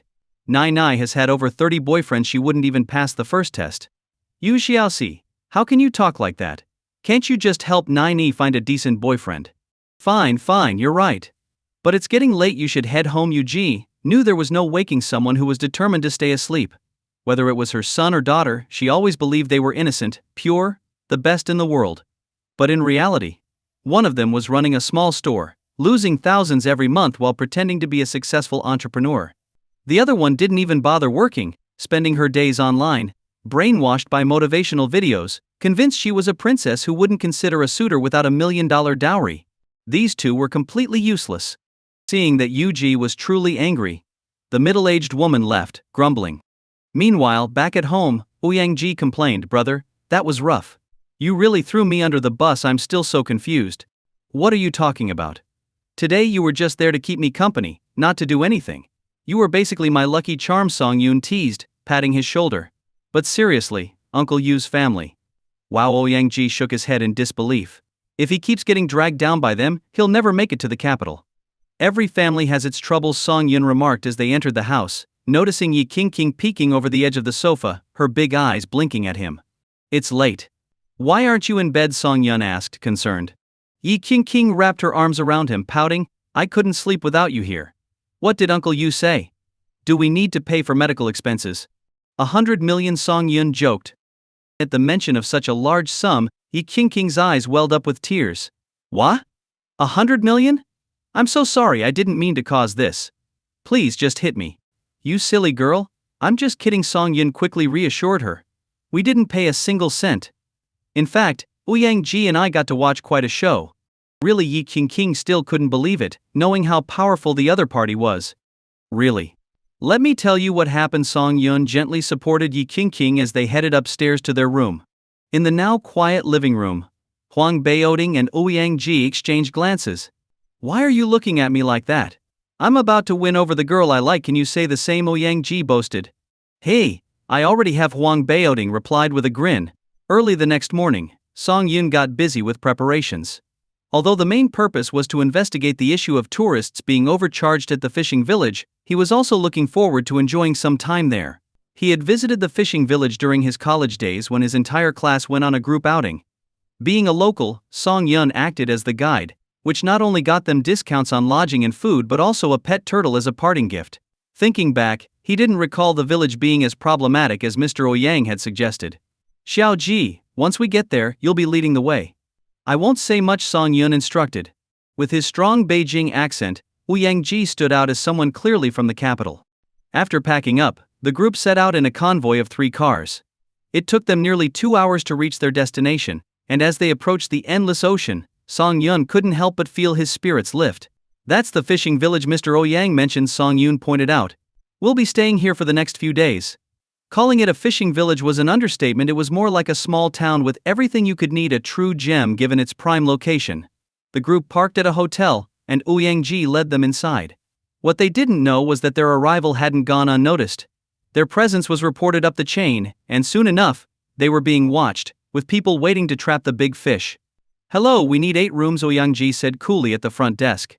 The receptionist glanced up briefly, but her eyes widened when she saw Song Yun. He was even more handsome than the celebrity she admired. "Excuse me," Ouyang knocked on the counter to get her attention. 8 rooms. "Oh, right. Let me get that for you. How many nights will you be staying?" she asked, snapping out of her daze. 2 nights, he replied. "That'll be 460 yuan per room per night. So for 8 rooms over 2 nights, that's 7,360 yuan. Plus, A 200 yuan deposit per room brings it to a total of 8,960 yuan. Will that be cash or card? For a tourist hotspot, this was the best hotel around, and 460 yuan per night seemed reasonable. Ouyang quickly paid the amount, handed out the room keys, and just as the group was about to head up, the receptionist called out, "Sir, wait a moment." She glanced around to ensure no one was watching before running over to Song Yun. Everyone assumed she was going to ask for Song Yun's contact details, but instead she whispered, "Whatever you do, don't eat at the food stalls. Just don't." "Why not?" Song Yun asked, intrigued. Before she could answer, a voice called out from nearby, "Xiao Jun. What are you doing? Get back to work." "Boss, I was just recommending some local delicacies to the guests." "Right?" She looked at Song Yun with pleading eyes. Song Yun smiled and nodded. "Yes, she was just telling us about some local dishes. We might try them later." The boss beamed and shook Song Yun's hand enthusiastically. "You've come to the right place for local food. Are you folks from Shanghai or here just for a visit?" "We're tourists," Ouyang answered. Hearing the distinct Beijing accent, the boss was immediately convinced. "You couldn't speak like that without having lived in the capital for at least a decade." "Well, you must try our local delicacies. Don't go to those restaurants, they're all rip-offs. A steamed fish there could cost you 100 or 200 yuan, but here, by the sea, fish isn't that expensive." The boss handed out his business cards. "This food stall I'm recommending is the best in town. People drive all the way from the city just to eat here. Mention my name, Old Hu, and you'll get a 20% discount." After thanking the boss, the group, already near lunchtime, decided to check out some local restaurants. They picked one that seemed decent, and although the prices were a bit high, they weren't unreasonable, perhaps 10 to 20% more than in the city, which made sense given the tourist season. They ordered some seafood, and by the time the food arrived, everyone was so hungry they started eating immediately. "The food's pretty good," Song Bo said, spitting out a crab leg. "If the prices stay like this, then what Mr. Ouyang said seems exaggerated. The real issue is probably with the food stalls. That girl warned us about them earlier," Song Yun said, as he scooped crab roe into Yi Qingqing's bowl and placed a peeled shrimp into Yuan Ca's. After a large seafood meal that cost over 6,000 yuan, the group returned to the hotel to rest before heading to the beach in the afternoon. At the hotel, Yi Qingqing chose to room with Wenshu, leaving Song Yun paired with Yuan Ca. Ouyang nearly dropped his eyes out of his head when he saw this arrangement. "What the? Brother-in-law, how did you manage this? I haven't even won your sister over yet, and you've got 2 women by your side. And the best part is, your wife is fine with it." Ouyang felt like the whole world was conspiring against him. Even that oaf Huang Baoding had Yang Ying to keep him company, while he was still single. So frustrating. By 3 or 4 in the afternoon, the weather cooled down, and the group headed to the beach with their swimwear. The beach was crowded with families, as many parents were taking their kids on trips before school started. When Song Yun emerged from the changing room in his swim trunks, he drew the attention of countless women. He was perfectly proportioned, not overly muscular like Ouyang, but not skinny either. His 8-pack abs were well defined, causing some women to drool in excitement. That afternoon alone, Song Yun had to turn down more than 50 women asking for his contact information. Finally, he had Huang Baoding stand beside him to ward off the swarm of admirers, as Huang's scarred appearance made it clear he wasn't someone to mess with. As night fell, the group donned their beachwear and headed to the food stall the hotel owner had recommended. Song Yun was curious to see what kind of trouble lurked here, trouble that had even caught the attention of those in the capital. "Hey there, ready to order?" A dark-skinned waiter hurried out from the food stall, his skin deeply tanned by the sun. He quickly wiped down the table with a towel, placed a few menus in front of the group, and said with a smile, "Take a look at the menu, and let me know when you're ready to order." "Wait a moment," Song Yun said as he pulled out the business card given to him by the hotel owner earlier. He handed it over and asked, "The owner of our hotel mentioned we could get a discount if we mentioned his name. Is that true?" The waiter's smile grew even wider upon seeing the card, and he nodded enthusiastically. Yes, you'll get a 20% discount." "All right, you go ahead with your work. We'll call you when we're ready," Song Yun said, waving the waiter off as he distributed the menus among the group. A little while later, the waiter returned. "Boss, we've just got a fresh batch of seafood in. Would you like to take a look?" "Freshly caught?" Song Yun asked. "Absolutely fresh. Our restaurant is tied directly to the local fishermen. Whatever they catch at night is delivered straight to us, right from the sea." The waiter grinned, showing off his pearly white teeth. "Let's take a look then," Song Yun agreed.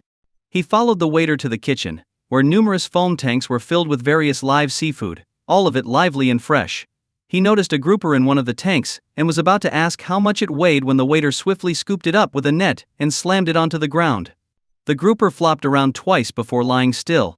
What the hell? What just happened?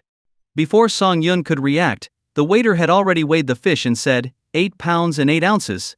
How would you like it, steamed or in a hot pot? Wait. What just happened? Song Yun asked, confused. Weren't you specifically asking for this fish? The waiter asked, equally puzzled. Song Yun sighed, feeling a bit annoyed. I just wanted to ask how much it weighed, but since it's already dead, I guess I'll take it. Relieved, the waiter grinned and said, Boss, you won't regret it. This fish will be amazing steamed. And after you've had your fill, we can make a nice milky white fish soup with the head. It's great for your health. Song Yun didn't respond, instead checking out a few more seafood options before ordering some shrimp and crabs. Do you like grilled skewers? We've got some fresh meat skewers too, perfect with a cold beer, the waiter suggested, bringing over a large basin of lamb skewers. How much for these? Song Yun asked. Not much, just 100 yuan. Just enough to cover the labor. A whole basin for only 100 yuan? Song Yun was surprised. That seemed ridiculously cheap. He would have paid nearly that much just to buy the raw meat in the city. All right, I'll take a basin, Song Yun said. Boss, you're generous, the waiter exclaimed happily. After placing their order, Song Yun returned to the table, where the group added a few more seafood dishes and snacks before settling in to wait. As night fell, the food stall filled up, mostly with tourists wearing red jackets from various tour groups. Soon enough, the dishes started arriving, and the group dug in. To their surprise, the food was even fresher and tastier than what they'd had at lunch. By 9 o'clock, they were full and content, with some of the girls eager to check out the nearby night market. Song Yun stood up and called over the waiter. Hey, time to settle the bill. Sure thing, just give me a moment. I'll total it up and bring the bill over, the waiter replied, pulling out a calculator and jotting down figures. Finally he looked up and said, Let's see, we've got 1 basin of meat skewers, 1 grouper, 3 pounds of shrimp and crab, 5 pounds of razor clams, and various other seafood, plus 14 bottles of beer. That comes to 65,832 yuan, but we'll round it down to 65,800, after the 20% discount. You only need to pay 52,640 yuan. 52,640 yuan, Song Yun frowned. That can't be right. We didn't order that much food. Are you sure you didn't make a mistake? The waiter, anticipating this reaction, calmly laid out the bill. The total is correct. The grouper alone costs 4,000 yuan per pound, and it weighed in at 34,000 yuan. The meat skewers are 3,100 yuan, the shrimp and crab are 800 yuan per pound, which is 2,400 yuan, and the razor clams are 1,000 yuan per pound, totaling 5,000 yuan. Add in the other seafood. And that's your total. What the hell? Did you just say that fish costs 4,000 yuan per pound? Ouyang stood up, incredulous. That's robbery. Watch your tone. We're just small business owners trying to make a living, the waiter snapped. But you told me the meat skewers were only 100 yuan for the whole basin. Now you're saying it's 3,100 yuan, Song Yun questioned. You must have misunderstood. I said it's 100 yuan per skewer, not for the entire basin. Now, how would you like to pay, cash or card? Pay for what? Ouyang's temper flared. This kind of money could cover a meal at a 5-star restaurant. How do you have the nerve to charge us that much? This place is a scam. Hearing this, the waiter's face darkened. If you can't afford it, you shouldn't have ordered so much. It's not my fault you didn't ask for the prices first. And let me warn you, we're running a legitimate business here. Call us a scam again, and I'll break your legs. What? You're threatening us now? Ouyang laughed in disbelief, cracking his knuckles. You've got some nerve. I've never backed down from a fight, bring it on. All right, I see how it is. You're trying to dine and dash, the waiter yelled toward the kitchen. Boss Feng. We've got customers refusing to pay and calling us scammers. Who the hell has the guts to cause trouble in my place? A large man in a white apron, wielding a cleaver, stormed out of the kitchen. He pointed the cleaver at Song Yun's face and shouted, So, it's you who's trying to dine and dash, huh? Yeah, it's them. They ate and now don't want to pay, the waiter added, retreating a few steps. All right, I'll take it from here. Go take care of the other customers. Boss Feng, a towering figure over 6 feet tall and weighing more than 200 pounds, said as he glared at Song Yun. His arms were covered in thick black hair, and he looked every bit the part of an enforcer. Hurry up and pay, or else the men might lose something valuable, and as for the women, He Feng Yi's eyes gleamed with a sinister intent as he glanced at the women at the table, each one more beautiful than the last. Watch your mouth, fatso, or you might not be the one laughing in the end, Ouyang replied with a smile, though the displeasure in his voice was unmistakable. We're all here to have a good time, no one wants trouble. But you ordered the food, you ate it, and now you don't want to pay. What kind of nonsense is that? Feng Yi slammed a cleaver into the table for emphasis. If you're broke, stay home and save yourself the embarrassment. Song Yun's gaze turned cold as ice. He asked calmly, and who are you? The owner of this place. I don't hide my name. I'm Feng Wan, and this is my place, Feng Yi boasted arrogantly. Just as Song Yun was about to strike, Song Bo gently placed a hand on his shoulder, calming the storm brewing within him. The anger dissipated, leaving only calm. Please forgive my son. He's young and impulsive, Song Bo said with a conciliatory smile. But may I ask, what is your full name, Mr. Feng? Feng Wan, he said, lighting a cigarette. And don't think you can sweet-talk your way out of this. Every penny you owe is going to be paid. No problem, Song Bo said, pulling out a bank card. Can I get a receipt for the payment? You see, this is quite a sum, more than my yearly salary actually. I'll need to explain it to my superiors. Feng Wan looked at him carefully, then patted Song Bo on the chest. No problem. As long as you pay up, we're friends. I'll make sure you get your receipt. What name should I put on it?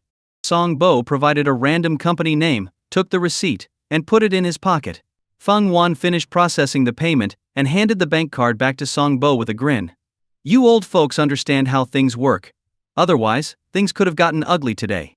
It's all thanks to your generosity, Song Bo said, offering more flattery. All right, you can go. Come back and visit us again, Feng Wan said, grabbing his cleaver and heading back inside. Father, are we just going to let him off like that? Song Yun asked in confusion. Of course not. Let's go, we'll discuss this back at the hotel. Too many ears around here, Song Bo replied, leading the group back to their accommodations. As they passed the front desk, the girl who had earlier warned them was no longer there, replaced by another receptionist who eyed them with a smug grin. Once they were back in their room, the men gathered together as Song Bo lit a cigarette. This isn't the first time these guys have overcharged tourists. All these seafood stalls are probably in on it together. We could easily fight our way out, but King is pregnant. We can't risk her getting hurt. He continued, and don't you think the local authorities are aware of this? There's definitely something fishy going on. Tomorrow we'll take that receipt to the local commerce bureau. If they handle it, great. If not, we'll deal with it our own way.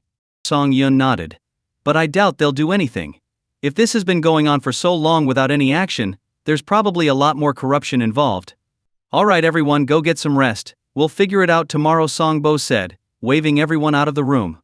Back in his own room, Song Yun found Yuan Ce already nestled under the covers, her eyes wide and watching him expectantly. Let's get some sleep, Song Yun said, and with that, the night passed without incident. The next morning, after a quick breakfast, Song Yun and the others drove to the local commerce bureau. Hey there, could you open the gate for us? Song Yun called out to the security guard. The elderly guard looked up from his newspaper, glanced at their out-of-town license plates, and sighed. He adjusted his glasses and asked, What brings you here, young man? We got ripped off at a restaurant last night. We're here to report it, Song Yun explained. The guard gave them a knowing smile and said, Let me give you some advice, just go back home. It's not worth the trouble. This piqued their curiosity. Song Bo handed the guard a cigarette and asked, How long have you worked here, sir? Oh, it's been over 10 years now, the guard said, taking a deep drag from the cigarette.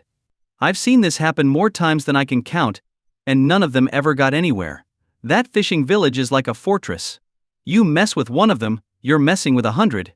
Even the authorities can't do much. But we spent over 50,000 yuan.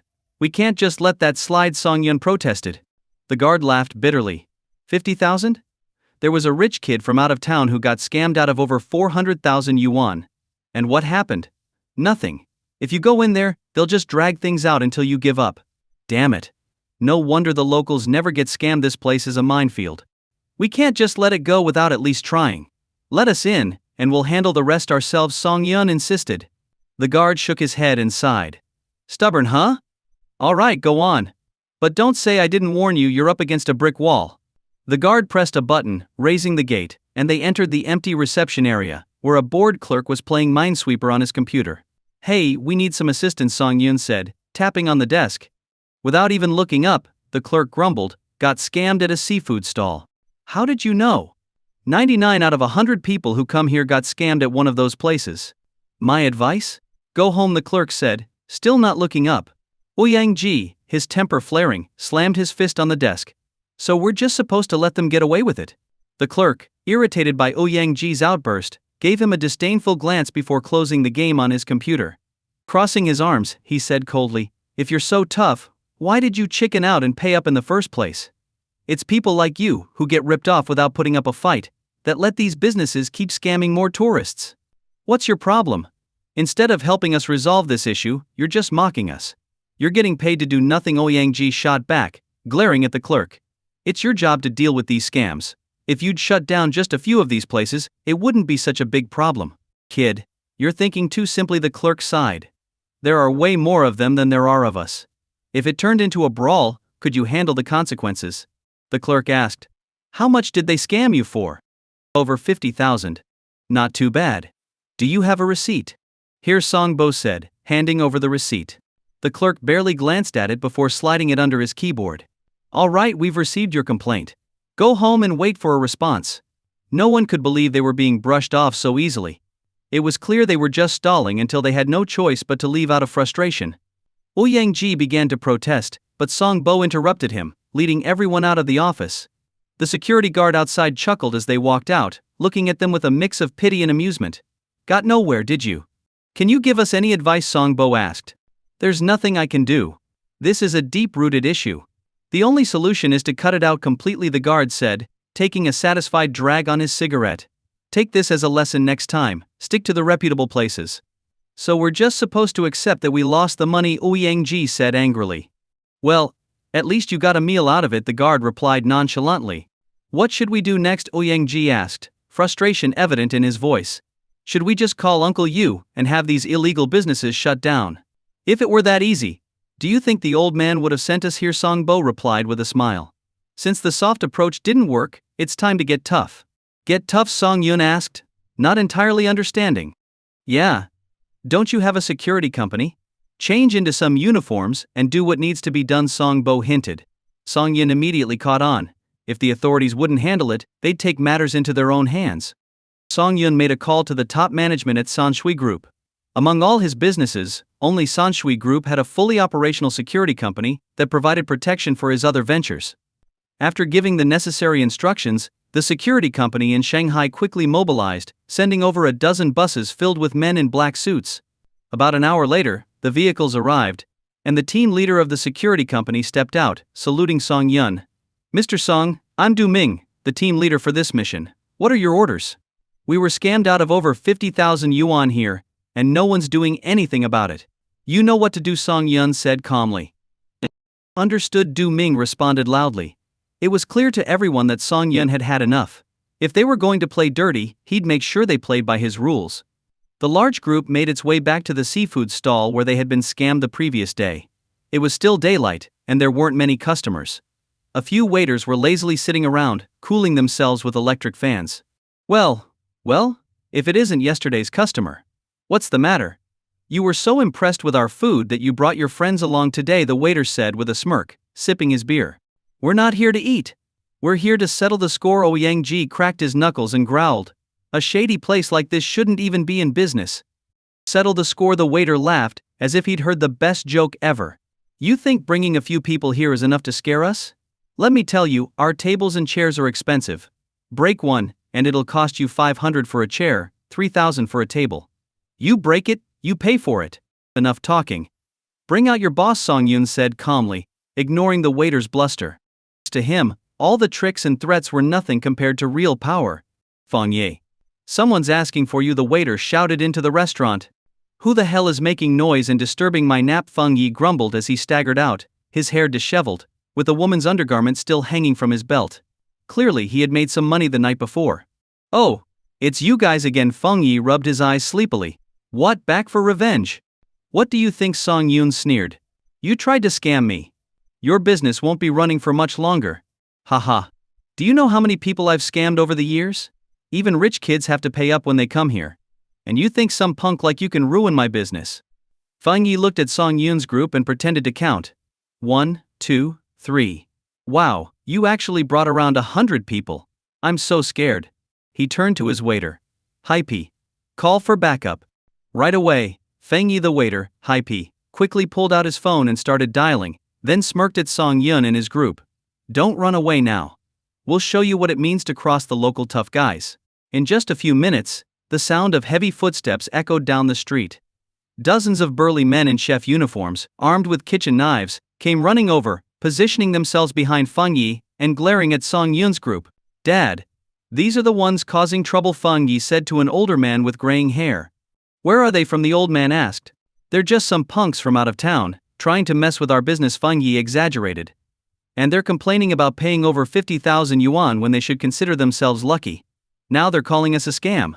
Listen, young man, it's best to let this go before things get out of hand, the old man advised, speaking with the authority of someone who'd seen it all. We'll give you back 1,000 yuan. Let's all keep the peace and move on. 1,000? That's all you're offering? Song Yun asked, narrowing his eyes. Oh? You're a greedy one, aren't you?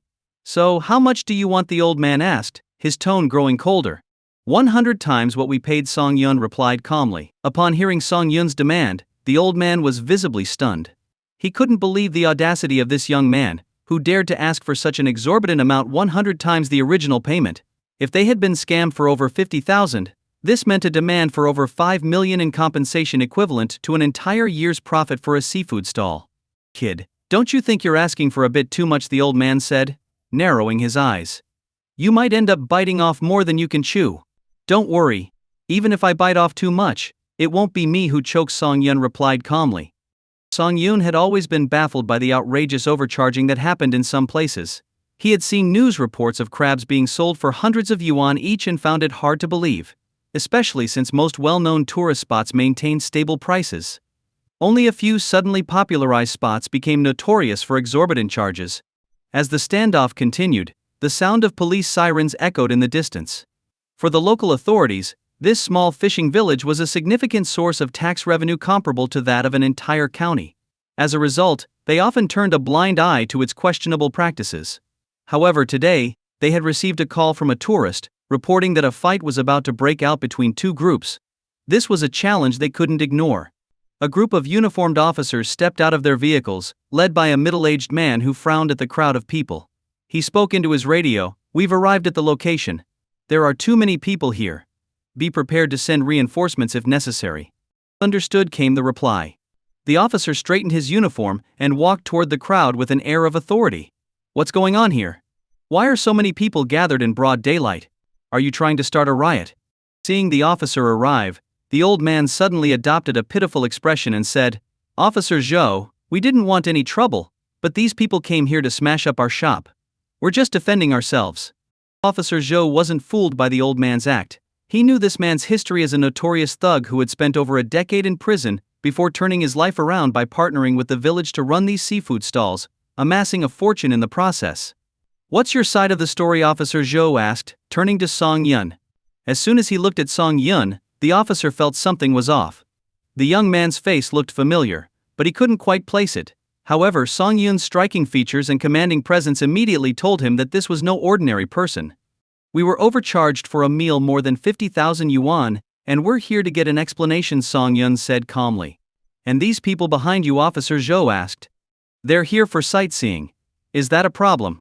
Officer Zhu looked at Song Yun with a weary expression. He knew better than to believe that this large group of people had just come to watch. "Everyone, show me your IDs," he said, trying to maintain control. "Relax, we're from Tenglong Security under Sanshui Group. We're a legitimate company, unlike these shady seafood stalls," said Du Ming, the team leader. "Come on guys, show your IDs and cooperate with the officer. We're law-abiding citizens." When Officer Zhou heard the name Sanshui Group, he froze. A cold sweat broke out on his back as he finally recognized who Song Yun was. Song Yun, the youngest billionaire in Shanghai. Damn it. Of all people to scam, these idiots had to pick someone like him. If anything happened to Song Yun here, it would be a disaster. Even a scratch on him would be a major incident, let alone a full-blown fight. He was in over his head now. He had warned the higher-ups that these seafood stalls needed to be shut down, but they never listened. Now things had escalated, and it was only a matter of time before the big shots in Shanghai came down hard on them. "Are you really Song Yun?" Officer Zhou asked cautiously. Song Yun gave him a cold glance. "Is there a problem with that?" No, no problem at all. It's just that this place isn't very safe. You should stand with us, Mr. Song, to avoid any trouble. No need. I'm here to get justice, Song Yun replied coolly. These seafood stalls are raking in huge profits by scamming people, and I've had enough. Seeing that he couldn't persuade Song Yun to back down, Officer Zhou called all his subordinates to form a protective circle around Song Yun. Then, discreetly, he slipped away to report the situation up the chain of command. The news that Shanghai's richest man was in danger spread quickly, eventually reaching Yu Ji's ears. After some thought, Yu Ji realized that this wasn't a simple situation. He knew that the fishing village never scammed locals, so something else was at play. And with Ouyang involved, he immediately called the old master Ouyang. The old master laughed when he heard the news. Just let it be. That place has been a cancer for too long. This could be the perfect opportunity to root it out, and Song Yun might be just the person to do it. But Xiao Yu, remember, you share some responsibility for letting it go on this long. Yu Ji felt a chill run down his spine. This incident would definitely tarnish his reputation with the higher-ups. He couldn't afford to let it derail his ambitions. Is there anything I can do to make up for it? Yu Ji asked, his voice heavy. Once Song Yun deals with it, I'll put in a good word for you. Thank you, old master. After hanging up the phone, Yu Ji clenched his pen so tightly that his knuckles turned white. Slamming his hand on the desk, he ordered his subordinates to stay out of the fishing village's affairs. He trusted that Song Yun would handle things appropriately and not let the situation spiral out of control. Meanwhile, he prepared for a citywide crackdown on price gouging. Back at the village, Officer Zhou received orders to pull his team out. He hesitated. Was he really supposed to just walk away? What if something happened to Song Yun? Who would take responsibility? Pull out immediately. Roger that. King? Reluctantly, Officer Zhou called back his team and drove away. Kid, the only ones who could save you just left. You're finished now, Feng Yi sneered. Today you're going to leave something behind. Hey, with them gone, we can really get started now, Song Yun replied, unfazed. He looked at the mob in front of him, not with fear but with a hint of excitement. It had been too long since he'd had a good fight, and he was ready for it. Just as tensions were about to explode, a small car came speeding toward the group, crashing through tables and chairs and scattering everything in its path. Damn! The sudden turn of events left everyone on the scene dumbfounded. Where did this car even come from? Ouyang Ji shot a puzzled glance at Song Yun, who slightly shook his head, equally confused. He had planned to deal with these seafood stalls thoroughly, even considering using force if necessary. But this wasn't part of the plan. He had no intention of causing any casualties. If someone were to die, the situation would escalate far beyond anything they could control, and no one would want to be involved in that mess. Feng Yi's group was also terrified, especially Feng Yi himself. He was closest to the car, and it had missed hitting him by just over 20 centimeters. As he looked down at the crushed tables and chairs, his mentality crumbled. He was here to make money, not to lose his life before he could even enjoy it. As everyone anxiously awaited the driver to step out, the car suddenly roared to life again, rapidly shifting into gear and speeding off.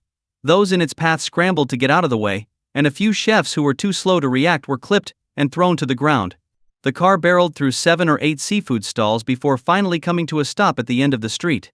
The vehicle's exhaust roared loudly, and then, without warning, it revved up again, this time aiming straight at Feng Yi and his men. Where did this car come from? It's absolutely insane, Ouyang Ji exclaimed in amazement. Song Yun's sharp eyes caught a glimpse of the driver, a man in his 40s with graying hair. At his age, with responsibilities likely both at home and at work, what could have driven him to such a reckless act? Everyone, spread out. He might mistake us for being in league with the seafood stalls, Song Yun shouted. He then prepared himself, intending to either avoid the car by a hair's breadth or jump onto the roof to force it to stop.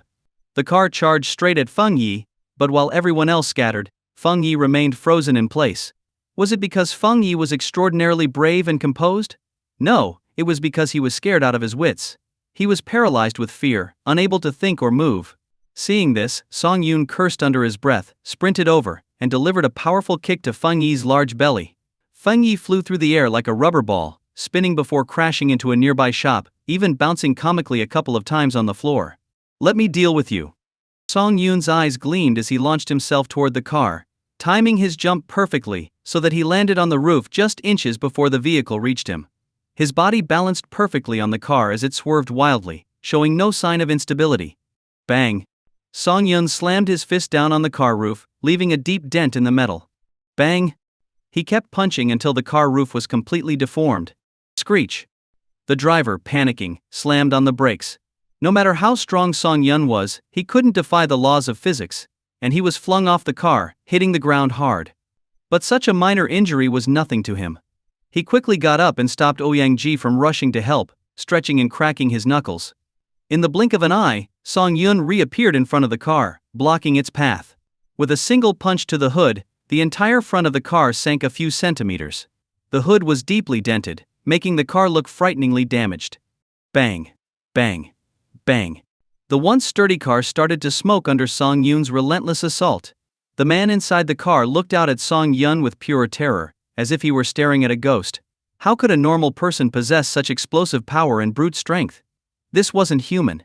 Realizing that he was about to be overpowered, the driver hastily flung open the car door and tried to escape, running away. Song Yun's voice echoed behind him. The man turned around, only to find that Song Yun had already appeared in front of him, waiting. "Let's see where you think you can run to," Song Yun said, delivering a crushing punch to the man's stomach, causing him to double over like a shrimp. The middle-aged man collapsed to the ground, coughing and dry heaving uncontrollably, his abdomen burning with pain. "Tell me, who sent you?" Song Yun demanded, grabbing the man by the collar. Song Yun knew that only a select few were aware of their mission to root out this corrupt establishment. For a third party to suddenly show up at such a critical moment, it couldn't be a coincidence. Cough, cough. The man spat out blood-tinged saliva and looked up at Song Yun with a bitter smile. Then, in a final act of defiance, he spat in Song Yun's face. "To hell with you. It's all because of you. All because of you that my mother's in the hospital, and I can't even afford her medical bills. I'm screwed today, but when I get out I'll come after each and every one of you." What? Song Yun was taken aback. How did he suddenly become the villain in this man's eyes? Maybe there's been some kind of misunderstanding. Misunderstanding? Ha! What a joke. What good is saying that now? My mother is still lying in the ICU, fighting for her life. If she doesn't make it, you'll all pay with your lives. Seeing the man's increasingly deranged state, Song Yun frowned. He slapped the man across the face, yanking him up by his collar, and pointed at the devastated street. "Is this your idea of revenge? Not all vengeance is just. Look at those tourists on the street. They're innocent, aren't they? Some of them are injured or scared out of their minds because of your reckless driving. Do you really think what you've done is noble?" The middle-aged man stared at the scene, and a crack appeared in his previously resolute heart. He realized that if he continued down this path, he would become just like the people running these crooked stalls, turning into exactly what he despised the most. "Now, can you tell me why you did something so extreme? You should know that by driving so recklessly and causing such a serious accident, you'll be held legally responsible. Even if you don't care about yourself, you should think about your children." Song Yun took out a cigarette and placed it in the middle-aged man's trembling lips. He could tell that fear was starting to creep in. People often act impulsively when they're overwhelmed by anger, doing things that seem irrational to others. But once their anger subsides, they are usually left with an overwhelming sense of fear. It's something almost everyone experiences. This man was no different. His current state of mind was fragile, like wet paper. One small push, and he would completely fall apart. Song Yun knew exactly how to apply that pressure. If you end up in prison because of this, your child's future could be ruined. Whether they want to apply for a government job or go to graduate school, they'll be affected. Are you really okay with that? And even if you don't care about that, what about your mother? She's lying in a hospital bed, waiting for her son. Do you really want her to see the police come for you? You think you're being a good son, but you're just showing how selfish you really are. Song Yun's words sent a shiver down the man's spine, his body trembling uncontrollably. This man clearly wasn't a hardened criminal. He was just an ordinary person pushed to the brink by overwhelming circumstances, looking for someone to blame. A true criminal wouldn't be scared. They'd stay calm even if caught, maybe even smoke a cigarette while answering questions. But this man was different. "Tell me what happened. If your story is convincing, maybe I can help."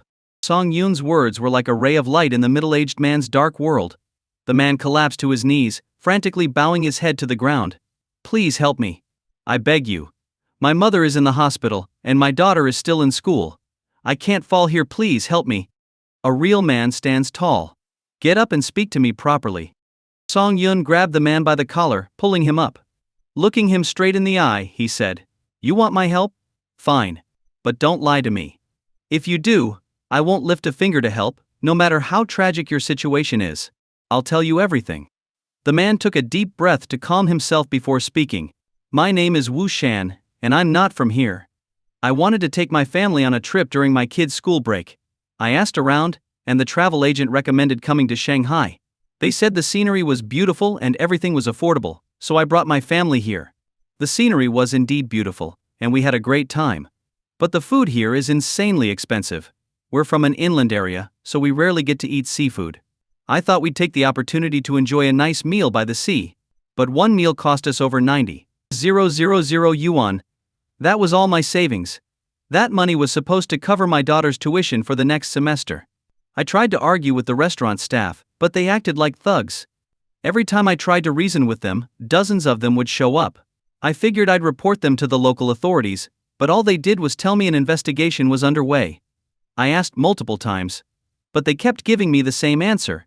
With no other options, and my daughter's school year approaching, we couldn't afford to stay any longer, so we decided to drive back home. But on the way, while we were at a rest stop, my mother was hit by a truck while resting in an open area. The driver blamed my mother for running out carelessly, and he refused to pay for her medical expenses, saying we had to wait for an insurance settlement. But I was told that could take months. And that's only if the driver doesn't appeal the decision. I was desperate and angry, and that's when I remembered how we were scammed here. So I drove back, full of rage. Song Yun sighed deeply after hearing this. These shady business practices really do ruin lives. If he hadn't been here today, Feng Yi and his crew would likely have been seriously injured or worse. Which hospital is your mother in now? She's in the 3rd hospital in the HP district. We hadn't left Shanghai yet when the accident happened.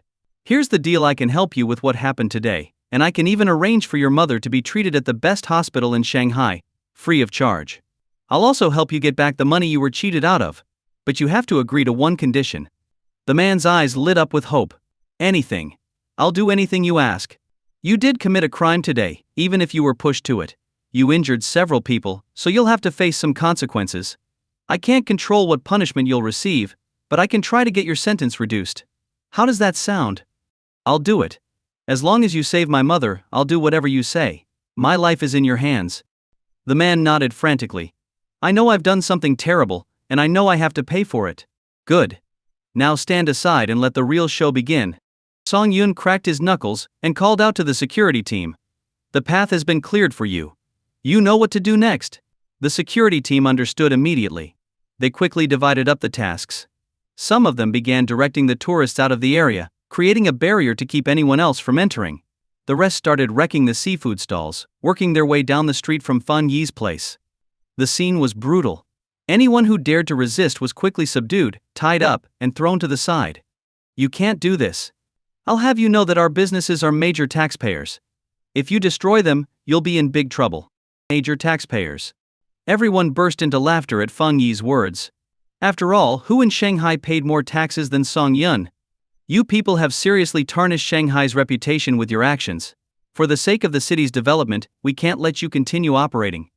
Ouyang smashed the counter with a wooden stick, surveying the area. The once intimidating chefs had vanished, leaving behind only a few defiant figures, including Feng Yi, who had narrowly escaped being hit by a car moments earlier. Do you really think what you're doing is right? Charging someone thousands of yuan for a meal? Even in the best hotels in Shanghai, a meal wouldn't cost that much. Our food is fresh. We catch it ourselves, and we only operate during the summer. The rest of the year, we just run a small barbecue business, which is very cheap. Feng Yi, standing with his neck stiff, protested, his voice tinged with frustration. With the destruction caused by these people, they'd have to renovate the entire place, which would not only cost a fortune but also result in losing tens of thousands in daily earnings. Sure, making millions in just one season, who wouldn't be envious? Song Yun stood aside, arms crossed, speaking calmly. And don't expect anyone to come and stop what's happening today. Don't think that just because you've been paying some taxes, you're suddenly untouchable. In this city, if I say I'm the second biggest taxpayer, no one would dare claim the first spot. Hearing this, Feng Yi and his crew were confused. Living in the outskirts, they had enjoyed a simple life with easy money coming in, so they hadn't paid much attention to the big events happening in Shanghai. They assumed that those big city bosses didn't have it as good as they did. After all, every household in their village had millions in their bank accounts, while those big shots might not even have that much money in their pockets. Who exactly are you? A young man standing next to Feng Yi asked, his eyes narrowing as he looked at Song Yun. Me? You don't deserve to know. Song Yun sneered. You should focus on finding another way to make a living. If I hear about you scamming people again, I'll come back and help you renovate your shop once more. You.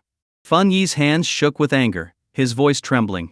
Just as he was about to curse, the young man beside him quickly covered his mouth. Even though they didn't know who this man was, it was clear that anyone who could bring so many people on a whim had some serious power. Plus, this situation had escalated, yet no one had come to stop it, which only made things seem even more suspicious. Uncle, let me handle this. The young man cleared his throat and said seriously, could you please show us some mercy? We live in the countryside, where life is tough. If we hadn't found a way to make money, we'd still be struggling to make ends meet. I promise on behalf of everyone here that we'll stop scamming customers. We'll only charge a fair price to support our families. What do you say? After all, making a big scene benefits no one, right? Song Yun turned to look at the confident young man, puzzled by why this guy thought his proposal would work. Renovate every one of these seafood stalls. Song Yun ignored the young man's plea. In his view, once someone starts down the path of wrongdoing, it's unlikely they'll change just because of a promise. Even if one person reforms, it doesn't mean everyone else will. After all, they've been making easy money for years. How could they suddenly be satisfied with earning just a fraction of what they used to? So why bother with empty promises? It's easier to shut them all down at once, eliminating the problem entirely. The young man, realizing Song Yun wasn't interested in negotiating, pulled out his phone and began recording the renovation of the shops. What do you think you're doing? Ouyang asked, frowning. If you won't stop, then I'll do what I must. The young man shouted, I'll post this online and expose all of you. Let's see how you handle that. You've got some guts, kid. I bet you've caused plenty of trouble before. Ouyang spat on the ground and walked toward the young man with a cold smile. The young man believed he was in the right and was confident Ouyang wouldn't actually harm him. But he was quickly proven wrong. When a wooden stick smashed down on his arm, the searing pain made it clear that these people didn't care about consequences. Their goal was to wipe out every seafood stall on this street, and anyone who stood in their way would be crushed. As the young man's phone fell to the ground, Ouyang stomped on it, shattering it into pieces. He then pulled out his wallet, took out a few bills, and with a grin, said, Sorry about your phone. Here's a few hundred yuan to fix it.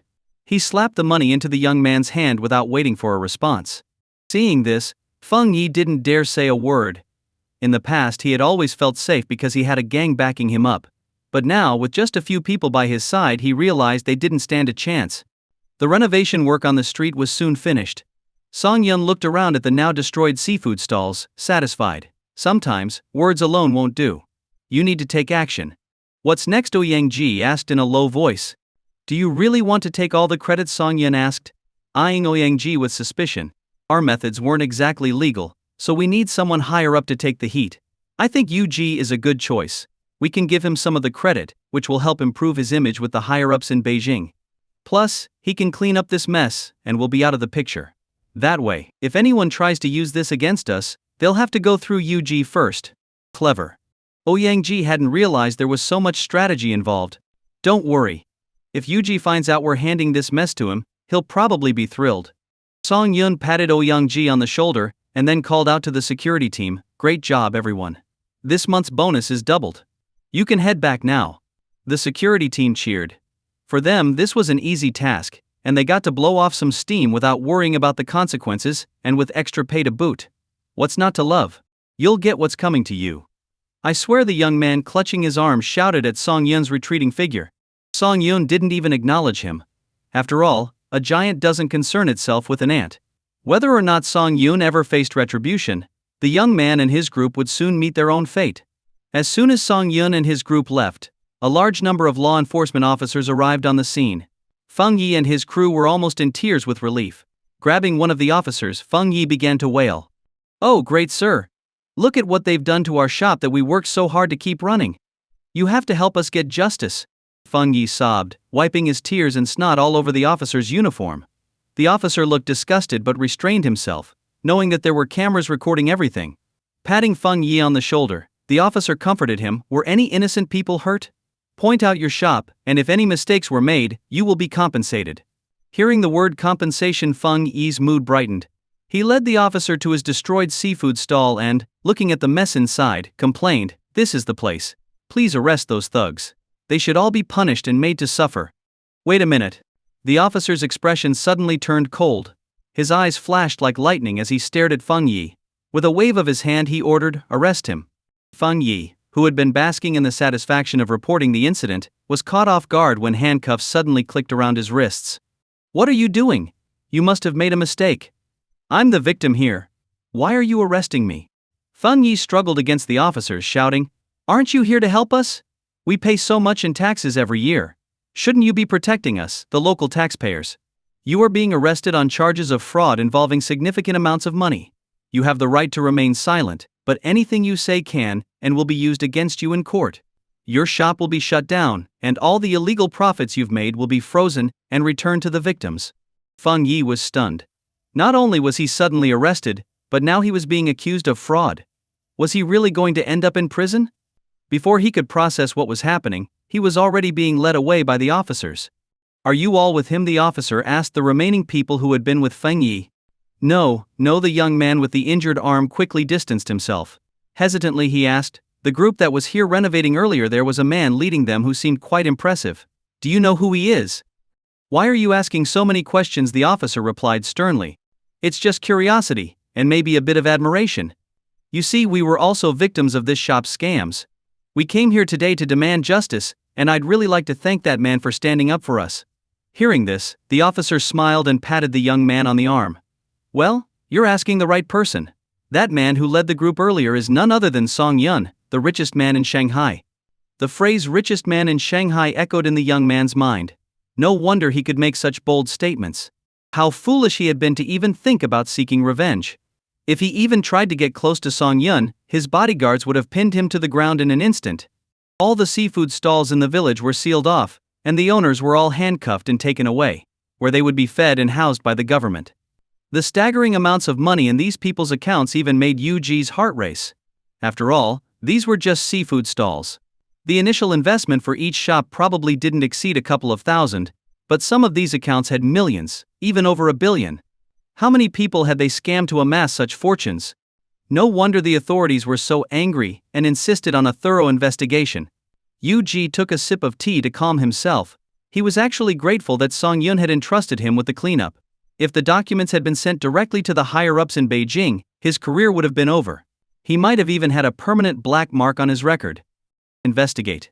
I want every link in this chain uncovered, and I want the culprits severely punished. Refund every penny to the victims. UGI ordered his secretary, and not just here. I want every tourist spot in Shanghai inspected. Find one case, and deal with it immediately. No tolerance. The secretary nodded, and began making calls to coordinate with various departments, kicking off a thorough self-inspection campaign in Shanghai. Meanwhile, Song Yun and his group had returned to the Huashu villa. Song Yun lounged on the sofa, bored, watching a movie. His businesses in Shanghai were well established and ran smoothly without his constant supervision. At home, everything was peaceful. Everyone was eagerly awaiting the birth of Yi Qingqing's baby, which would continue the Song family's legacy. Everything was flourishing, except for one eyesore Ouyang Ji. No one knew what it was about him that attracted Xiao Wan, but ever since they returned to the villa, the two had been drinking tea and chatting in the garden. Watching Ouyang Ji awkwardly fumble with the antique Song Dynasty tea set, Song Yun nearly smashed the priceless heirloom over his head. "Funny, my back hurts." Yi Qingqing snuggled up next to Song Yun, whining softly. Song Yun massaged his wife's lower back, feeling a bit worried. The doctor had said that their baby was growing well but might be a bit chubby, which could make delivery difficult if Yi Qingqing didn't stay active. But she was naturally lazy, and often gave up halfway through the yoga sessions that Yang Yingying tried to guide her through. Even walking a few steps made her complain about foot pain. How would she manage later on? "What are you thinking about, dear?"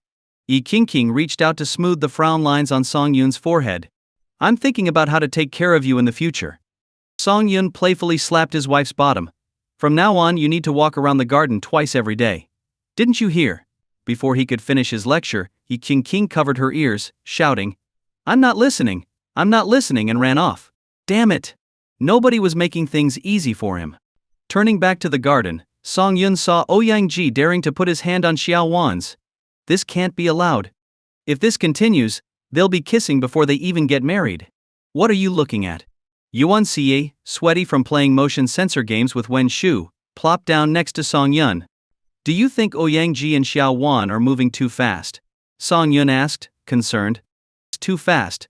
Yuan Ci gave Song Yun a strange look. This is how young people are supposed to date. What? They've only just met, and they're already holding hands. My dear brother, do you want Xiao Wan to stay single forever? She's an adult now, so stop worrying about her. Come upstairs with me. A few hours later, Song Yun massaged his lower back as he walked downstairs. He couldn't fathom what had gotten into Yuan Ci lately. She was actually drooling over Yi Qingqing's belly. How could such a thing be accomplished by one person alone? No, this still required Song Yun's cooperation. The first time, Song Yun felt fine. The second time, he thought it was still alright. By the third time, he started to frown a little. By the fourth time, he felt that this was not the way to go. By the fifth time. Damn it! Why can't women just compete over handbags or makeup? If those don't satisfy them, they could ask for gold or jewels. No matter if it costs hundreds of thousands or even millions, Song Yun wouldn't even blink. But this competing over children, what's that about? In the end, isn't it just making things hard for yourself? Brother-in-law. Ouyang, the shameless one who lived in his house and flirted with his sister, had the nerve to come and annoy him. Song Yun held his forehead in exasperation and said, "If you have something to say, say it. If not, get lost." "Well, I was thinking of taking Xiaoan out for dinner tonight," Ouyang said awkwardly. Song Yun felt a surge of anger rise within him. Seeing a nearly 2-meter-tall muscular man speaking in such a tone made him want to punch something. "What the hell are you blushing for?" Song Yun cursed. Then quickly realized, dinner? Just the two of them? Damn it. Isn't this guy moving a bit too fast? "Where are you planning to eat?" Song Yun asked cautiously. Xiaoan said there's a good barbecue place on Furong Street, and you guys used to go there a lot when you were kids. Ouyang replied with a smile. For him, spending time alone with Xiaoan was more important than anything. Everyone knew that you have to chase your wife. Did anyone really think all men were like Song Yun, with beautiful women throwing themselves at him without him having to lift a finger? Besides, eating at home means being watched by the brother-in-law. Although he's a brother in name, he never acts like one. He keeps a close eye on him and Xiaoan, making it impossible for their relationship to progress. "Oh, you mean that place with the fatties barbecue? Now that you mention it, I kind of miss it too." Song Yun smacked his lips nostalgically. Even though their family was well off when they were kids, barbecue wasn't cheap back then. A skewer of meat cost 0.3 yuan. Keep in mind, the average adult's salary at the time was only around 40 or 50 yuan. Having barbecue felt like celebrating the new year. And that barbecue stall had been around for more than 20 years, still standing strong on Furong Street, which proved that the taste was indeed something special. Maybe you and Sis could go there alone tomorrow," Ouyang suggested reluctantly.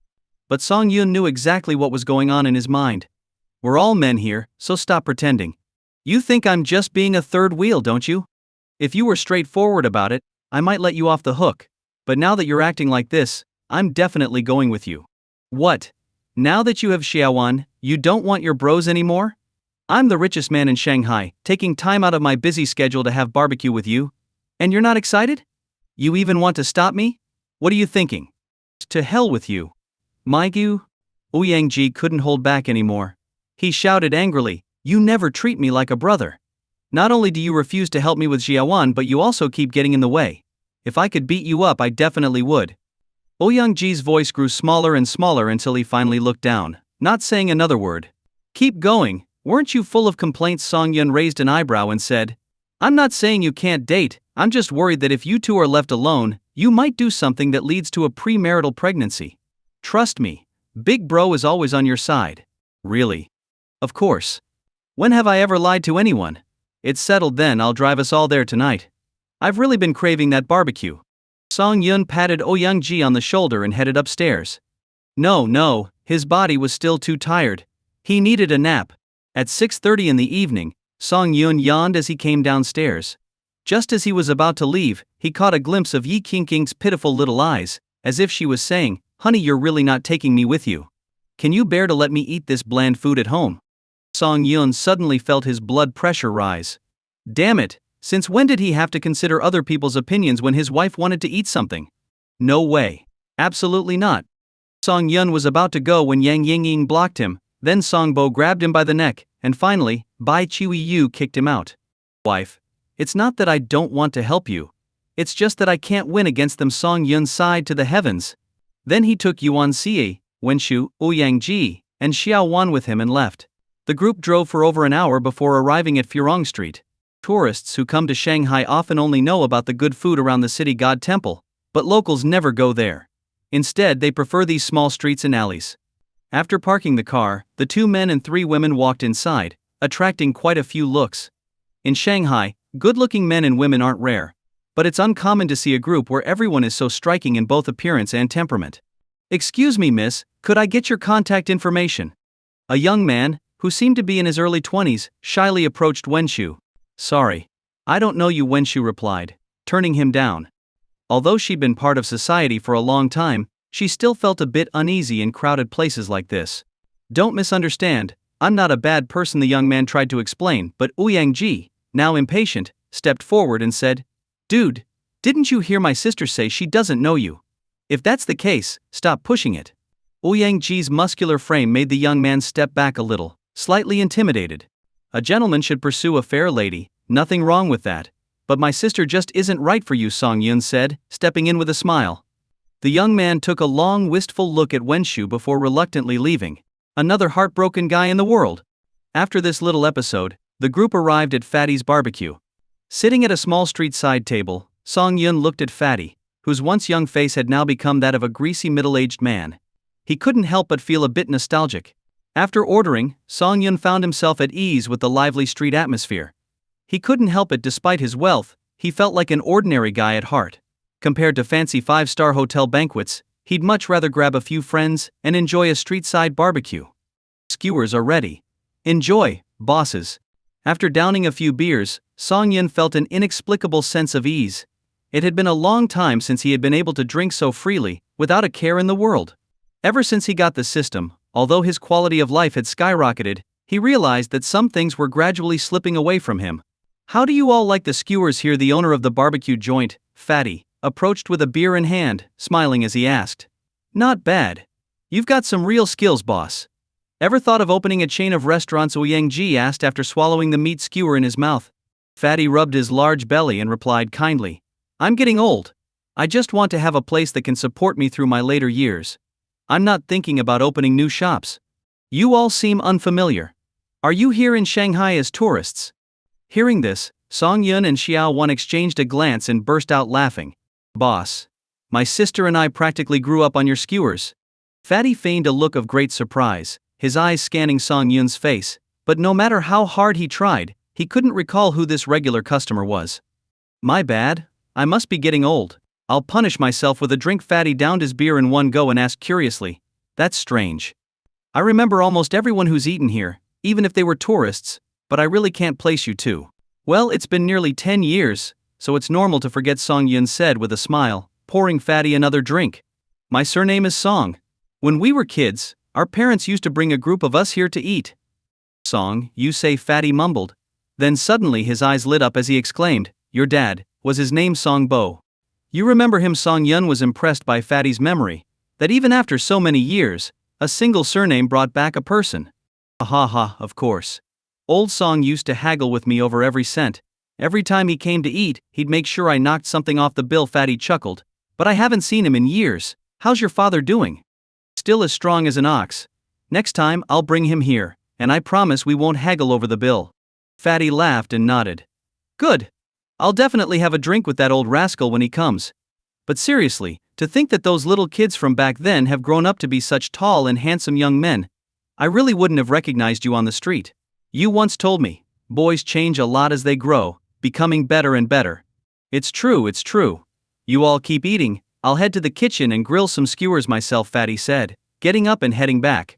"I can't believe that after all these years, Fatty is still the same warm-hearted guy," Xiao Wan said, cupping her glass with both hands and taking a small sip of beer. "That's why his place is always packed. You think there aren't other good barbecue spots in Shanghai? It's because everyone just gets along with Fatty so well," Ouyang Ji remarked. As they were enjoying their skewers and chatting, a foreigner arrived with 3 girls, sitting at the table next to theirs. At first, they had nothing to do with Song Yun's group, but when the foreigner saw the beautiful women at their table, his eyes nearly popped out. His name was William, from a faraway land. He had dropped out of school and spent his days wandering the streets. The country he came from wasn't like China. People there didn't value family ties as much, and blood relations meant even less. When his parents saw how unmotivated he was, they kicked him out during an argument. That was when he became a homeless man, living off what he could scavenge from the streets. He thought his life would remain a mess, but then, after appearing in a video by a foreign blogger, he was dubbed the most handsome homeless man overnight. He became famous. As his fame grew, a Chinese educational institution reached out to him, inviting him to work there. They promised to cover his food and lodging, and pay him a salary of 70 to 80,000 yuan a month. This amount was no small change in his home currency.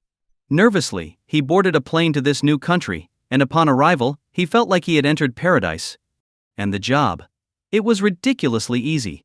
He didn't need to prepare lessons or keep learning. All he had to do was chat with students to help them practice their spoken English. What's more, he noticed that the young girls here would often blush when they looked at him.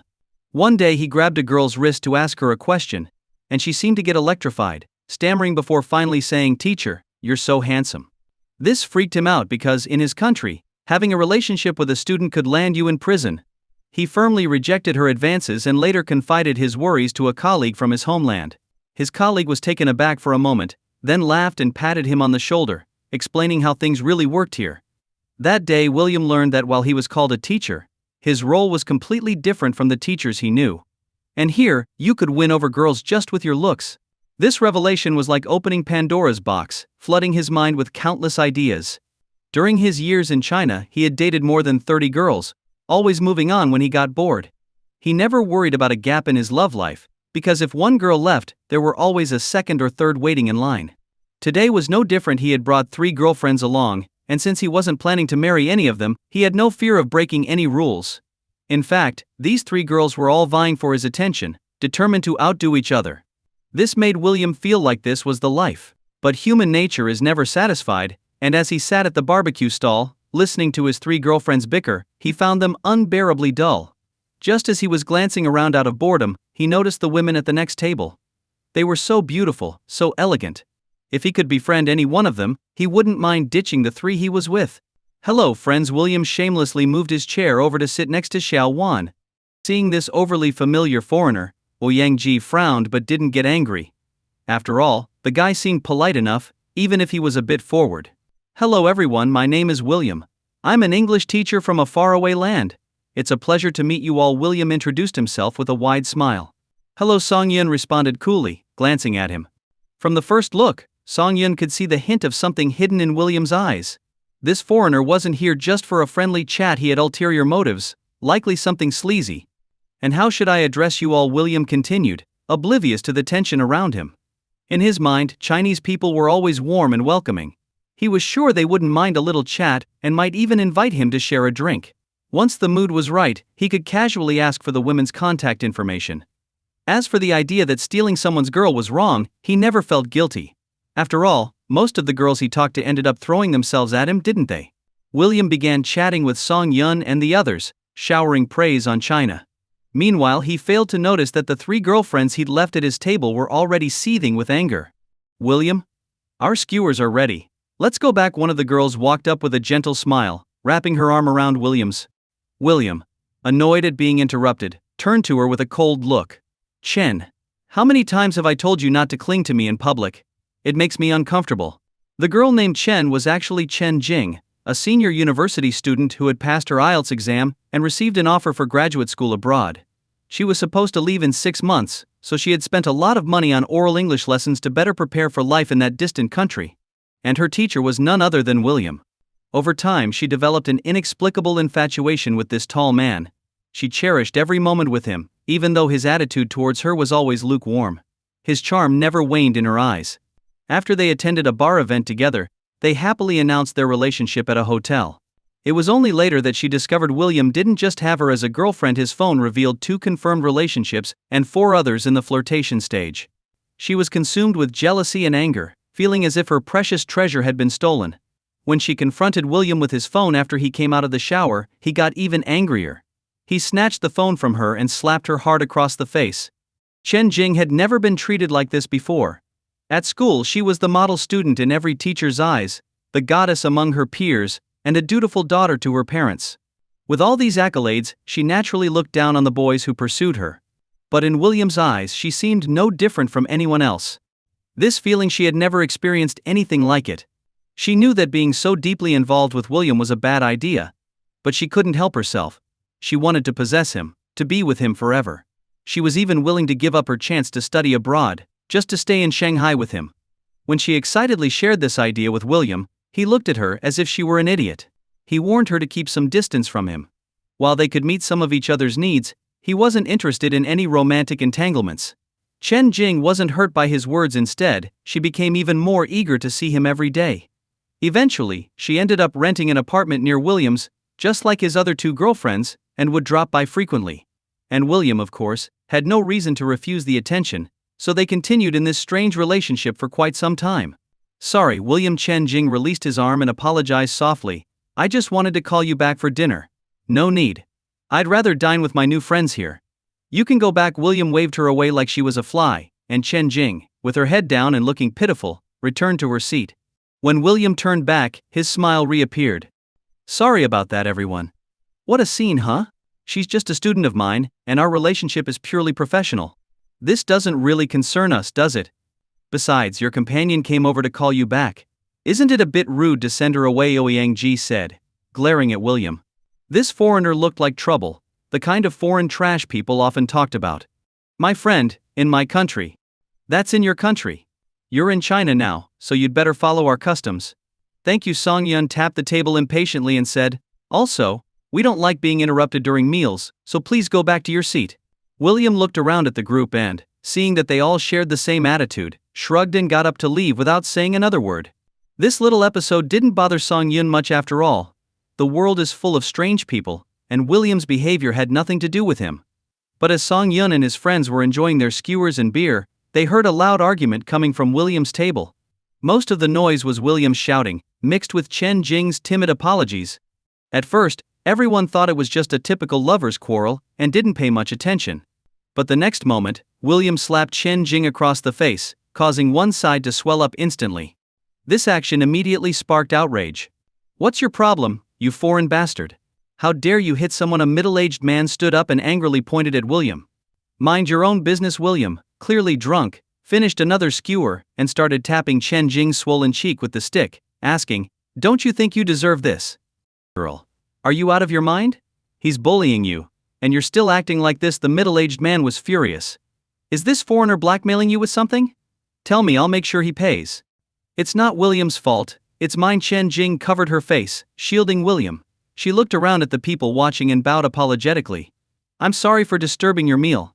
This is between me and my boyfriend, so please stay out of it. Damn it! I really shouldn't have stuck my nose in. The middle-aged man slammed the table in frustration and sat back down. He had no choice after all. The person involved had already spoken. He couldn't just force his way in, could he? Why is that woman so pathetic? It's really infuriating. Ouyang slammed his fist on the table, clearly upset. Who knows what kind of nonsense he's been feeding her? One wants to hit, the other wants to take it. Why should we, as outsiders, get involved? Song Yun replied casually, taking a sip of his beer. It was obvious that the girl was in a very submissive position, completely brainwashed. Anyone who tried to help her would probably be met with her resentment. But I can't stand it. That foreigner is in our country, Ouyang protested. Are we, a group of grown men, supposed to be afraid of him? It's not about fear. Just wait and see. Some well-meaning person is already heading over. You'll understand soon enough, Song Yun said as he lit a cigarette and glanced over at William's table. A tall young man, about 6'3", stepped forward from the crowd. He clenched his fist and walked straight towards William. As soon as he reached William, he swung his arm and punched him in the face. Blood immediately started pouring from William's nose.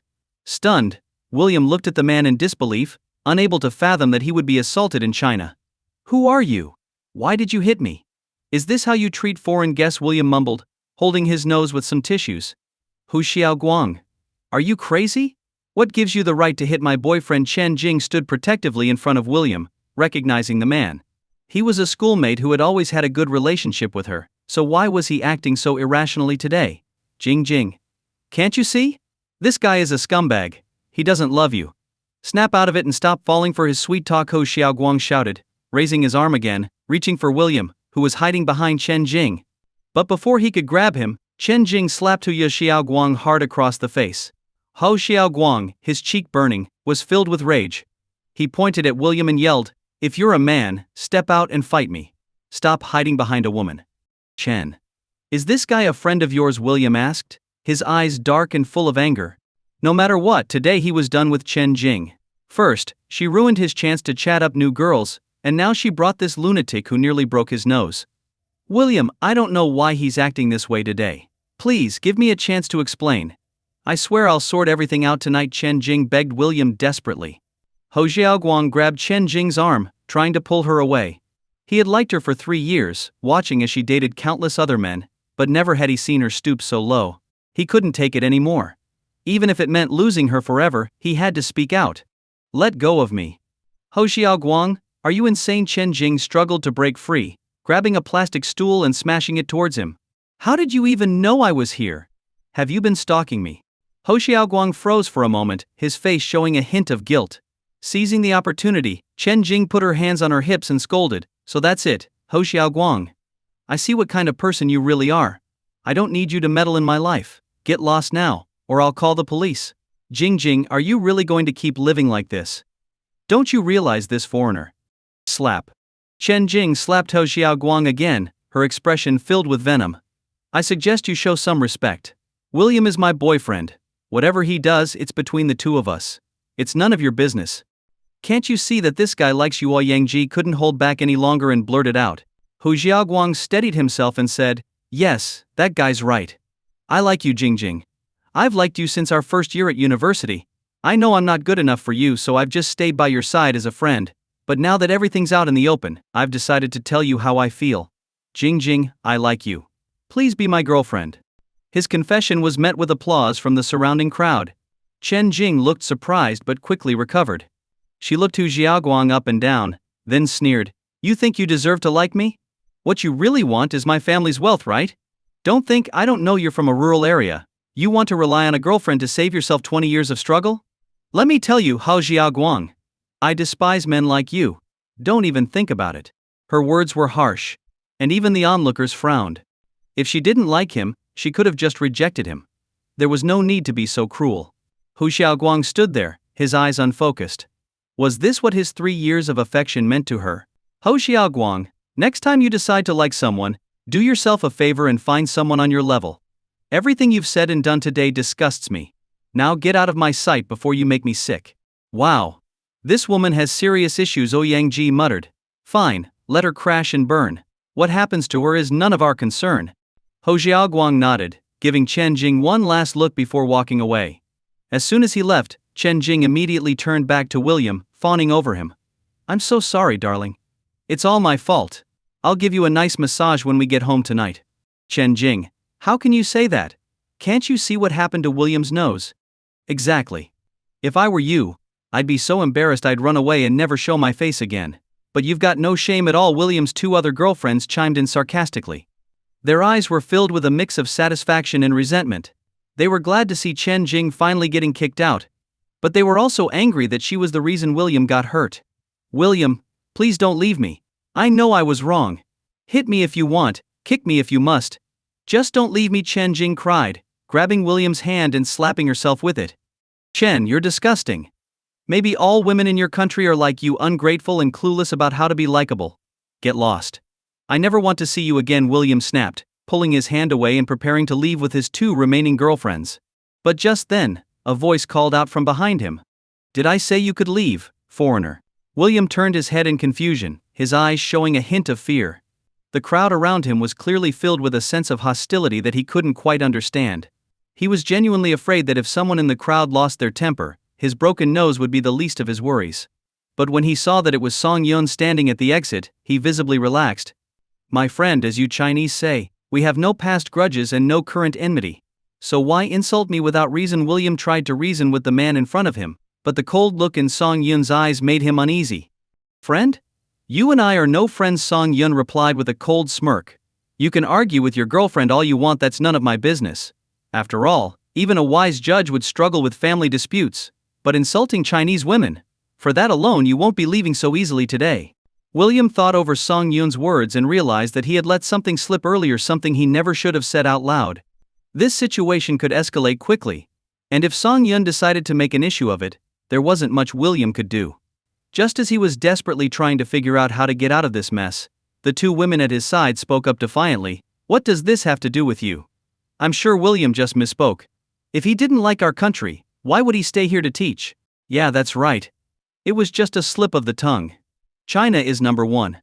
China is number one. William quickly tried to appease them. Brother, for the sake of my love for this country, please let me off the hook. Love? Stop talking nonsense. Ouyang angrily slammed the table and stood up, pointing at William's nose. Hearing you say that makes me sick. No, you've really misunderstood me. William was on the verge of tears, his mind racing as he tried to find the right words. I apologize for what I said earlier.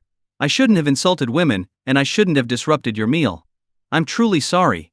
Looking at how pathetic William was, anyone could tell that if someone slapped him now, he'd probably turn the other cheek willingly. Just as things seemed to be calming down, two tall, burly foreigners walked over from a distance. Seeing William, they greeted him excitedly. Hey brother, what a surprise to run into you here. How's it going? When they saw William with women on both sides, they exchanged knowing looks and playfully punched him in the chest. Looks like you're doing well, huh? When are you going to introduce us? William was sweating profusely. He had a good relationship with these two, but mostly when it came to one thing: women. They often hung out at the same bar, where one of them would hit on girls while the other two played wingmen, usually scoring quite a few in one night. But these things weren't meant to be talked about openly, especially not now, with all eyes on him. One wrong move, and he wouldn't escape a beating. Guys, you should go. Let's catch up in a couple of days, William said, his voice trembling. Why are you in such a hurry? We've got nothing going on tonight. Since we're all here, let's have a few drinks and get to know each other better. Yeah, exactly. By the way, what are your names, ladies?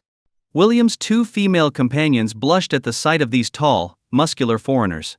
They weren't young, and they probably knew more about these things than most people, especially about these men's physical prowess. Oh, you guys are too kind. If we're going to drink, let's find another place. But right now we're dealing with some trouble. Yeah, William's been having some bad luck today. People keep picking fights with him. If we can't sort this out, we're stuck here too. The two foreigners exchanged glances, then burst into laughter. They gently patted the two women's arms, reassuring them, don't worry. Now that we're here, nothing's going to happen to you. Really? That's so sweet of you.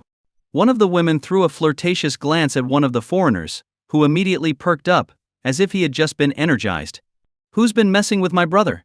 Step forward. Song Yun's gaze grew even colder as he looked at the two idiots. He had never felt so much like hitting someone as he did now. That would be me.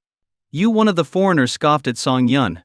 Although the young man was tall and somewhat muscular, he looked like a child compared to them. What gives you the right to mess with my brother? Let me give you some advice: get lost while you still can, or you're in for a world of hurt. Oh really? And what if we don't leave? Ouyang cracked his knuckles and replied coldly. Two of you? Huh? The foreigner raised his middle finger and sneered. Even if there were two more of you, what difference would it make? We're foreign guests. If you dare lay a hand on us, you'll be in serious trouble. Exactly. Their customs are different from ours. Isn't it narrow-minded to judge them with your limited perspective? William's female companions chimed in. Shut up. People like you, who worship everything foreign, make me sick. Ouyang gritted his teeth. Look at yourselves. When local guys chase after you, you act all high and mighty. But the moment a foreigner shows up, you're ready to throw yourselves at them. Let me tell you, we're strong now. You want to lick their boots? Fine, but don't drag us into it. Well said, brother. Our ancestors sacrificed so much to make us stand tall.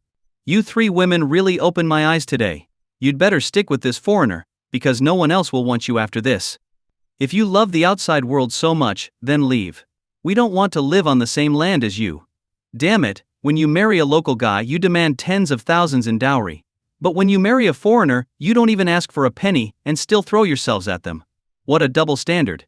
The crowd was growing more agitated, but the two foreigners didn't back down. They had been through more than William and knew that these people were all talk. They wouldn't dare actually start a fight. Let me put it this way: if you think you're tough, come fight us. If not, shut up. With that, the two men rolled up their sleeves, revealing their well-defined muscles. The man's arrogance was infuriating, and the onlookers clenched their fists in anger. But when they saw the muscles rippling on the foreigners' bodies, they hesitated, knowing that a single punch from these guys could easily take them down. I knew it. All you people do is talk. But when it comes to action, you chicken out, one of the black-skinned foreigners sneered, striking a bodybuilding pose that showed off his powerful muscles. Come on. Weren't you going to give me trouble? What? Scared now, the other foreigner laughed loudly, mocking the crowd. A bunch of cowards. How dare you act so arrogant on our land? Come on, everyone, let's take them down, a middle-aged man with a balding head shouted, waving his arm in an attempt to rally the crowd. But no one moved, and an awkward silence fell over the place. The middle-aged man, realizing he was alone, shrank back, sighed in defeat, and quickly fled. Ha ha ha. Is this your so-called unity? What a joke. Seeing the situation turn in his favor, William finally relaxed. He smiled at his two friends and said, Brothers, I'm so glad you showed up today. I wasn't sure how to handle this without you. William, you're just too timid. Remember, we're guests here, they wouldn't dare touch us. Exactly. Next time be a bit more assertive. Don't embarrass our country. Hearing this, William nodded seriously. He had never encountered a situation like this before, and thought that angering the crowd might lead to a beating. But now he realized that wasn't the case at all. Brothers, I won't forget this. How about we grab a drink together later? William raised his eyebrows and subtly glanced at the women beside him. The two foreigners understood what William meant and were more than willing to join. But just as they were about to turn and leave, a plastic bottle flew through the air and struck William on the head. Angrily, he turned around and saw Song Yun and Yuan standing calmly nearby. What's the meaning of this? William's newfound courage, bolstered by his friends, led him to pick up the plastic bottle and approach Song Yun step by step. When he reached Song Yun, he twisted off the cap and prepared to pour the water over his head, a deeply insulting act. Seeing no sign of resistance from Song Yun, William's smile grew even more arrogant. But just as he raised the bottle, Song Yun moved. With a light, swift palm strike to William's chest, Song Yun sent him flying like a kite with a broken string, crashing heavily to the ground. Ah! It hurts. So much. William lay on the ground, groaning in pain. His friends were stunned. They hadn't expected William to be knocked down with a single strike, and by someone who barely seemed to exert any effort. Could this be the legendary Chinese kung fu? One of the black-skinned foreigners, a trained mixed martial artist, scoffed at the idea of Chinese martial arts. He believed that the acrobatics and flying punches seen in movies were nothing more than fantasies created by these small, weak Chinese people. After all, isn't there a saying that people often desire what they lack? He cracked his joints and began walking towards Song Yun. I don't know how you managed to send William flying, but against real strength, your little tricks are worthless. The foreigner, named Arthur, said coldly. Oh, by the way, my name is Arthur, but people like to call me King Arthur. Let's see how long you last against me. King Arthur? What a disgrace to that name, Song Yun remarked with a sigh. Just as the two were about to engage, the onlookers grew excited, eagerly anticipating the fight. Do you really think that skinny guy can beat the foreigner? Didn't you see him send William flying with one palm? I think this guy might really know some martial arts. I doubt it. Look at Arthur, he's got to be at least 6'3". With those muscles, he's like a small tank. No way the skinny guy can win. Better to avoid the embarrassment altogether. How can you say that? If you're so great, why don't you step up? Someone's standing up for us, and instead of supporting him, you're being all negative. I'm just being realistic. Do you really want this to turn into an international incident? And as for stepping up, does that mean if I buy a fridge and it doesn't work well, I have to learn how to fix it myself? As the spectators argued, Yuan Cai and her friends wanted nothing more than to slap the naysayers. These people never showed up until the last minute, only to make everyone else sick with their negativity. But this guy does look familiar. Have we seen him somewhere before? A man in a suit stroked his chin, deep in thought. The young man was strikingly handsome. Could he be a celebrity? No, that can't be. With looks like his, he'd probably be a star, and if he were a star, he wouldn't be caught in a street brawl like this. So who could he be? Now that you mention it, he does look familiar. Where have I seen him? Don't you think he must be a public figure? Otherwise, why would he seem so familiar to everyone? While some in the crowd tried to guess Song Yun's identity, Arthur cracked his neck, making loud popping sounds. Just when everyone thought he was warming up, Arthur suddenly lunged at Song Yun, his fist like a cannonball aimed straight at Song Yun's face. If that punch connected, Song Yun's handsome face would be destroyed. What a dirty move. He's trying to sucker punch him. What do you know? That's called the art of war. Deception is key. Whose side are you on? Are you even Chinese? Mind your own business. I'm emigrating next month anyway. Try to lay a hand on me and see what happens. Screw you. I can't stand scum like you. Take this. A scuffle broke out among some spectators, and for a moment, no one knew where to look. They get lost. Just as Arthur's fist was about to connect, Song Yun frowned and moved with lightning speed. He closed the distance between them in an instant, his fists raining down on Arthur's body. Arthur felt a wave of pain surge through him, and before he could react, he was about to be sent flying. But Song Yun wasn't about to let him off that easily. Grabbing Arthur by the wrists, he yanked him back, forcing him to face him once more. Then, with a flurry of rapid strikes, Song Yun's fists pounded Arthur's body at different points. Arthur's expression twisted in pain as he struggled with all his might to break free from Song Yun's grip. Despite his opponent's unassuming physique, Song Yun's strength was overwhelming. Worthless scum, Song Yun muttered, before delivering a powerful palm strike to Arthur's chest. Arthur stumbled backward, finally collapsing onto the ground, unable to comprehend what had just happened. You bastards! Arthur's companion rolled up his sleeves, ready to charge. But Ouyang stepped in to block him. Your fight is with me, Ouyang said coldly, cracking his neck. Arthur's friend threw a straight punch at Ouyang's nose. Unlike Arthur, this man had no experience in fighting, so Ouyang easily caught the punch in his hand. Since his opponent didn't know how to fight, Ouyang decided not to complicate things with techniques. A man's fight only needed strength. He delivered a single punch to the man's face. Despite his imposing size, Arthur's friend was clearly weakened by years of indulgence, and after just one punch, he collapsed to the ground, groaning in pain, unable to get up. Seeing the two foreigners defeated, the surrounding crowd erupted in cheers. Amazing! You two are heroes today. Wow! Chinese martial arts are the best. Anyone who disrespects our martial arts again will get a beating.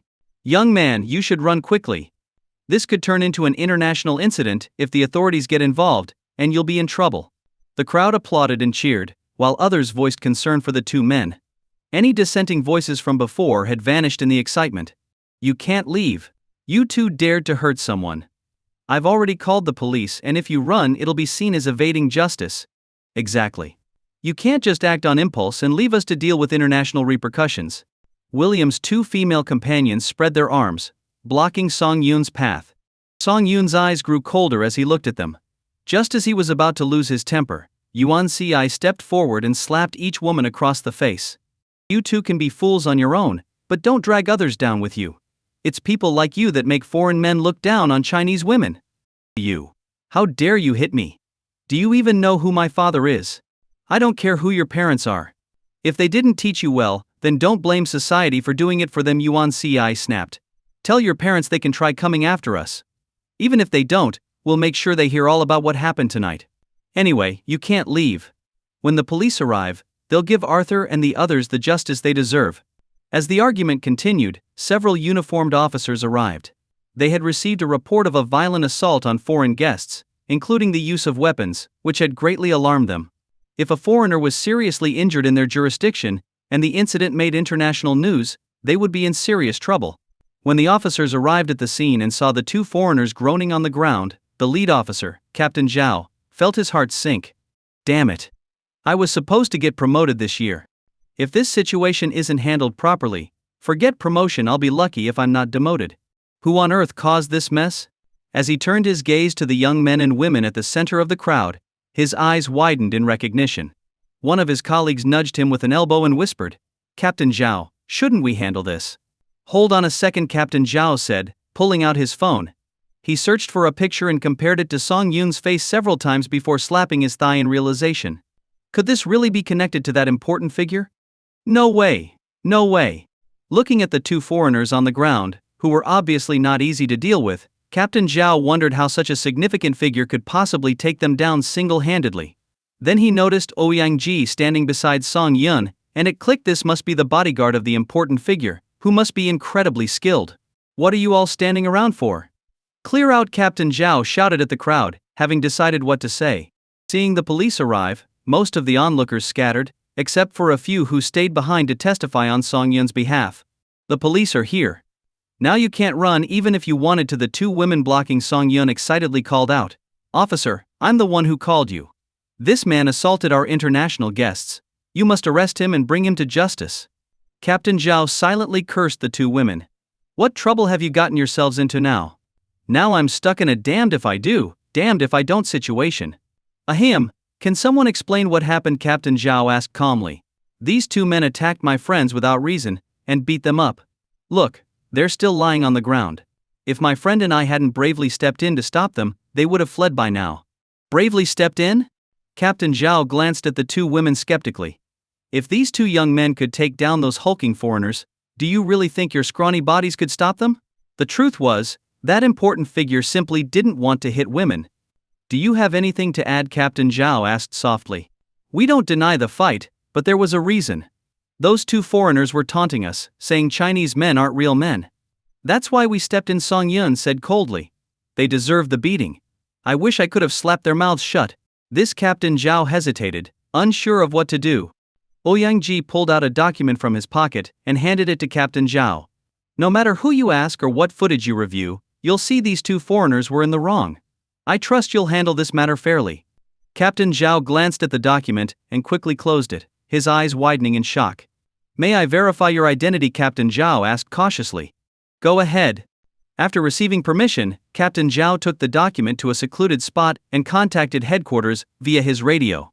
Within minutes, he received a confirmation. With a respectful expression, Captain Zhao returned and handed the document back to Ouyang. We'll make sure this matter is handled properly. I promise you'll be satisfied with the outcome. What's wrong with you? They're the ones who attacked people. How can you act like this? Do you want me to call my dad and file a complaint against you? The two girls screamed shrilly. Captain Zhao maintained a serious expression as he looked at them. Once they had calmed down a bit, he said, We can review the surveillance footage, but I'm more inclined to trust the testimony of this gentleman. Oh really? Are you trying to say that he's someone important and you're scared of him? One of the girls sneered. These days who doesn't have connections?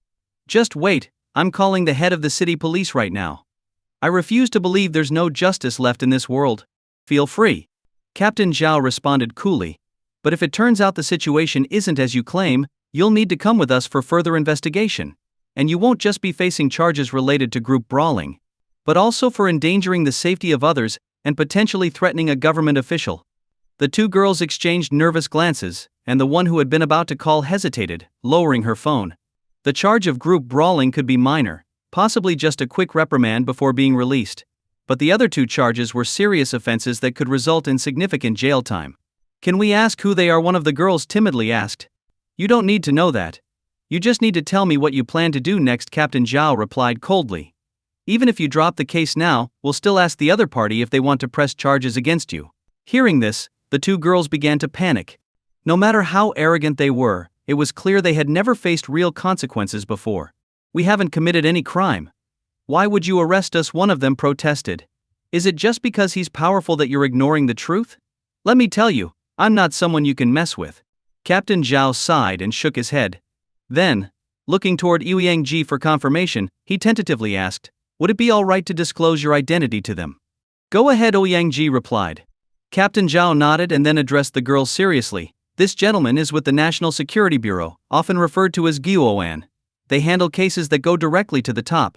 He has no reason to deceive us, based on his rank. You could even call him a senior officer. You should be praying that those two foreigners haven't committed any other crimes, or this situation will be far more complicated than it already is. The two girls were stunned, realizing how serious the situation had become. But Captain Zhao's next words pushed them further into despair. Captain Zhao then introduced Song Yun and pulled out his phone, enlarging a photo from an online encyclopedia entry. This man here is Song Yun, the youngest billionaire in Shanghai. If you think your family's connections can go toe-to-toe with someone like him, go ahead and try. The richest man in Shanghai? Not only did the two girls cover their mouths in shock, but even the surrounding onlookers were surprised, their ears perking up. No wonder he looks so familiar. No wonder. Can I make a call to my family? One of the girls asked timidly. Knowing who these men were, she abandoned any thoughts of continuing the confrontation. Either one of these men alone was far beyond her ability to contend with. Go ahead, Captain Zhao replied. Afterward, Captain Zhao respectfully turned to Song Yun and said, I apologize for the fright you experienced here. This was a lapse on our part, and I'll be reporting it to my superiors to ensure more patrols in this area in the future. I'm satisfied with your work, Song Yun said with a slight smile. It's not easy to prevent every crime, after all. He added, it's just that these two foreigners were too infuriating. I couldn't hold back. I hope you understand. Of course we understand. Rest assured, We'll thoroughly investigate these two foreigners. If they've broken any laws, they'll be dealt with immediately, Captain Zhao replied with respect. As they were speaking, the girl who had gone to make a call returned, her face pale and eyes brimming with tears. It seemed her parents had scolded her severely, and she looked on the verge of crying. Please come with us to assist in our investigation, Captain Zhao said. So the group returned to the police station. Meanwhile, William, sensing that things were taking a bad turn, had already slipped away unnoticed. Even Song Yun hadn't realized it. In the interrogation room, Captain Zhao looked at the two foreigners and said calmly, "You two had better confess everything now. If we have to review the footage, you'll be deported immediately. We just got into a fight. Is it really that serious? Yeah, we didn't break any laws. How can we be held responsible when we're the ones who got beat up?" Captain Zhao slammed his hand on the table and shouted, "This isn't just about a fight. We have reason to believe you were planning to harm a prominent figure. That's a lie. We didn't even know who they were. How could we have such a plan?" Knock, knock, knock. Knock. A police officer entered the room and whispered something to Captain Zhao. After hearing the news, Captain Zhao's expression changed, and he looked at the two foreigners with a more serious gaze. "We found numerous photos on your phones, including some of sensitive military sites. Now, tell me what your real purpose is." We just enjoy photography." "Is that illegal? And what military sites?" "We don't know anything about that." "Are you trying to frame us?" "I want to call my lawyer. I want to contact our embassy." "You're trying to force a confession out of us." "All right, if you're not going to be honest, we'll have to bring in professionals to evaluate your claims," Captain Zhao replied. The situation was quickly escalated, and two agents from the local National Security Bureau arrived. After reviewing the images on the foreigners' phones, they immediately confirmed their suspicions these two were spies. The foreigners were promptly taken into custody by the National Security Bureau, and the case was handed over to them. In the waiting room, the two girls tried to comfort each other, hoping the situation wasn't as bad as it seemed. They had no idea that the two foreigners were no longer at the police station. When the waiting room door opened, Captain Zhao entered with a stern expression. "Those two foreigners have been handed over to the relevant authorities for leaking state secrets. Someone will be coming soon to question you both." The girls were left with only one thought: we're doomed. Finally, the situation had been resolved. When Song Yun and the others left the police station, it was already close to 10 p.m. By then, no one was in the mood to go back and finish dinner, so Song Yun made a call. Within 10 minutes, a stretch limousine arrived and took everyone back to the Huashu villa. When they got home, Yi Qingqing was practicing yoga with Yang Yingying. As soon as she saw Song Yun, she jumped up from the floor and ran toward him with open arms. "Careful, sweetheart. If you fall, it'll break my heart," Song Yun said, gently patting her head with a smile. "You all went out for barbecue without me. I was bored to death at home," Yi Qingqing pouted, snuggling into his embrace. "Don't even get me started. We ran into a bunch of frustrating issues tonight," Song Yun sighed, and then recounted the events of the evening. After hearing the story, Yi Qingqing was furious. How could such people still exist in this day and age? Especially those two girls. Not only did they disgrace themselves, but they also made their fellow countrymen look bad in the eyes of outsiders. Their behavior was even more despicable than that of the foreigners. As the night grew late, Song Yun held Yi Qingqing close and gradually fell asleep. Around 3 a.m., Song Yun's phone suddenly rang. After calming the groggy Yi Qingqing, he answered the call. "Principal C. What's the matter at this hour?" The caller was the president of Shanghai University, and Song Yun couldn't imagine why an elderly man would be calling him in the middle of the night. Besides, couldn't he handle campus issues on his own? "Mr. Song. There's a big problem." Principal C's background was filled with chaotic noises, shouting voices, and the sound of high-pressure water hoses could be heard. What happened? Song Yun's mind immediately snapped to attention. Could the school be on fire? The lab you invested in caught fire in the middle of the night, and it's already spread to 3 surrounding research institutes. We're doing everything we can to control it. Should you come to the scene? Principal C's voice was hoarse. He had been sleeping peacefully at home when this emergency suddenly erupted. Was anyone hurt? No, no one was hurt. But according to the researchers, all the research data might be lost. Relieved, Song Yun said calmly. "Please take charge of the situation. I'll be there shortly." After hanging up the phone, Yi Qingqing opened her eyes and asked softly, "What happened?" "Just a small issue that I need to handle. You stay here and sleep. I'll wake up Yang Yingying to keep you company," Song Yun replied, kissing her forehead before getting dressed and heading downstairs. He woke up Yang Yingying and then asked Huang Baoding, who was on duty that night, to drive him to the scene. There were few cars on the road at this hour, so Huang Baoding drove quickly. As Song Yun sat in the front passenger seat, he pondered the situation at Shanghai University. It didn't make sense for the researchers to violate safety protocols, given how strict the regulations were in the lab. Any breach would not only result in dismissal, but also a 3-year blacklist, effectively ruining their careers. Under such circumstances, everyone should have been following safety guidelines rigorously. So how did the fire start? Just as Song Yun was lost in thought, Huang Baoding suddenly yanked the steering wheel to the right, sending the car skidding sideways to the edge of the overpass. They narrowly avoided crashing over the side. Just a few more inches and the car would have gone over, with no chance of survival. What happened? Song Yun asked, still shaken. Huang Baoding quickly stabilized the car and reversed it. Song Yun looked ahead and saw that the wide overpass was blocked by 2 large trucks, with about 40 or 50 people standing in front of them. Damn it! Was this an ambush? Song Yun immediately connected the situation to the fire at the university's lab. These people had set up the incident to lure him out. We're blocked in from behind as well, Huang Baoding said seriously, glancing in the rearview mirror. Seeing they were trapped, Song Yun took a deep breath and asked, "Do we have any weapons in the car?" "We have a few registered batons," Huang Baoding replied as he retrieved a case from the back seat, which contained 2 batons and a knife. "We can't run, so let's fight," Song Yun said, stretching his muscles before grabbing a baton and opening the car door. By this time, over 60 armed men were charging at them from both directions. Song Yun's eyes grew cold as he watched them approach. Even if the wolves outnumber the lion, they're still just sheep. If you dare to set a trap for me, you'd better be prepared to be devoured. Song Yun was the first to charge into the fray. The simple baton in his hand became a deadly weapon as he skillfully took down one masked attacker after another. Entering the crowd, he delivered a powerful punch to the face of a man wearing a mask, sending him and several others flying. A large space immediately opened up around him. Song Yun fought with increasing intensity, and every strike of his baton brought another masked man to the ground. Meanwhile, although Huang Baoding couldn't match Song Yun's efficiency, his years as Ouyang Shu's personal bodyguard made him more than a match for a dozen men. The attackers fell like paper in front of him. Within half an hour, the ground was littered with bodies. Standing over one of the still conscious attackers, Song Yun pressed his foot down and demanded, "Who sent you? Did you set all this up just to get me?" The masked man glared at Song Yun and then suddenly grabbed Song Yun's leg, trying to headbutt him. "Tough guy, huh?" Song Yun scoffed, kicking him unconscious. "Seriously? You try to take me down without doing your homework? You think a few small-time thugs can take me out?" Clap, clap, clap. A man wearing a dragon-shaped mask slowly stepped forward. He was in stark contrast to the white masked thugs lying on the ground. Stopping 10 meters away from Song Yun, the dragon-masked man refused to take another step closer.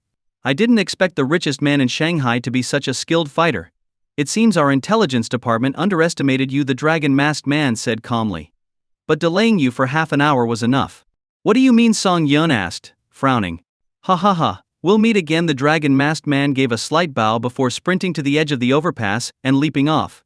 When Song Yun rushed forward to check, he saw that the man with the dragon mask had jumped into a truck filled with hay bales. The masked man laughed loudly from the truck, as if celebrating a victory. "Brother Huang, we need to head to Shanghai University immediately." Song Yun was increasingly certain that something was amiss, as if he had overlooked something critical. Huang Baoding first inspected the 2 large trucks blocking the road to ensure they weren't rigged with explosives. Then, he moved the vehicle to clear a path and called the traffic police to handle the aftermath. With urgency, they drove toward Shanghai University. As they approached the campus, Song Yun's eyes grew colder as he spotted a column of smoke rising into the sky. "Principal C, has anyone been injured so far?" Song Yun asked as soon as he spotted the weary-looking principal in the crowd. The old man appeared exhausted, his once white beard now dusty and disheveled. "Mr. Song, you're finally here." Principal C greeted him as if seeing a savior. With tears in his eyes, he said, "Thankfully, since the fire broke out at night, there were no staff in the lab, so there were no casualties. However, the 5 billion yuan worth of equipment you invested in earlier this year is beyond recovery. All the project data has been lost, and only a small portion can be restored by the researchers. Thank goodness no one was hurt. As for the rest, we'll deal with it later." Song Yun exhaled in relief. "Do we know what caused the fire?" "We're not sure. According to the security guards, they were patrolling the campus when they suddenly saw flames engulf the lab building. By the time they reached the site, the fire was already out of control," Principal C said, his voice filled with regret. "As the principal, I failed to ensure adequate fire safety measures. I'm prepared to resign." It's already happened, so there's no point in dwelling on it. No one wanted this to occur. Don't talk about resigning, I'm counting on you to lead Shanghai University to greater heights. Song Yun's words brought warmth to Principal C's heart. Despite being the principal, he was also a scholar, and the phrase "a scholar dies for his confidant" resonated deeply with him. When Principal Sai noticed the bloodstains on Song Yun's clothes, he straightened up and asked, "Mr. Song, what happened to you?" Song Yun looked down at himself and casually replied, "Oh, I ran into some trouble on the way here. It just delayed me a bit." Hearing this, Principal Sai felt a deep sense of guilt. If Song Yun had met with any danger because of his call in the middle of the night, the responsibility would have been unbearable. "Shouldn't you change into some clean clothes first?" Principal C suggested, but Song Yun waved him off. "Do we know which lab's data was lost? Which research project was affected?" Song Yun asked. "Yes, it's Grey Deer," Principal Sai responded. "Bring the person in charge to me, I have questions for them." Song Yun's mind was filled with the words of the dragon-masked man. What did he mean by delaying Song Yun? Was it all to destroy research data? What kind of research could be so important that it warranted such drastic measures in the heart of the city, and at a university? Seeing Song Yun deep in thought, Principal C went to find the head of the Grey Deer Research Institute. About 10 minutes later, he returned with an elderly man with white hair and a beard. "Mr. Song, this is Professor Liu, the director of the Grey Deer Research Institute. He can answer any questions you have," Principal C said. Snapping out of his thoughts, Song Yun looked at Professor Liu and asked, "Have you recently made any significant breakthroughs at Grey Deer?" At this, Professor Liu's expression changed, and he exclaimed excitedly, "Mr. Song, have you already heard?" "Heard what?" Song Yun asked, feeling a growing sense of unease. "We've nearly unlocked the secrets of genetic manipulation. This could revolutionize humanity. If we succeed, everyone could become superhuman." Song Yun looked at the elderly professor, wondering how someone his age could speak so eccentrically. "Superhuman? Like the kind that wears underwear on the outside and flies?" Song Yun asked skeptically. Embarrassed, Professor Liu clarified, "Not exactly that extreme. But we're talking about enhancing strength, unlocking latent potential, things like that." Hearing this, a thought struck Song Yun. Grabbing Professor Liu by the arm, he asked urgently, "Are you talking about a genetic serum? The kind where one injection can turn someone into a superhuman, or, give them extraordinary abilities?" Professor Liu nodded vigorously, saying, "Yes, exactly. We've reached the threshold, just one step away from glimpsing the realm of the gods." Incredible! Song Yun steadied himself. Now it all made sense. The people behind this must have learned about this breakthrough and were determined to destroy it, no matter the cost. This had to be the work of those hidden families. In the past, such research was monopolized by Song Bo. After he left, it fell into the hands of these hidden families, who had been enjoying its benefits for a long time. Naturally, they couldn't allow anyone outside their circle to control this powerful technology. "How long will it take to restart the research?" Song Yun asked urgently. Professor Liu's previously excited face turned somber. He sighed and said, "It's not just about restarting the research. We'll need extensive support, significant funding, and manpower. Forget the excuses. Just tell me how much money you need." Song Yun said seriously. "You may not fully understand the significance of your work, but I can assure you that your research is on the right track. If you succeed, this won't just have civilian applications, it could also have decisive impacts in fields you can't even imagine." Principal C, standing nearby, couldn't help but feel envious of Professor Liu. He thought, "This lucky guy. His project is so highly regarded by Mr. Song, he'll never have to worry about research funding again. I'll need an initial investment of 10 billion yuan, not just for equipment but also to hire the best experts in this field," Professor Liu said. "Spend whatever you need. I'm only interested in results. As for the money, ask for as much as you want, I'm not short on cash," Song Yun replied. After wrapping up matters at the university, Song Yun looked around at the charred remains left by the fire and couldn't help but sigh. He knew he had money. But there were things in this world that money couldn't buy, like the research data that had been reduced to ashes before his eyes. The data, stored on paper and computers, represented countless hours of work by top scientists, only to be destroyed in an instant by those scoundrels. Lowering his gaze, Song Yun resolved that he could no longer sit idly by. If these bastards could burn down his lab today, who's to say they wouldn't target the professors and researchers next time? The thought made his head spin with worry. "Mr. Song, I'll take care of things here. It's still early, you should head home.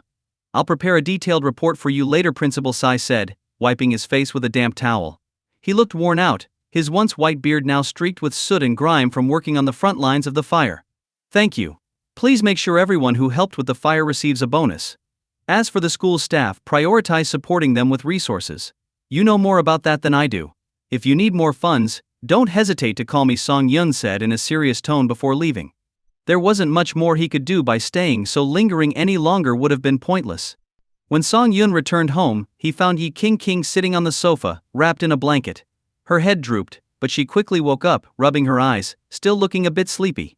Song Yun hurried over and wrapped her in his arms, gently scolding, "Why aren't you sleeping in the bedroom? I couldn't sleep after you left in the middle of the night, and I was worried about you, so I thought I'd wait for you here," Yi King replied with a sweet smile, hugging Song Yun tightly. His familiar scent immediately calmed her. "Silly girl. If you're going to wait, at least wake up Captain Yang to keep you company. What if something happened to you?" Song Yun pretended to be angry. Seeing her husband with a stern face, Yi King playfully shook his arm and said, "It was so late I didn't want to wake Ying. She has a lot to do every day. Besides, I'm fine, aren't I?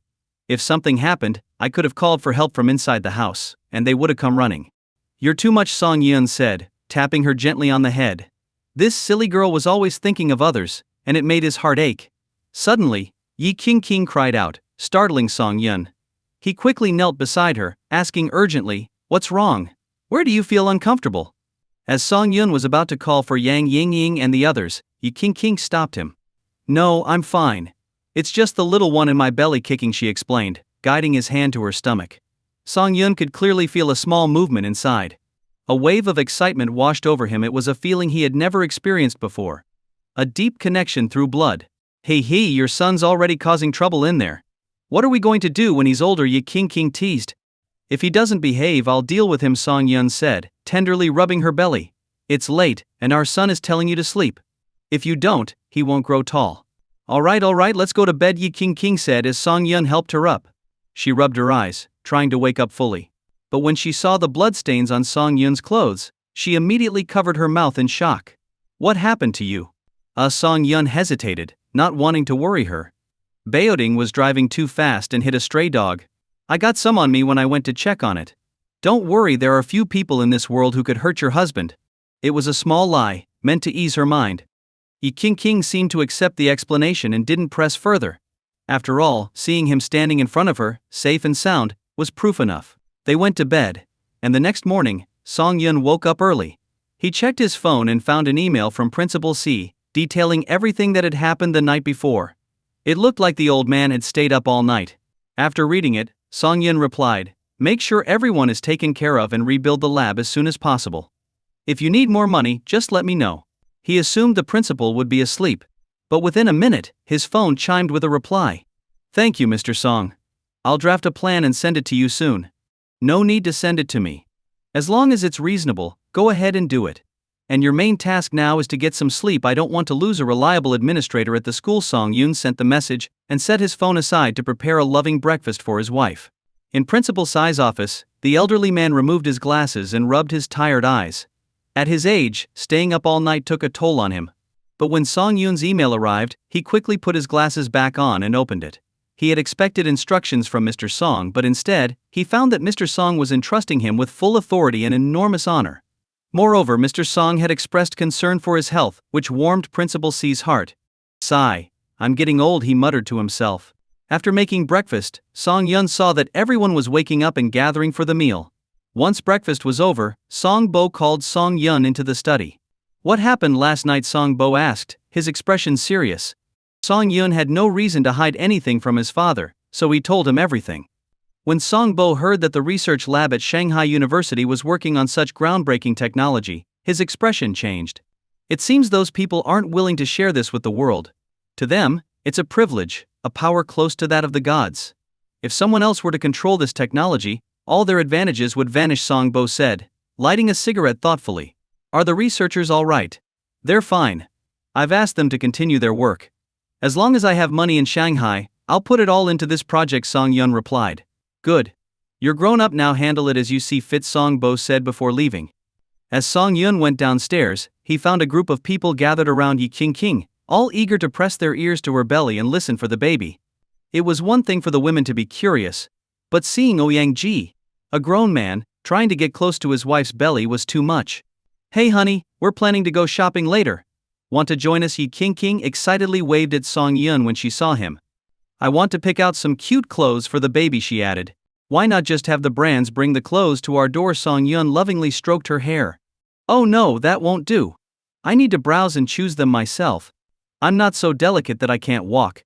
Let me go out and shop, or I'll go crazy being stuck at home. Yi King pouted, shaking Song Yun's arm. Alright, I give up. I'll come with you, Song Yun said with a sigh, and went out to find Huang Baoting to make preparations. Given the major incident last night, he wasn't going to leave without some precautions. If something happened again, he'd regret it forever. Once everyone was ready, a small convoy of 3 cars set off for the busiest shopping district in Shanghai. When they arrived, Song Yun looked at Ouyang and asked irritably, "Why did you tag along?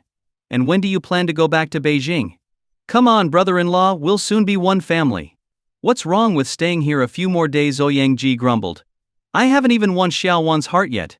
I'll go back once I do." Hearing this, Song Yun couldn't help but facepalm. The Ouyang family was the 3rd most powerful family in Beijing, and yet this guy was acting like a love-struck fool. Ouyang's shameless persistence was something Song Yun found hard to handle. He could only reluctantly allow it, remembering how Ouyang had once taken a hit for him back in Beijing. Inside the mall, the women first browsed through the women's clothing section, each picking out a few outfits. Then, they eagerly moved on to the children's section. Song Yun found himself carrying a mountain of shopping bags. Looking over at Ouyang, he saw that the young man was also loaded down with bags clothes that Xiaowan had picked out. And yet, Ouyang was happily trailing after Xiaowan like a puppy. "How about a smoke?" Song Yun asked, setting the bags down for Huang Baoting to watch. "Nah, I'm good." "Come on," Song Yun insisted, noticing Ouyang's eyes glued to Xiaowan. Dragging Ouyang to the smoking area, they took a break on a bench. When they returned to the children's store, they heard a commotion inside Yuan Xing's voice, if he wasn't mistaken. Song Yun frowned and stepped in, finding several saleswomen arguing loudly with Yuan Xing and the others. "What's going on?" Song Yun asked, his expression darkening. "They're bullying us," Yuan Xing exclaimed angrily. "We just wanted to feel the fabric of the baby clothes to check the quality. But then she slapped my hand and said something like, 'If you can't afford it, don't touch it. You might spread germs and make another baby sick.'" Hearing this, Song Yun's gaze turned icy as he looked at the saleswoman Yuan Xing pointed to. The woman had a typical surgically enhanced face, looking neither pretty nor ugly but rather awkwardly out of place. She stood with her hands on her hips, exuding an air of arrogance, as if she had done nothing wrong. "Why are you looking at me like that?" The saleswoman was momentarily taken aback by Song Yun's handsome face, and her tone softened slightly. As she noticed Song Yun sizing her up, she felt a small thrill of pride. Clearly her appearance was top-notch. How else could she attract the attention of such a handsome man? Her name was Jiao Lu. She had once been just an average-looking girl, but after seeing the beautiful girls around her in college, she developed a deep sense of inferiority. Ignoring her family's objections, she spent money she shouldn't have, and had cosmetic surgery. Cosmetic surgery can be addictive. After the first procedure she wanted more, until her entire face had been altered. What had once been an ugly duckling was now, according to the compliments from cosmetic saleswomen, a beautiful swan, boosting her confidence. With the rise of live streaming, she became a minor internet celebrity. Attracting attention from various big brothers, she began to enjoy the attention, moving from one wealthy man's arms to another. But when the platform banned her account due to her twisted views, and the men who had once pursued her moved on to new interests, she found herself out of luck in a city as expensive as Shanghai. After a few months of living off her savings, she couldn't afford rent or food. Desperate, she tracked down one of her former patrons. After a private discussion, he offered her a job in one of his high-end maternity and baby stores. After all, why not take advantage of the opportunity? As a saleswoman in a high-end store, she met many wealthy people. Seeing the rich wives decked out in gold and diamonds reignited her ambitions. One day she slipped her contact information to a man shopping with his wife. Sure enough, an hour later he sent her a friend request. That night, they connected over dinner. The next day she became his mistress, receiving a substantial allowance each month. This opened up a new world for her, and she seduced many married men. Her standards rose along with her ambitions. Today when she saw Yi King and her friends, her old insecurities flared up again. Yi King and the others were just too beautiful. She felt the need to find fault with them. But she hadn't expected to catch the eye of such a handsome man. Ahem, because our store specializes in maternity and baby products, hygiene is very important. Generally, we don't allow customers to touch the clothes freely, Jiao Lu explained, clearing her throat. Then why were those people allowed to touch everything? Yi Qingqing asked coldly. Oh, those are our VIP customers. Each of them has spent tens of thousands of yuan here, so they have certain privileges, Jiao Lu replied. You all are taking this too far. Do you really run your store by dividing customers into classes? Yuan Xiang said angrily. Do you think just because your VIP members touch the clothes, their kids won't get sick? Jiao Lu's expression hardened as her annoyance grew. Yes, whatever you say. But if you're not a VIP, you can't just go around touching the clothes. That's the rule. Whose rule? Song Yun asked coldly. Why do you care whose rule it is? If you like something, just buy it. If not, go shop somewhere else. Of course, if you're willing to spend a few thousand yuan and become a VIP, I could offer you better service. Jiao Lu replied snidely. But judging by how you all look, you probably can't afford that. So, stop making trouble here. Our boss is tight with the mall's management, and if this escalates, it won't end well for you. A threat. This was an outright threat. She might as well have pointed at Song Yun and shouted, You poor people better get lost. The items here are for the upper class. People like you should stick to buying cheap clothes for your kids at the street market. Song Yun suppressed his rising anger, glaring at the saleswoman. How could she be so brazen? Why are you still standing here? Do I really need to call security to throw you out? Jiao Lu sneered. But let me warn you, if security does get involved, I can't guarantee they won't get rough. After all, this mall belongs to the Yi Group. You've heard of them, right? The CEO is the current richest man in Shanghai, and the previous CEO is his father-in-law. I suggest you don't make this harder on yourselves. Well, so this mall belongs to the Yi Group? Song Yun's gaze turned amused as he looked at the saleswoman. Did she not realize that the man she was boasting about was standing right in front of her? And that the woman she just insulted was the daughter of the Yi Group's chairman? This was absurd. He was being scolded by his own employee, using his own name against him. You're too low on the totem pole. Get your boss out here, Song Yun said, not wanting to waste more time arguing with her. This kind of employee was a poison in any retail environment, acting as if she owned the place. You want to see our boss? Keep dreaming, Jiao Lu scoffed. Our boss is a busy man worth millions. He doesn't have time for ordinary folks like you.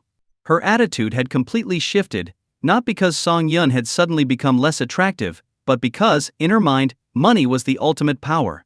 What good was a handsome face if it didn't come with a fat wallet? This wasn't a schoolyard where being the campus heartthrob got you a following. This was the real world, where money talked. You're unbelievable, Yuan Xiang muttered, her anger deflated by the saleswoman's sheer ignorance. Enough. I'll make a call, Song Yun said calmly, pulling out his phone to call the Yi Group's mall operations manager. Ooh, look at you. Go ahead, put it on speaker. Let's hear how this big shot plans to deal with us, Jiao Lu mocked. Song Yun raised an eyebrow and turned on the speakerphone. However, the manager didn't pick up. As the call went to voicemail, Jiao Lu couldn't contain her laughter. Ah, is that it? Weren't you going to deal with us? What happened? No signal? Or maybe they just don't care about you, she taunted, clutching her stomach in laughter. I knew it. Some people really think they're more important than they are. Song Yun was starting to feel frustrated. It was rare for him not to get through on the first try. Just then, his phone rang. Sorry about that, Mr. Song. I was in the middle of a client meeting and stepped away for a moment. What can I do for you? The manager's voice was full of urgency. I'm at the Fu Yuan Mall on the 5th floor. There's an issue here. Get here immediately, Song Yun instructed. The manager's blood ran cold. The Fu Yuan Mall was under his supervision, and if the boss had found a problem there, it would be his head on the chopping block. Was it the kickbacks he had taken from a supplier? Or maybe the time he had taken a client out for some unsavory entertainment? But Song Yun hadn't given any specifics, leaving the manager's mind racing through all the potential issues. Regardless, he knew he had to move fast. He hurriedly dressed and sprinted out, leaving his lover behind in the bed. Sorry, baby, but if I don't hurry, I might lose my job. He drove faster than he ever had in his life, cutting the usual half-hour drive down to just under 10 minutes. As he arrived at the mall's parking lot, he was nearly trembling with anxiety. When he reached the 5th floor, he saw a crowd gathered around one of the store entrances. Was this the problem the boss had mentioned? It couldn't be. That store was part of an international chain with an impeccable reputation. But when he pushed through the crowd and heard what the saleswoman was saying, his vision went black, and he nearly fainted. What? Your contact hasn't shown up yet. Feeling a little embarrassed? I'll be merciful and let you go. Just take these country bumpkins and leave, and I won't press charges, Jiao Lu sneered. And who the hell are you to treat customers like this, the manager bellowed, rushing forward. But when he saw the customers' faces, his breath caught in his throat. Even though he was just a middle-level manager in the Yi Group, he knew the faces of the higher-ups. The young man in front of him was none other than Song Yun, the wealthiest man in Shanghai. And the woman beside him, oh no, that was Yi King, the heiress of the Yi Group. If it weren't for the resilience he had built up from years of working in the tough business world, this manager might have fainted from sheer panic. Lu Heping swallowed hard several times, trying to calm himself before nervously addressing Song Yun. Hello, Mr. Song. I'm Lu Heping, the manager responsible for this mall. You can just call me Xiao Liu. Hey, you got here fast enough, Song Yun said coldly, eyeing Lu Heping. But it seems like Manager Lu has just come from some soft and cozy place. I hope I didn't interrupt anything important. Lu Heping was caught off guard by Song Yun's words. He had taken the call in silence. How did the boss know about his? Confused? Why don't you go take a look in the mirror, Song Yun suggested mockingly. Lu Heping quickly found a mirror, and what he saw made his heart sink. His face was covered in lipstick marks from his recent escapades with his mistress. Damn it! He'd been caught red-handed by the boss. It seems Manager Lu has a very affectionate relationship with his wife, bringing these marks to work as a memento, Song Yun quipped. No, Mr. Song, it was my mistake. I didn't check the mirror before leaving this morning, Lu Heping stammered, desperately trying to cover his tracks. After all, it wasn't just Song Yun who was there, the boss's wife was present too. No woman would be pleased to find out her employee was a cheater. If this got out, who knew what kind of trouble he'd be in? Watch your image in the future, Song Yun said dismissively. Of course, Song Yun knew exactly what Lu Heping had been up to. There are only so many things a man might do that would leave him in such a state. However, Lu Heping had always been diligent in his work, so Song Yun wasn't too interested in meddling in his private affairs. Yes, I'll be more careful next time, Lu Heping replied, wiping his face with his shirt sleeve. Now, let's get down to business. This saleswoman here has quite an attitude. She even threatened to have security throw us out, claiming that this mall is protected by the great Shanghai tycoon. Song Yun, she made it sound like this Song Yun is some kind of criminal overlord with a gang of lackeys under him. Care to explain? These words hit Lu Heping like a series of punches to the gut. What the hell had this saleswoman done? Could she not recognize the kind of customers standing before her? These people were dressed in custom-made clothes, each piece worth tens of thousands. Instead of catering to them, she had tried to kick them out? But Lu Heping had guessed correctly. This saleswoman, Jiao Lu, really did lack any sense of discernment. She was used to dealing with small-time bosses who dressed in what she considered to be high-end brands. In her mind, anything without a recognizable label was cheap and unworthy of respect. Mr. Song, I promise I'll give you a satisfactory explanation for all of this, Lu Heping said firmly. He then turned to face the clueless saleswoman. Seeing her face, he hesitated for a moment. He recognized her. The owner of this brand store was a close friend of his. They often ate, drank, and even went to saunas together, with the friend often picking up the tab. Naturally, Lu Heping knew that there was a former minor internet celebrity working in the friend's store. Like many men, Lu Heping had indulged in a bit of excitement, leading to a brief fling with Jiao Lu. However, it had quickly lost its appeal, and he had moved on, not expecting to run into her here. Jiao Lu also recognized Lu Heping, and her heart pounded in fear. Lu Heping was the manager of this mall, a figure that many suppliers had to curry favor with. She couldn't believe that these seemingly ordinary-looking people had managed to summon Lu Heping, and by the looks of it, they were important people. Crap. Had she just caused a huge disaster?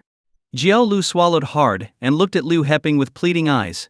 On a normal day, Lu Heping might have scolded her lightly and then let it go, considering their brief history. But today was different. Song Yun, the big boss, was watching, and one wrong move could cost Lu Heping his job. Why haven't you dealt with this issue yet, Manager Lu? Do you have some sort of connection with this saleswoman? Or could it be that you and she are? Song Yun asked, his tone calm but with a pointed edge. These seemingly mild words hit Lu Heping like thunder. Right, how could he be so distracted right now? I'll handle it immediately, Lu Heping replied with a forced smile. Turning to the terrified saleswoman, he demanded, What's your name?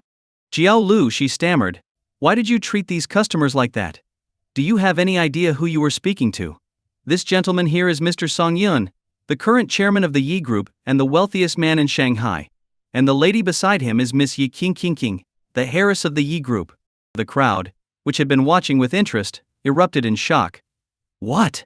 This young man was the richest man in Shanghai. While many people had seen photos of Song Yun before, no one expected the Shanghai tycoon to be out shopping like an ordinary person. Shouldn't someone like him have everything delivered to his door?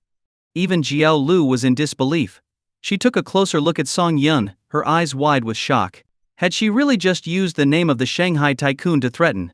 The Shanghai tycoon himself? Had she really kicked a steel plate this hard? Yu Lu Hipping continued, his tone severe.